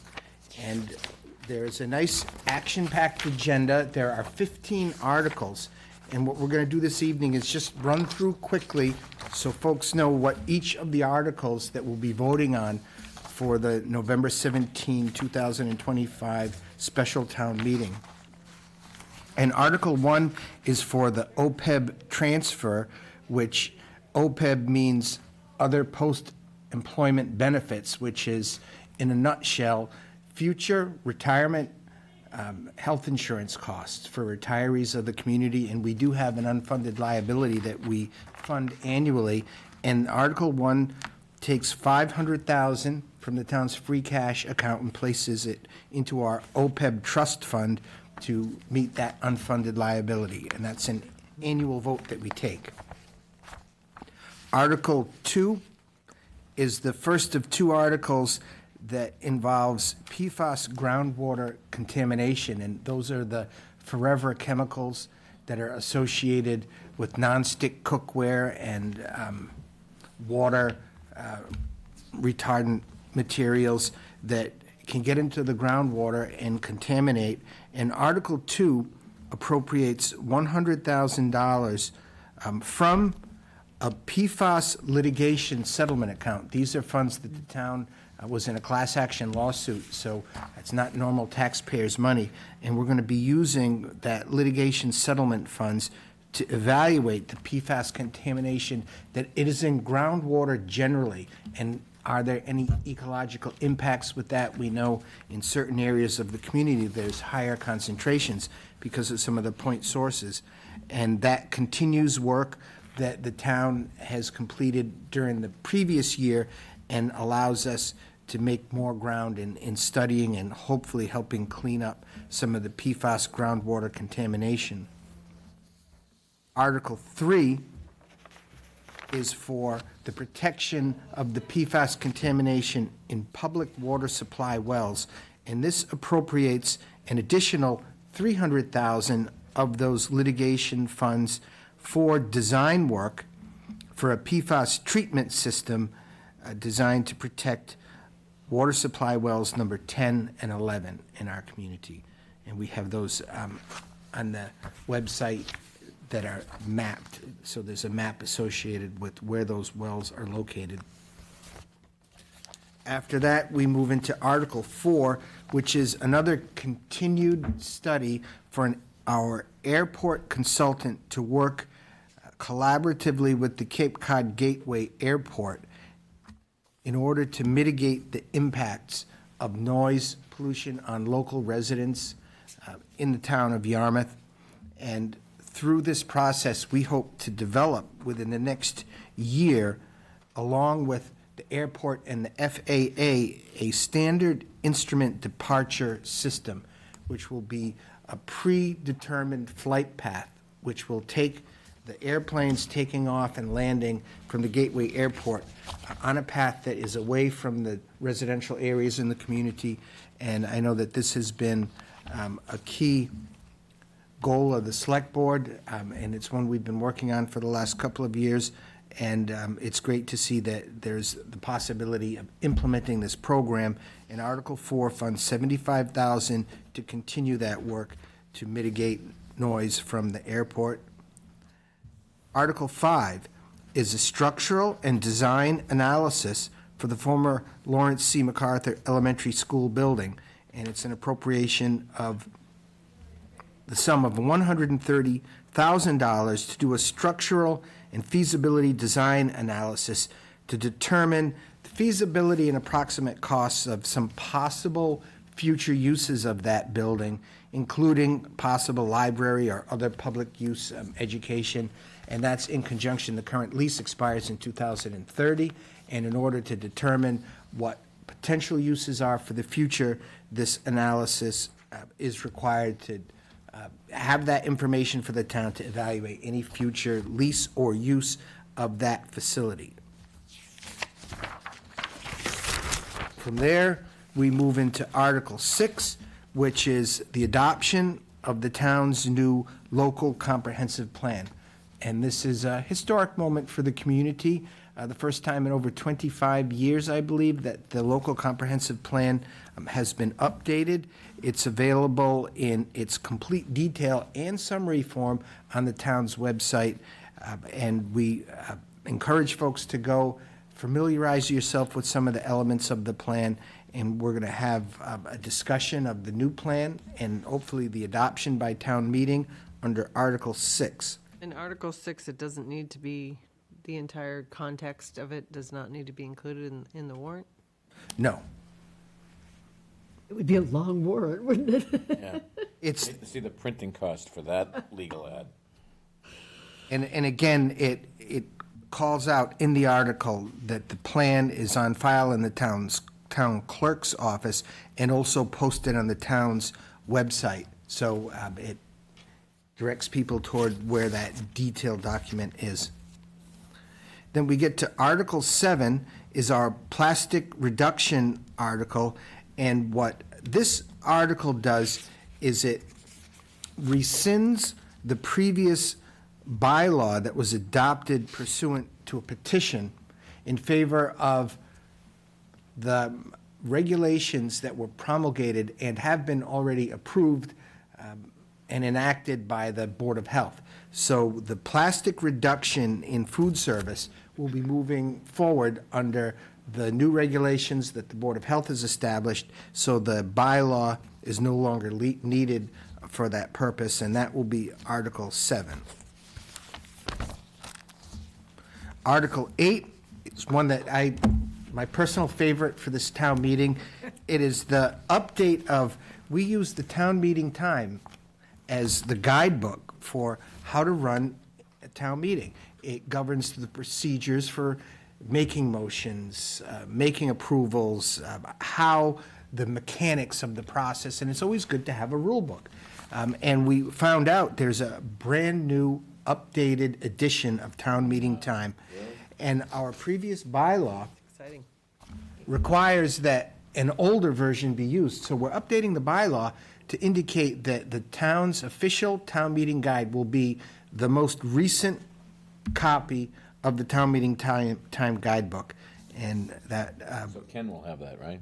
that's Ken's. The moderator will have that? He actually submitted the article. Town clerk will have that, too? They'll have the book, we'll have it memorized, and Autograph?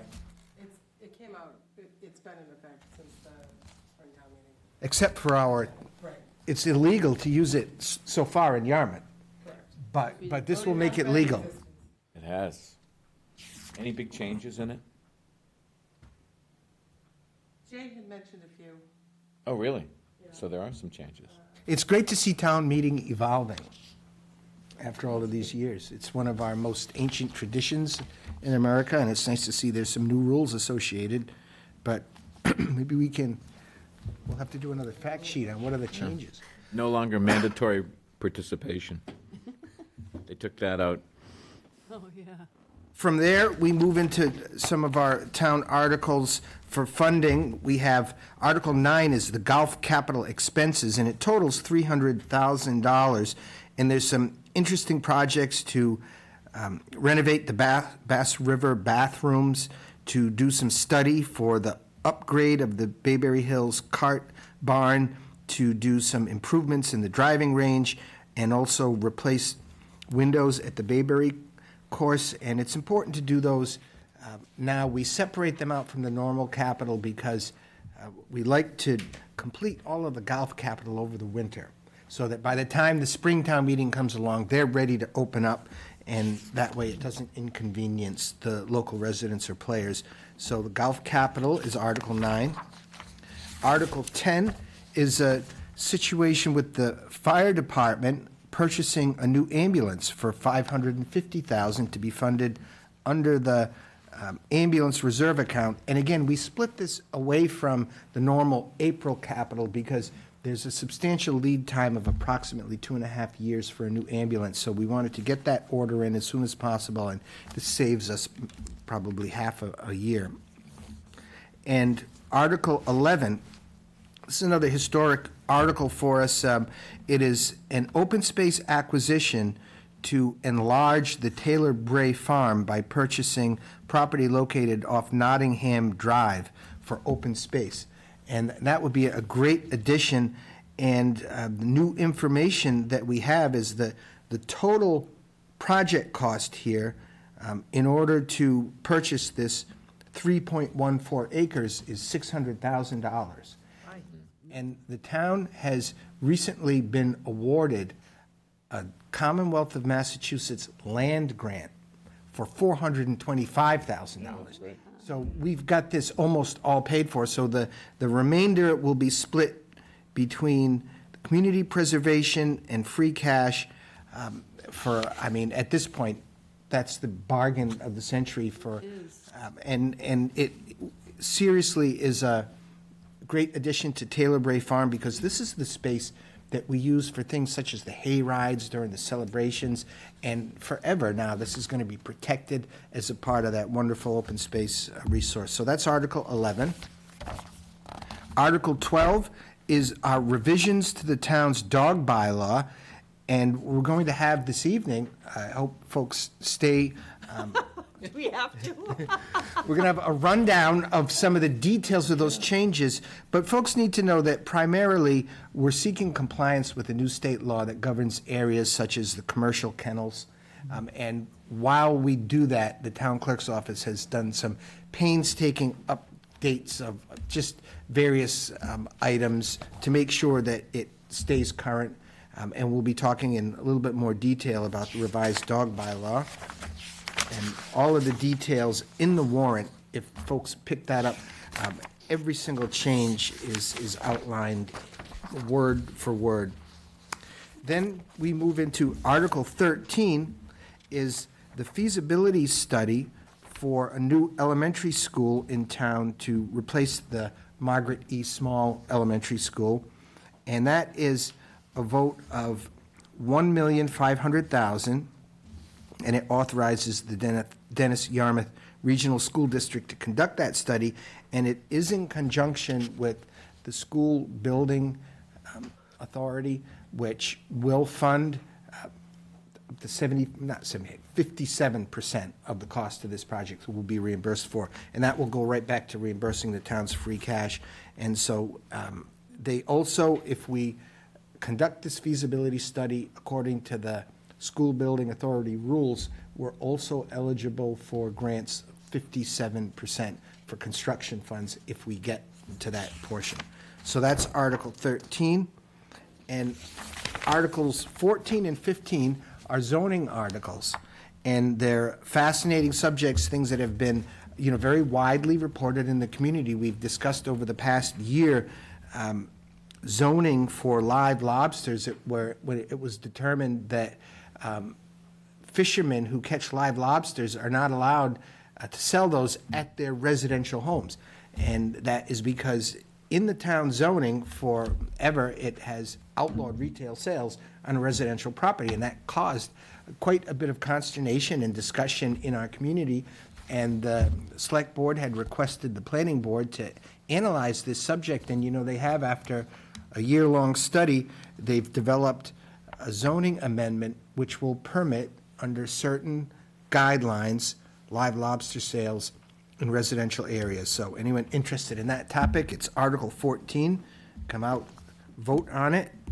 And the final one is Article 15 on a similar issue that received very much discussion in the the past year as a result of our finding out that boat parking in driveways for the past 50 years is not allowed in our community, and some folks are interested in keeping their boat in their driveway. It's an oceanfront community, and again, the planning board had studied that and has made recommendations to relax those rules seasonally by special permit so that boat parking may be allowed on a residential property in your driveway for a portion of the year. So that should get some very good debate at town meeting as well.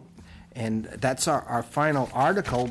As you can see, the warrant is fairly short, but it's very much action-packed with a lot of issues that have very much have impacts on local residents. So we encourage all of our voters to come out November 17, 2025, 6 p.m. at the DY Intermediate School on Station Ave. Please vote these articles, make your feelings known, and that's just a review of the articles. Excellent. Well done, Bob. Well done, Bob. You've rehearsed this. Thank you, Bob. That was nice and Just like on the video at YouTube. Well done. Everyone will know. Everyone. He was on a roll. I couldn't interrupt him anymore. Are we going to talk The video? about the, yeah, he's got a I video. had to on. turn the video Yeah. off because it got too lengthy for me to be able Really? to continue. So I was just thinking when we do the articles, maybe we could do them one at a time instead of one. The people can watch the ones that they're interested in instead of. There you go. Great if you could index the video Yeah, that and would just be go really- 15. I think you can. what I That's think a you should be able to do. Communication director. I go. I like it. We need to do that.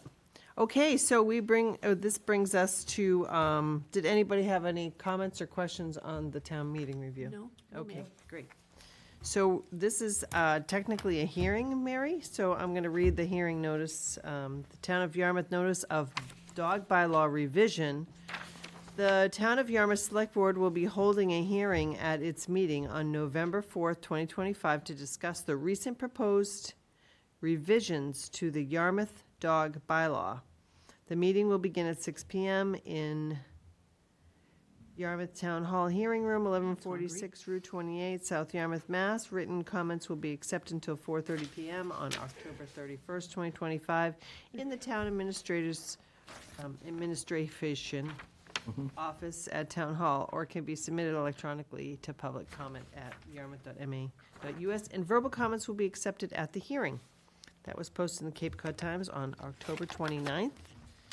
So that opens up the hearing. So good evening, Mary Maslowski, your town clerk. I believe at our last meeting, when the language first came to you folks, the request was to have a public hearing so that people had an opportunity to review it and the public had an opportunity to review it. In your packet tonight, you obviously have the language from the bylaw in the warrant, which is tracked so that you can see the changes. And then there is a memo from last week that has some details on what those individual changes are. So I'm happy to go through the memo with you folks if that's helpful, or I can take questions however you'd like to address it. To Bob's point, the impetus for the change is really the enactment of Ollie's Law by the state. So they've made some changes to the requirements for kennels and commercial kennels, and in addition to that, it made some of our bylaw provisions duplicative and superlative. So we, for example, we had a multiple pet household permit. The state now has a personal kennel definition. So I'm happy to go right down the memo if that's the easiest thing for you folks to address the changes as we go. And you can follow along in the language of the bylaw in Article 13, if that's helpful. Different number we're at, 12, I guess, is our number. So the first change you're going to see globally throughout is simply the change to correct Board of Selectmen to Select Board. As you know, when we changed the bylaw initially, we didn't make that change in the charter, and we didn't make that change throughout the entire code. So just using this as an opportunity to pick up those changes in that. Can I just point out 779-23.3? Yes, those haven't been picked up there yet. So there are a couple of items that I will address that we will do by amendment. There's also a minor change that needs to be fixed in one of the personal kennel sections. So there'll be an amendment to It will be a motion with, Has this already it'll been be, printed? it has been. You folks signed it, so when you signed it on the 21st, we had just gotten it back, so in the extra proofreading, we picked up just a couple of places, so we'll do it by amendment on the floor with a motion as amended. Under the rules of the new town meeting time. Well, technically not yet, No? because you wouldn't have passed it yet, and it wouldn't have been approved by the Attorney Generals yet. Oh, my. Ugh. Could be a problem. So we're still under the third as opposed to the fourth Okay. for now. The next change, which really is a convenience, I think, both for the residents of Yarmouth and for my office, is changing the licensing period from January to December. As you folks probably already know, we are taking over sticker sales in my office, and in addition to that, it would be helpful to put the dog applications in, licensing applications in. So we are including in our census not only a sticker application and a dog licensing application, so that when we're opening the census returns, we're opening one envelope for three purposes as opposed to three separate envelopes throughout the course of the year. And that will help us, obviously, with also not having to do multiple mailings. We can hit it all with one mailing at a slightly higher charge as opposed to three full mailings. The next primary change you're going to see is the definition of licensee. It adds a definition of a kennel license, which wasn't included before. Changes the definition of the licensing authority to clarify that it is the town clerk under the new statute. The fifth is really to add the definition of a personal kennel. And what it does is it changes our multiple pet permit, which under the current bylaw is 3 or more pets. Under the new Ollie's law, it's more than 4 pets in a household would have a personal kennel permit. So instead of you licensing the individual dogs, it is simply a personal kennel permit. You still need to show us the rabies certifications and all of those things for the dogs, but it is now more than 4 dogs, 3 months of age or older in a personal residence. So that is the main impetus for that change, which appears on what would have been page 7 of the bylaw as you're going through it. The next set of changes, if you look to section 79-2.1C, we have been charging $5 for a replacement fee for a dog tag. The bylaw was outdated and is saying it's $1. So we're simply clarifying the fee on that.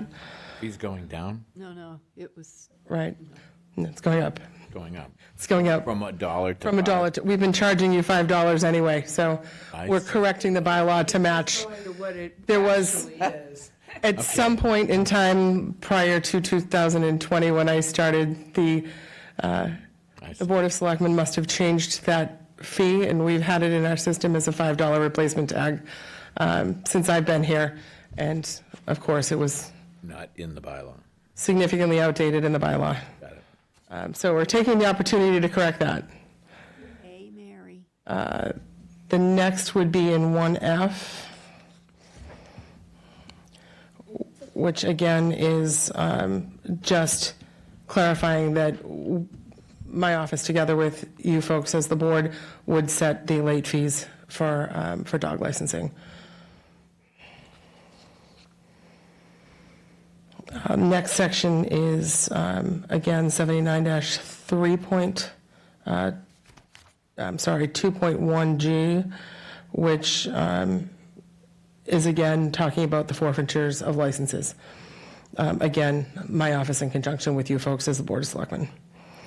79.3.1 gets updated. It simply codifies the fact that the reality is that there are many dogs that can't receive a rabies inoculation. We have traditionally always allowed the licensing of that dog as long as it's with a valid letter from a veterinarian. That carve-out has never been included in the bylaw. We requested council add some language so that we're dotting our i's and crossing our t's in that situation. The benefit is for natural resources, those dogs are still licensed.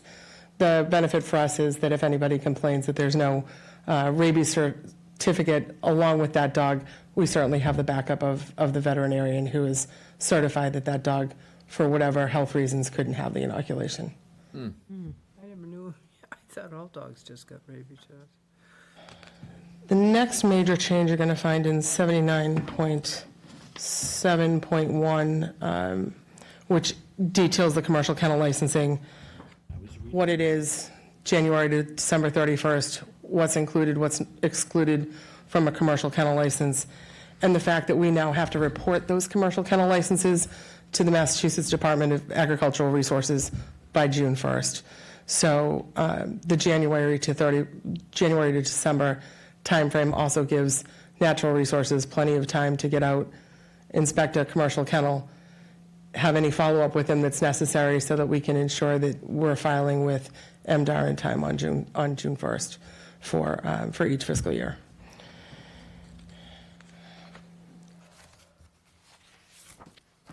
Uh, 79.7.2 is simply, again, relating to the commercial kennels, ensuring that those kennels maintain accurate records of all the dogs that are in their care and all their records while they're there. And again, just comes out of the requirements of Ollie's Law. In the last two sections, in 79.73 and 79.81, again, we're talking about minor changes to the violation section to increase the fees that are allowed by statute, and also to ensure who has the ability to revoke the permits. Can I ask a question? Of course. On 7.9.7.2, where it says all dogs must wear a rabies tag, Yes. there's no exemption there? To wear a dog tag, for a dog tag, technically no. So is a dog tag and a rabies tag the same thing? They are not. So if you're allowing with a letter from somebody to not have a rabies shot, how can they? So we should probably make a carve out in that section. That's a good catch. I'm just. Yeah, no, that's a good point. Can't get anything by Tracy, I'll tell you. Yep, no. She's on top of these things. I don't know about that, but it's late. No, No, no, you're correct. And then, as we mentioned, there will be, there's one update needed in one of the personal kennel sections to correct the 3 dogs to the more than 4 dogs. And there were a couple of references to select Board of Selectmen that will be corrected to Select Board. So as I said, we'll address those as a part of the motion on the floor. So I will reach out to council and have those changes made, and then have a motion, have them review our motion before we go forward. On a different note, when you reach out to council, can you copy us a letter, what his opinion was on the significant changes in the town meeting time? I'd like to see that, just so we know. Absolutely. Jay did draft one of the chapters, and I forget which one. It'd just be nice to have. Off the top of my head, I don't recall, but we can certainly do that. Okay. Have you concluded? Nothing else from me. I'm happy to address any questions. Again, I have a know. question. Sure. Just in terms of process on the E-code, so when we go through the process of what we're doing to that, at town meeting, and the changes, let's assume town meeting votes and endorses the changes. Yes. Who is responsible for making sure that the code is updated? Do you have to do that? So we service that provides that. How is that? So E-code is hosted by General Code, Okay. which is a large company. They do a significant portion of code hosting across the Commonwealth and across the country.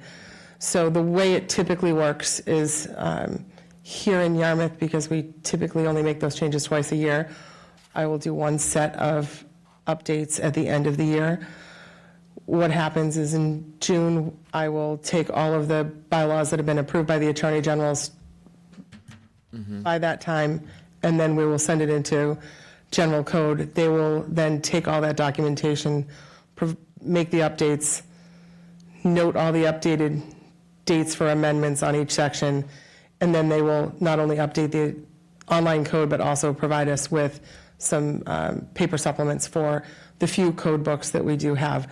Unfortunately, our code has been woefully out of date, so I have been working on it on an annual basis to try and put more things in. So we, in the last year, we added the zoning bylaw, which was never a part of the online code. So now, the town zoning bylaws now are in the E-code system? correct, it is in the E-code system. And then what will happen is what we try to do after the Attorney General's approval comes through is to put at least a hyperlink to the article that was passed, to give people a notice that it's there. Those haven't happened as of yet for May. That's part of what I'm working on. And then we do have the updates from last year that will go into the code that are already in the system. So once they make those updates, they send them to us. The paper codes get updated, the online code is automatically updated. And what we've been trying to do is also update the regulations. So there are a lot of Board of Health regulations that were out of date. There are a lot of regulations that weren't included. There are some fee schedules that are different because they were in the E-code, but then the process changed. They started coming to you folks for changes, and some of those changes never made their way to the clerk's office for updating into the E-code. So we're trying each year to add a few more changes and try to get everything in there as best as we can without having to do a full recodification of the bylaw. No, I appreciate that update because it's important, you know, when we revise a bylaw to make sure that it gets recorded in all the proper So spaces. typically- When I've gone through the E-code, I've noticed, at least in the past, that the changes that we approved weren't reflected in. So the challenge in starting it was trying to figure out where to start with some of the changes that just hadn't been made since before I had started. So, well, I want to commend you for staying on top of this because Thank it's you. one of the aspects of the job that really can often get overlooked and not fully understood and appreciated. So we always sell the zoning bylaw. It gets printed by Kathy Williams. We always have those available for sale. But from my perspective, they're out of date the second that they're printed, right? Because you have another town meeting that has had other bylaws. So the hope is that now that it's online, once the Attorney General has approved the changes, even if it's 6 months or a year until it's technically getting codified into the main text, at least there will appear a hyperlink that will show you the article. So some of those are still being updated from the May town meeting, but the changes, because those just got approved in So the August. changes are adopted in the E-code, but there's a reference that if the Attorney General has not yet approved it, that information. They have approved it, but so, for example, the changes that happened in the end of April, it takes 120 days before it comes back from the Attorney General's office. We have 30 days to get it to the Attorney General's office. They then have 90 days to approve it and send it back to us. We typically do the updates just because the updates are costly. We try to do the updates once a year. At the end of the year. At the end of the year. So I typically try to send them out in June. And I'll be honest, it requires a lot of intra-departmental transfers to make those happen because those, for example, last year's updates exceeded $11,000 just for 1 year's worth of updates because we were trying to add some additional regulations that hadn't been put on the E-code yet that really belonged there. So the year before, we probably was close to that because we added the zoning bylaw in. Yeah, before you arrived, did we really have much of a system at all for updating the E-code? To your knowledge, was there any evidence? It looks like there was, but, for example, when I started, you folks had made a change to the charter, and, I was just going to ask you about the charter, seeing as we're talking about things that aren't on the agenda. it flows out of updating bylaws. It's fine. But this is related to the whole dog bylaw. I'm getting away with the thing. So the Now that we're updates- talking about the charter, I don't know, maybe we need, So what had happened when I arrived, there was the article that, when you folks had made a change in 2019 yes, to the charter, right. there was a hyperlink in On the that. code for a new law. So when I started doing our updates, that got codified as part of it. Was that So the- now it doesn't show up as new laws, it shows up in the main text of the charter. I think that was a bylaw that may have required, It was a charter change that required, Legislative I think approval. you'd done it as a home rule petition, if I recall correctly. So it would have been approved in 19. Home rule petition didn't get approved until 2020. So, and that was right in the heart of COVID when everything was in flux. And so when I arrived, that was on the E-code as the article hadn't been codified yet. And then we picked that up when we started doing our so is it safe to say that it's current right now in terms of the charter? It's relatively, it's current for the charter, correct, yes, And on the bylaws, it'll be on the bylaws, it's updated by close. the end of the year? correct. Okay. There are some, we didn't have it, I don't believe we had any zoning changes in May, did we? I'm trying to remember off the top of my head. I don't think there's anything that really has to get hyperlinked. We have new supplements that I have to update the individual books for. But for example, we used to have 26 code books. Most of them, I have no idea where those 26 code books are and where, I can tell you where all of the old supplements are that were never put into the old books. So we've reduced the number of books that we're updating. We have supplements for our copies and a couple of extras so that they're available if you folks need them. And then everything is online. And it is a relatively easy way to I use the online system quite a bit. yeah, and it's relatively easy to navigate. Appreciate this update, thank you. Can I ask who the Town of Yarmouth animal inspector is? It is, Because in the definitions, we have a dog officer, an animal control officer, but we don't identify who the inspector is. so I think I do believe they're all inspectors. I will clarify the inspector portion. I just think we should be consistent with our terminology. That's in 7923.2. 8.2, okay, thank you. Okay. Anybody else? No? Okay, Thank you very much. thank you very much. A lot different than a year ago, Mary, for Election Day. Correct. Well, thank Although we goodness Sue's in here. fielded plenty of phone calls today. Only Barnstable signs threw people off today, so. Okay, Mary, that one we Great have. job. Demystified that bylaw. Really, but that's okay. So we have the summary here of the changes that she just read to us in a hearing. Yep. I don't see anybody from the public that has any comments. Is there anybody that would like to speak on this? Seeing none, we will take a motion to close the public portion of that hearing. Second? All's in favor? Aye. Any opposed? Okay, we are going to take a position on that at town meeting unless somebody Correct. wants to make a motion. I don't think it's on the agenda to take a motion. No, I think we should do it, and make sure it's on the agenda for the next one. It's on the agenda for, So we'll say 5 PM, that usually we'll Yeah. schedule a meeting, post it for an hour before town meeting. We'll get a room up at the Dimes School. okay, great.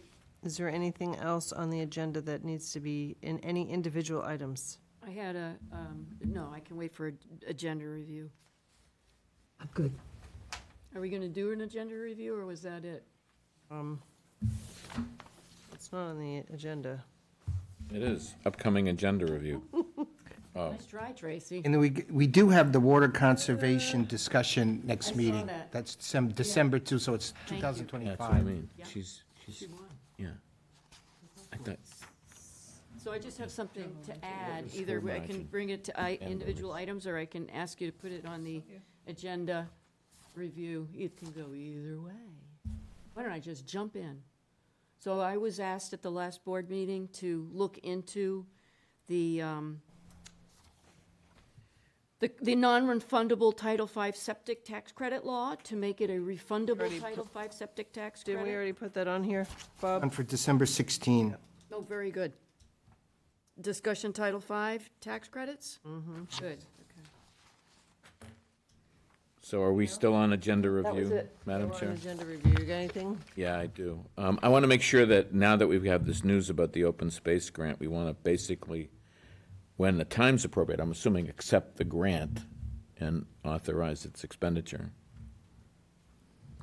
So that should be on the agenda, even if it's on a consent agenda.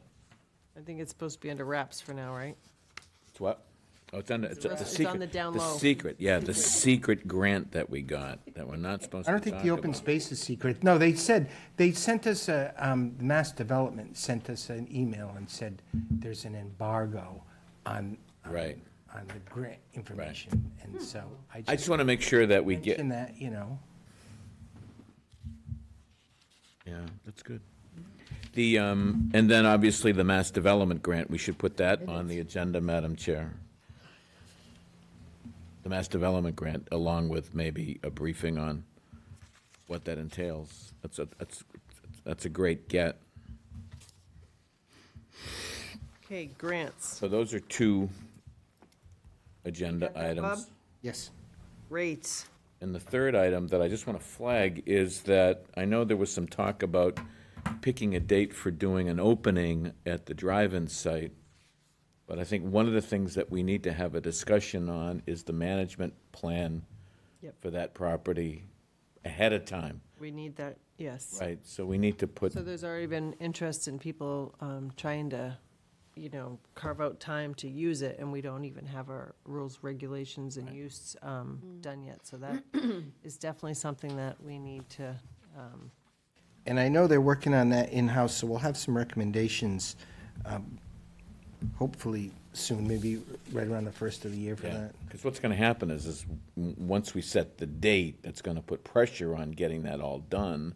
People will want to know how they can use it and access it, and we will want to be able to explain to people how that site's going to be used, how it's going to be managed, and any revenue derived from it, where that revenue's going to go, and how it's going to be managed. So there are a lot of questions. Is the short-term rental study done? Still No. not? He's- Still working on it. I think. Yep, there's a rough draft, and we're going to be meeting at Housing to talk about the rough draft, and hopefully they'll be able to put a draft that we can distribute, start reviewing publicly. Good. So I that's notice on its way. the agenda scheduled to come, there's review of use of town property procedures for events, and then at the very bottom, review policy for alcohol for permitted events on town property. Are they kind of the same thing? no. Okay. One of them had to do with, Deposits no, alcohol at, we had the bicycle event that had alcohol at the beach. And there was a policy that says no alcohol at the beach. And that's going to be changed to unless it's permitted. See, Right. So we don't want people walking on and off the beach for alcohol, not just like for special events that are permitted and regulated. We want to make a carve out an allowance for that. Right now, there's no allowance allowed, but I don't think that was what it was meant for. It was meant for like individual people bringing alcohol on and off the that beach. was a good discussion. And what's the other one? I mean, the town property procedures for events is different, That is what Mark's talking about. which is different than the carve-out. It's on the list Correct. twice, in other words. It's two different The- things, yes. Yep. The procedures for events, that's going to be, governing the Parker's Landing. It's different, okay. The other one is all properties. Right now, there's just a policy that needs to be updated. Seems like they could be done at the same time, but who knows? That would be too easy. No. We might be able to. Chair, I'm to adjourn? Oh, really? Yes. Second. Is there any discussion? All's in favor? Aye. Everybody have a good night. You got us in on Listen, time, 9:45.